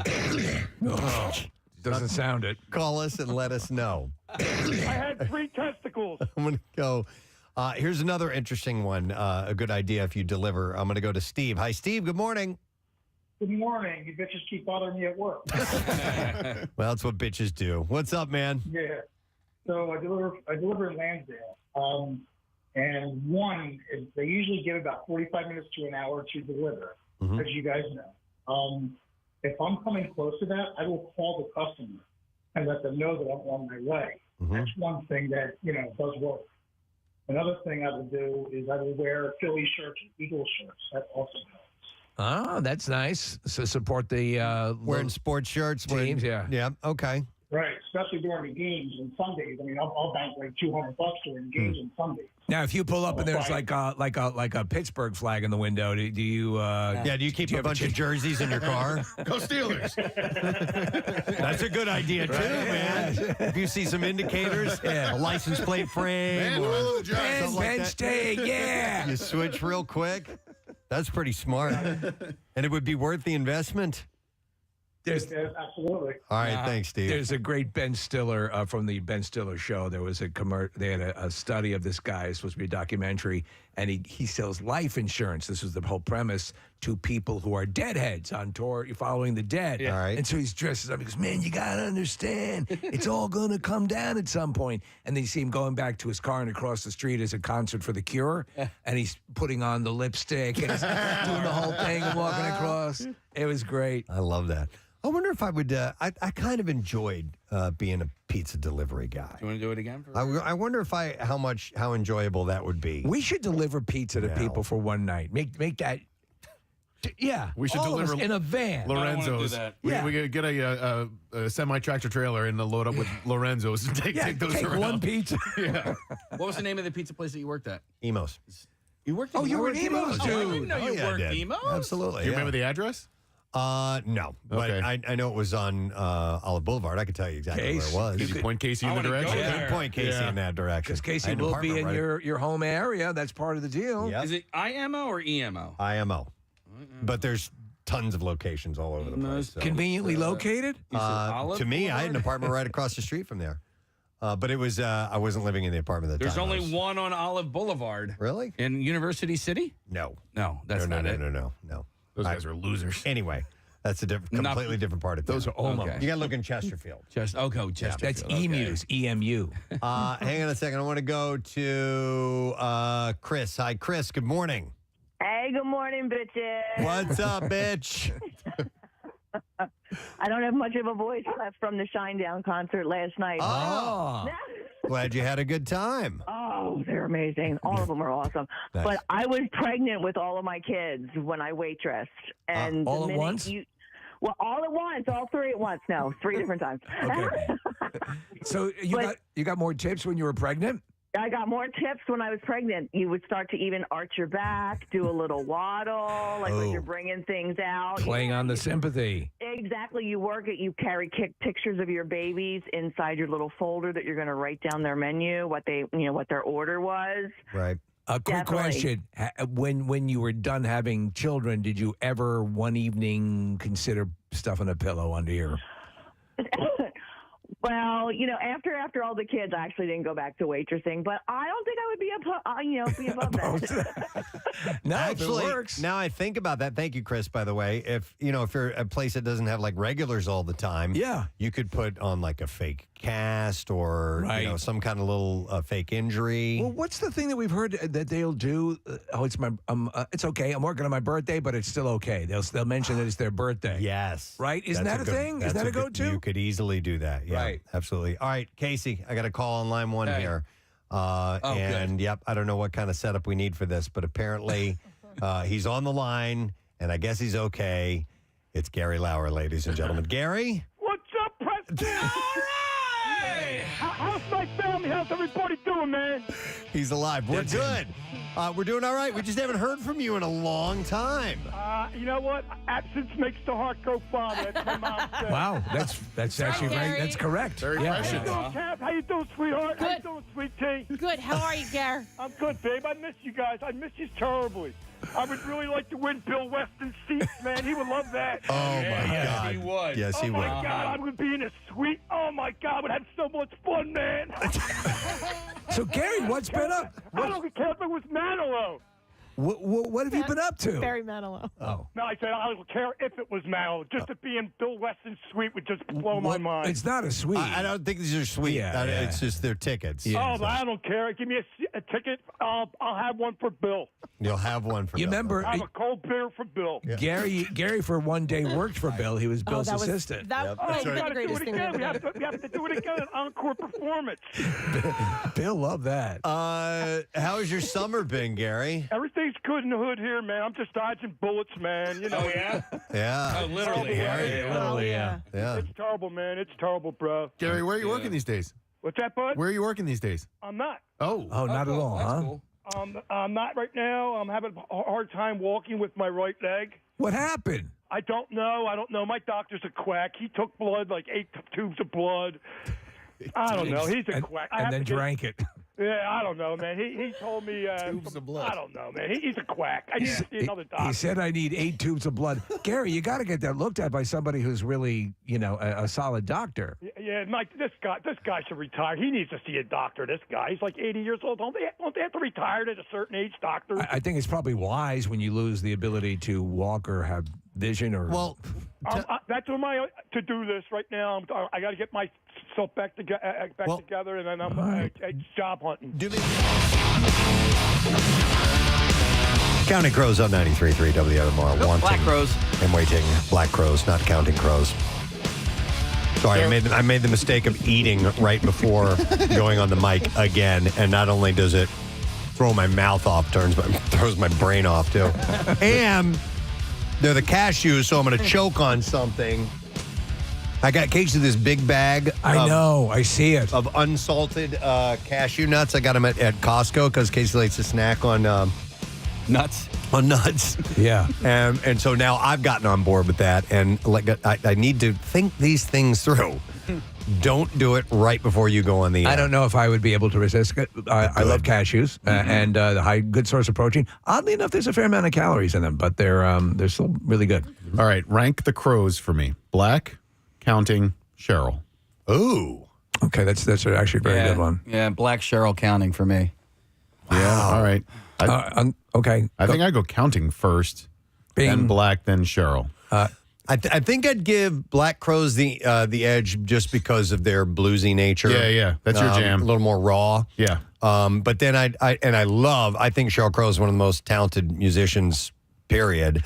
But for personal preference and what I like to listen to, I'd go, I love Counting Crows, and then I'd do Sheryl Crow. And, I do Sheryl Crow anyway. Counting, Black Crows, and Sheryl Crow, and then crows in general. Crows in general. Yeah. Actually, there's an up-and-coming band called the Crow Boys. Oh, yeah? And, they're creeping up right there. The Crowling Stones? Yeah. What genre are the Crow Boys? Folk. Okay. Yeah. I think August and Everything After is a perfect record. It is. It is. Yeah. It's brilliant. All right. Glad we got that all worked out. Okay. I don't know. What we are going to do is we're going to ask a lesson question, and we're going to give away a $50 Rita's gift card. If you can tell me, before their 2025 guide was released, which member of the Michelin family got ball tapped? All right, so here's the story. And I think this might be, maybe, with a little luck, the last day that we're going to do for lesson question to Zoom, because the phone calls are much, much quicker for us to do. But we'll see how it works out. You have to text the word Zoom to 610-660-9333. We'll send you a link, and then you will click on that link, and then you will maybe join us to tell us the answer to that question. But you have to do that. Text Zoom to 610-660-9333. And the question again is, before their 2025 guide was released, which member of the Michelin family got ball tapped? If you heard that earlier and it was around 9:30, get in touch with us now. We'll do the trash while you're getting set. The trash business is a gold mine. 93.3 WMMR with Preston and Steve's Hollywood Trash. Brought to you this morning by A.D. Moyer, trusted expert since 1939. A.D. Moyer Lumber is your professional source for decks, windows, doors, kitchens, millwork, and more. Visit them on the web at admoyer.com. What's going on this morning, Steve? Well, Jennifer Aniston's alleged stalker, Jimmy Wayne Carwile, was evaluated last week to see if he was mentally fit to stand trial. Carwile reportedly did well on the Folstein mental state exam, but blew it when he attempted to eat the computer. Jimmy! Khloe Kardashian's new look has many saying she's now the spitting image of her mother, Kris Jenner. Of course, many are pointing out that it's perfectly natural for a daughter to look like her mother after $500,000 worth of surgery. Oh, my God. And finally, Pornhub hosted its 7th annual award show at the Saddle Ranch Club in Hollywood on Thursday night. The Pornhub Awards features the only in memoriam section during which the audience is encouraged to masturbate. Wow. And that's your Hollywood trip. All right. I've been made aware that nobody knows the answer to that question. What? Sometimes we got to nudge you a little bit. So right. I'm going to hit that again and text Zoom to 610-660-9333 if you happen to know, before the 2025 guide was released, which member of the Mission family got ball tapped. All right. And we'll go ahead and do music news while we're waiting for you to get through if you can. Now, Preston and Steve's Music News on 93.3 WMMR. Brought to you by Worldwide Stereo. Score jaw-dropping deals on everything you need to upgrade your home entertainment experience during their annual tent sale, only at Worldwide Stereo in Montgomeryville. By the way, going back to the counting Black and Cheryl, somebody had texted in, what about Crowbot? Oh, yeah. Remember Crowbot? They were from Pottstown or Pottsville? Yeah, They had some rockin' Pottsville. beards, right? Yeah, Was it but Pottsville? I wouldn't put him in there because there's no W in the Crow. Okay. All right, fair enough. All right, so let's see. Disturbed's lead singer, David Draymond. I believe we have audio in Yes, this we case. Proposed to his girlfriend, Sarah Yulee, on stage at their Sacramento concert. I love you so much. Emotional, man. At the Golden One Center on Friday. During the show, part of their Sickness 25th anniversary tour, Draymond brought Yulee out after performing thousands of fans. So let's live that moment. Here we go. I love you more than anything I have ever loved in this world. And it would be the absolute pinnacle of my life and my existence.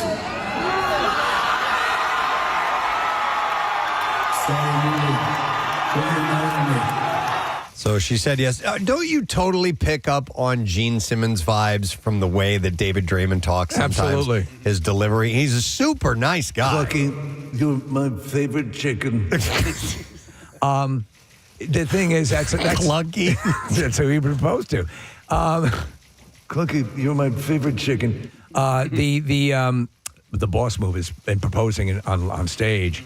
But he's a for a guy who always appears dour and down, he's funny.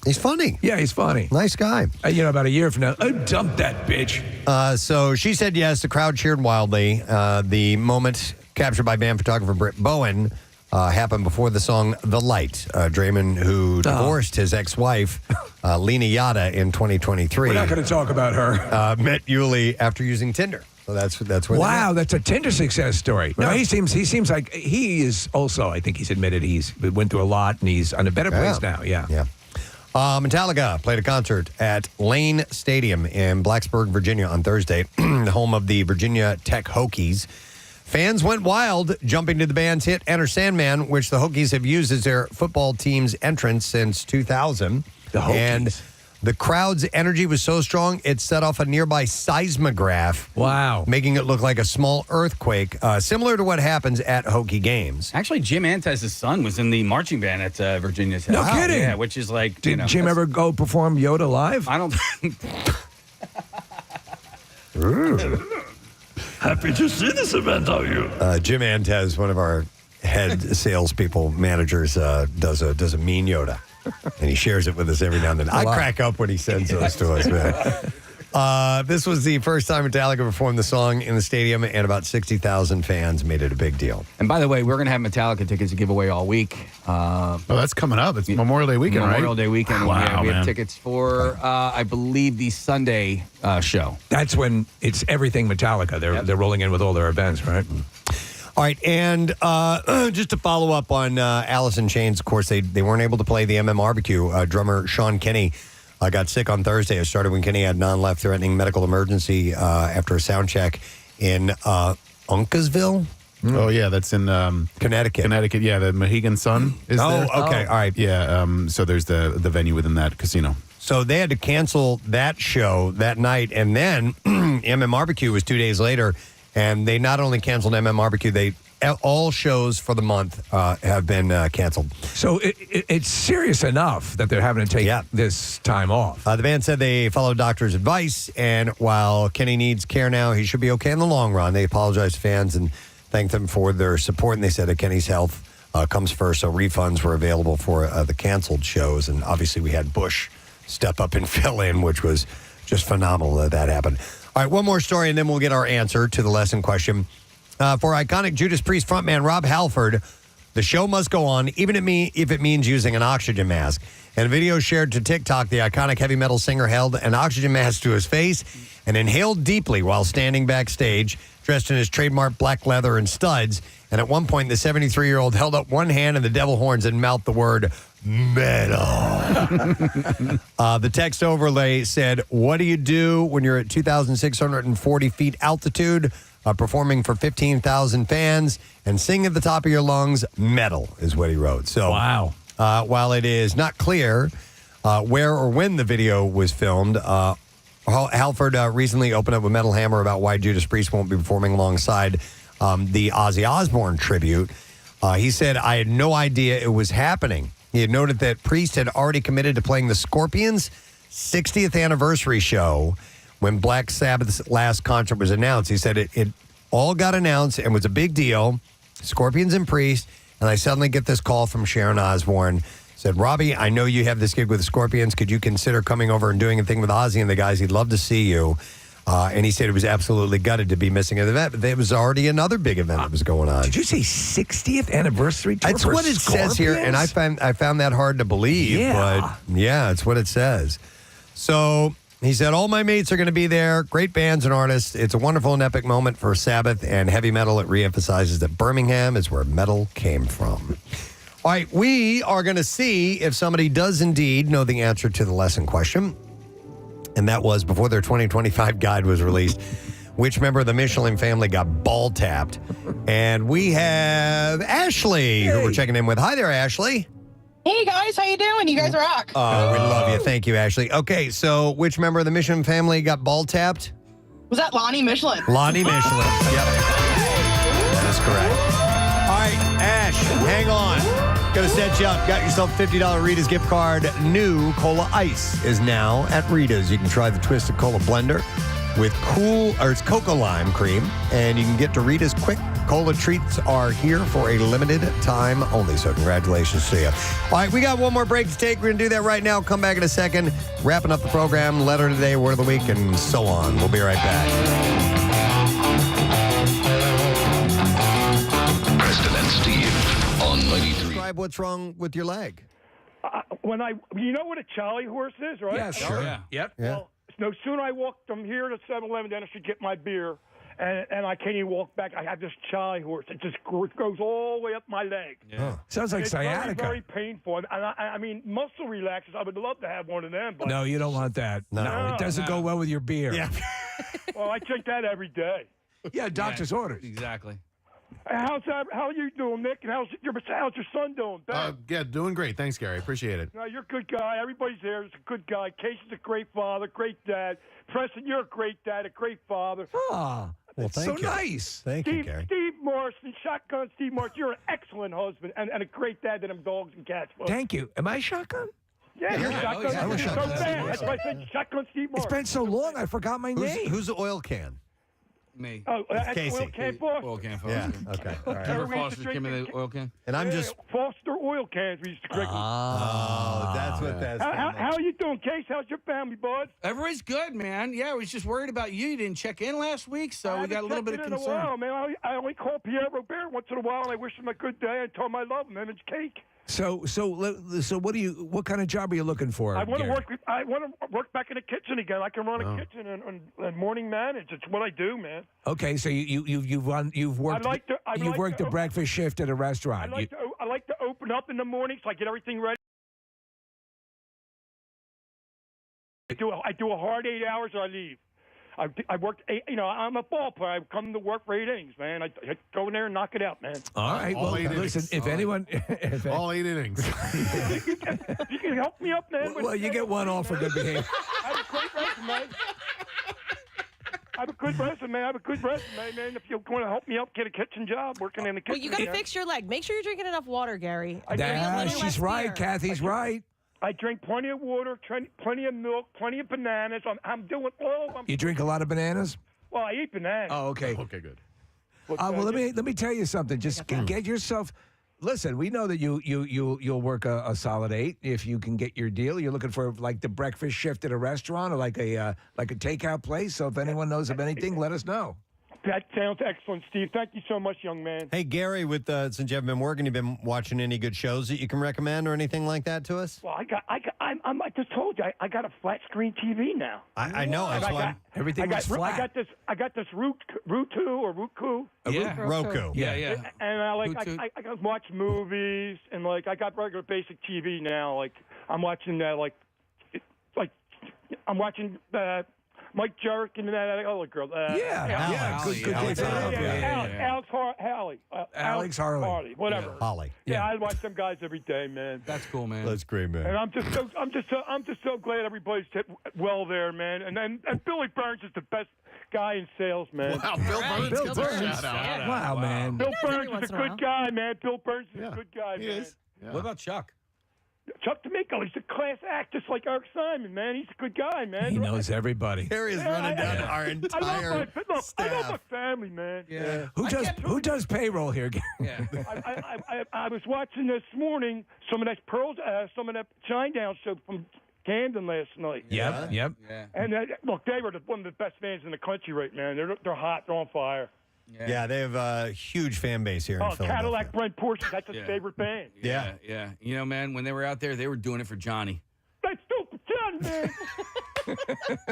They ain't got nothing on me. Anyway, okay, Smith, you're going to deliver some pizzas. I'll be your sidekick. Yeah. Okay, cool. We got to really follow through on this, Preston. Do you know? For a brief period, Gary, your name was considered for going across country with Casey. Man, if it can get me out of Philadelphia, I'll be blessed, bro. Yeah, but I've been down the shore in 20 years. Do you want to get out of Philadelphia permanently or just for a little trip? I just need to get out of my hood, man. My hood is shot. It's very dangerous, right? Oh man, look, the cops, the EMTs are the hardest workers in the city, your Philadelphia Fire Department, man. Mm-hmm. Detectives, man. I see my friends every day, man. Shouting them all. They're all my friends, man. They're good guys, man. They're good guys in Philadelphia Police Department and firemen and the EMTs, man. They're all my friends, man. Well, you're the mayor of Juniata Park. Yes, I am. They knock on my door and they give me brass knuckles. Hang on. Well, at least I have it. I'm sorry. Hang on. Hang on. I just want to clarify this. They give you brass knuckles? Yeah. Well, they use them on him. You can get them at a pawn store. They're really called paperweights. Yeah. They're illegal. Yeah, we can get them at a pawn store. Okay. Sir. All right, get them at a pawn store. Hey, Gary, is it difficult for you to get to Feasterville? I can't get the Feast. I can get from here to my. For a job. No, I can't get that far, man. All right, there's a place called the Copper Kettle Tavern, and they are hiring and in need. So if you change your mind, I got an email from a listener and said they are actually hiring right now. Gary, if you can pull it together, bite the bullet a little bit. If somebody's offering up some work, it might be. I understand all that, and I really gratefully, and I'm very humbled by that. But I can't walk from here to the L, man. Okay. Wow. I live right in Juniata Park. My L is Erie and Tarsdale. Let's get your leg right, all right, and do some. I got to get. Sorry, Steve. I didn't mean to. No. You got to get that leg right. If that's how bad it is, because I know you want to work, but we got to make sure you can stand up and do what you need to do. Get an electric scooter. What the funny thing is, too, guys? I mean, I can talk to you guys. And my right side of my leg, my toes are not like my left side of my leg. My toenails are all clear. You can see the blood, red. And on my right side, it's like they're like dead. My nails don't even grow. Huh. Yeah, I don't know what you got to go to the doctor. Are they discolored or anything like that? Yes. All right. Yeah, that's not good. I mean, it's like diabetes and things like that. Yeah, my nails don't even grow, man. I mean, I always take care of my skin and my body, but something's not right if my nails. Kathy, do you think you could assess this if Gary were to send you a D-pic? When's the last time you saw your doctor about this, Gary? about 6 months ago. Oh, okay. Dude, You gotta it's go been a again. while. Yeah. Well, I went before, and he took 3 more tubes of blood. I went the last time, he took 4 more tubes And of blood. what were the results? He said something about my enzyme. He's low on blood. Your liver enzymes? Something like that, maybe, Case. And did he recommend any medication or anything? Man, he gives me Budweiser. medication that goes, when I get it, I see all the side effects. I read it all. I say, oh, my God, if one pill don't cure you, one will freaking kill you. So I threw him away. You throw them away? Don't. Dude. Can't do that. The only thing I take is 800 milligram Motrin, and I break them in half. Gary, you have to listen to your doctor and take the prescribed medication. I know a lot of things have potential side effects, but if you've got something serious going on, you got to take the chance, the minimal chance that something might go wrong and fix the problem. I'm going to have to look into another doctor because this is not. This has been going on for too long now. It's upsetting me. Do us a favor. Worried. Do us a favor and make sure that you follow through with that. So the next time we talk to you, you have a new doctor who's taking care of that leg. And then when that happens and you're ready to get a little bit more ambulatory, we can get you set up, or at least nice people offering jobs can help you get back on your feet. All right? Listen, that sounds great. And by the way, hey, real quick, if I may, I know I took up a lot of time. I wanted to know how hey, Sweet Tea, how's Case doing? Good. He's great. Thanks, Garrett. Get yourself healthy, will you? You're the greatest mom ever. You really are. Thanks, So, Gary, listen, go to the doctor. You might have a diseased liver, bro. So you might want to head on over to the doctor and not go and drink beer today, you know? I could do that. Okay, and make sure if you're prescribed something, take it, man. Well, if you've seen this Preston. Billy Idol, 93.3 WMMR, everything that rocks, still dancing. He played MMRBQ last year. Yeah, and that was fantastic. Yeah. And it's funny, it wasn't that long ago. It was a fall show, right? Yes, yeah. And so September, yeah. That's why the MMRBQs seemed like they were just back to back. Yeah. Because, circumstances led to us having it in the spring this year, which is cool. It's great. I kind of like the fact that it moves around a little bit, but a lot of it has to do with what bands are available and time frames and all that. So that's why we don't have a specified 100% here's the MMRBQ date. Correct me if I'm wrong, but a large portion of the reason why we did it in May was for Alice in Chains, was it not? Yeah. And oddly enough, not on the bill this year. Here we go. But Bush really came through and made that a super special night. So we enjoyed the hell out of it. Real quick, thank you to our friends in the Philadelphia Ghostbusters. Yay! They stopped by today in full Ghostbuster regalia, and they are at the Philly Fan Expo this weekend, Pennsylvania Convention Center. And they're a longtime participant, and they do a lot of charity events. You know, They do. Dan, the spokesperson who was there, was just telling us they love going and they love raising money for worthwhile causes. So if you need to get a hold of them, you can do a search on Philadelphia Ghostbusters on Instagram or on Facebook and add them to your event. You've done it before, Steve. Well, who are you going to call? .com. Yeah, exactly. Yep. Speaking of charity, I want to give a giant shout out, a congratulations and a thank you to the over 11,000 donors in the Delaware Valley who donated to Delco Gives on Friday, or actually Thursday into Friday. Last year they raised over $1.7 million, and they wanted to get over $2 million this year. And they did it. We did it. So Nice. we raised over $2.1 million. So thank you so much. There's 306 organizations that are going to benefit from your generosity. So thank you to that. And I also want to give a shout out to the gang at Autism Delaware. They're doing their annual Drive for Autism golf outing today. We headed there a little bit later on. Artie Kempner and the whole crew at Autism Delaware. They're just top notch at what they do. And there is actually, if you want to do a search online, they have really, really great items that are being auctioned off and raffled off, and you don't have to be there to do it. So Yeah, dude. you can just do it and online. Artie and that crew, they get good stuff. Yeah, that's really, what I really hear. good Stuff, yeah. Yep. Excellent. All right, thank you, Case. Pierre Robert is here. He survived the MMRBQ as well. Did. He did it. Preston was in the pit. Yeah. Damn right. With Marissa and Kathy and myself for Bush, and that was so fun. That was. And it was just a great day, from start to finish. A wonderful moment. I must acknowledge you guys when you guys went out, and I was going, this is interesting. And you had Preston and Steve and Casey and Nick and Marissa, and then Preston said, I think someone's missing. And then you called out Kathy, and Kathy came out and to a roaring round of applause, very theatrically, beautifully done, and took a bow, and it was a lovely way for her to, kiss everyone and give them an audio-visual kiss, if you will, and it was just a very classy moment. Oh, thank you. Cool We loved it. I was really glad she came. It was totally up to her, so we were happy that ended up happening. And she had fun, and she came into the pit with us. Yeah. And it was a fun day all the way around. We had a ball. Absolute ball. Yeah, I was there till security kicked us out.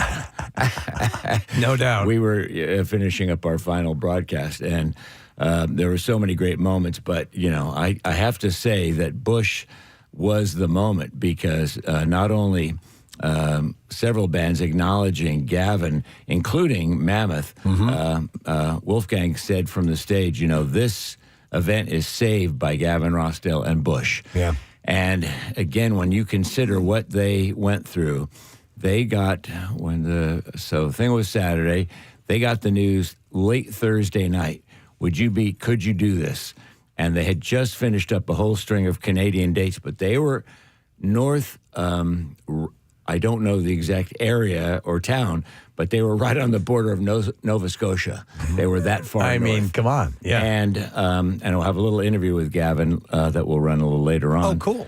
Because I went back to say a quick hello to him and Chris Traynor is an amazing guitar player. But I said, can you just give me an idea logistically what it took? Because, his people were saying, don't do this. You don't need to do this. And he goes, it's MMR. We got to do it. And they drove 7 or 8 hours in I don't know what kind of vehicles or a big van or a tour bus, because they were tonight's the first night of the U.S. tour somewhere in New York State. But they drove for 7 hours, then chartered 2 airplanes. Can you imagine, the cost of that at the last minute? It's crazy. To fly from near Nova Scotia to Philly, got in, had 3 hours to do a quick little sleep at their hotel, if you call it that, and then come to the gig.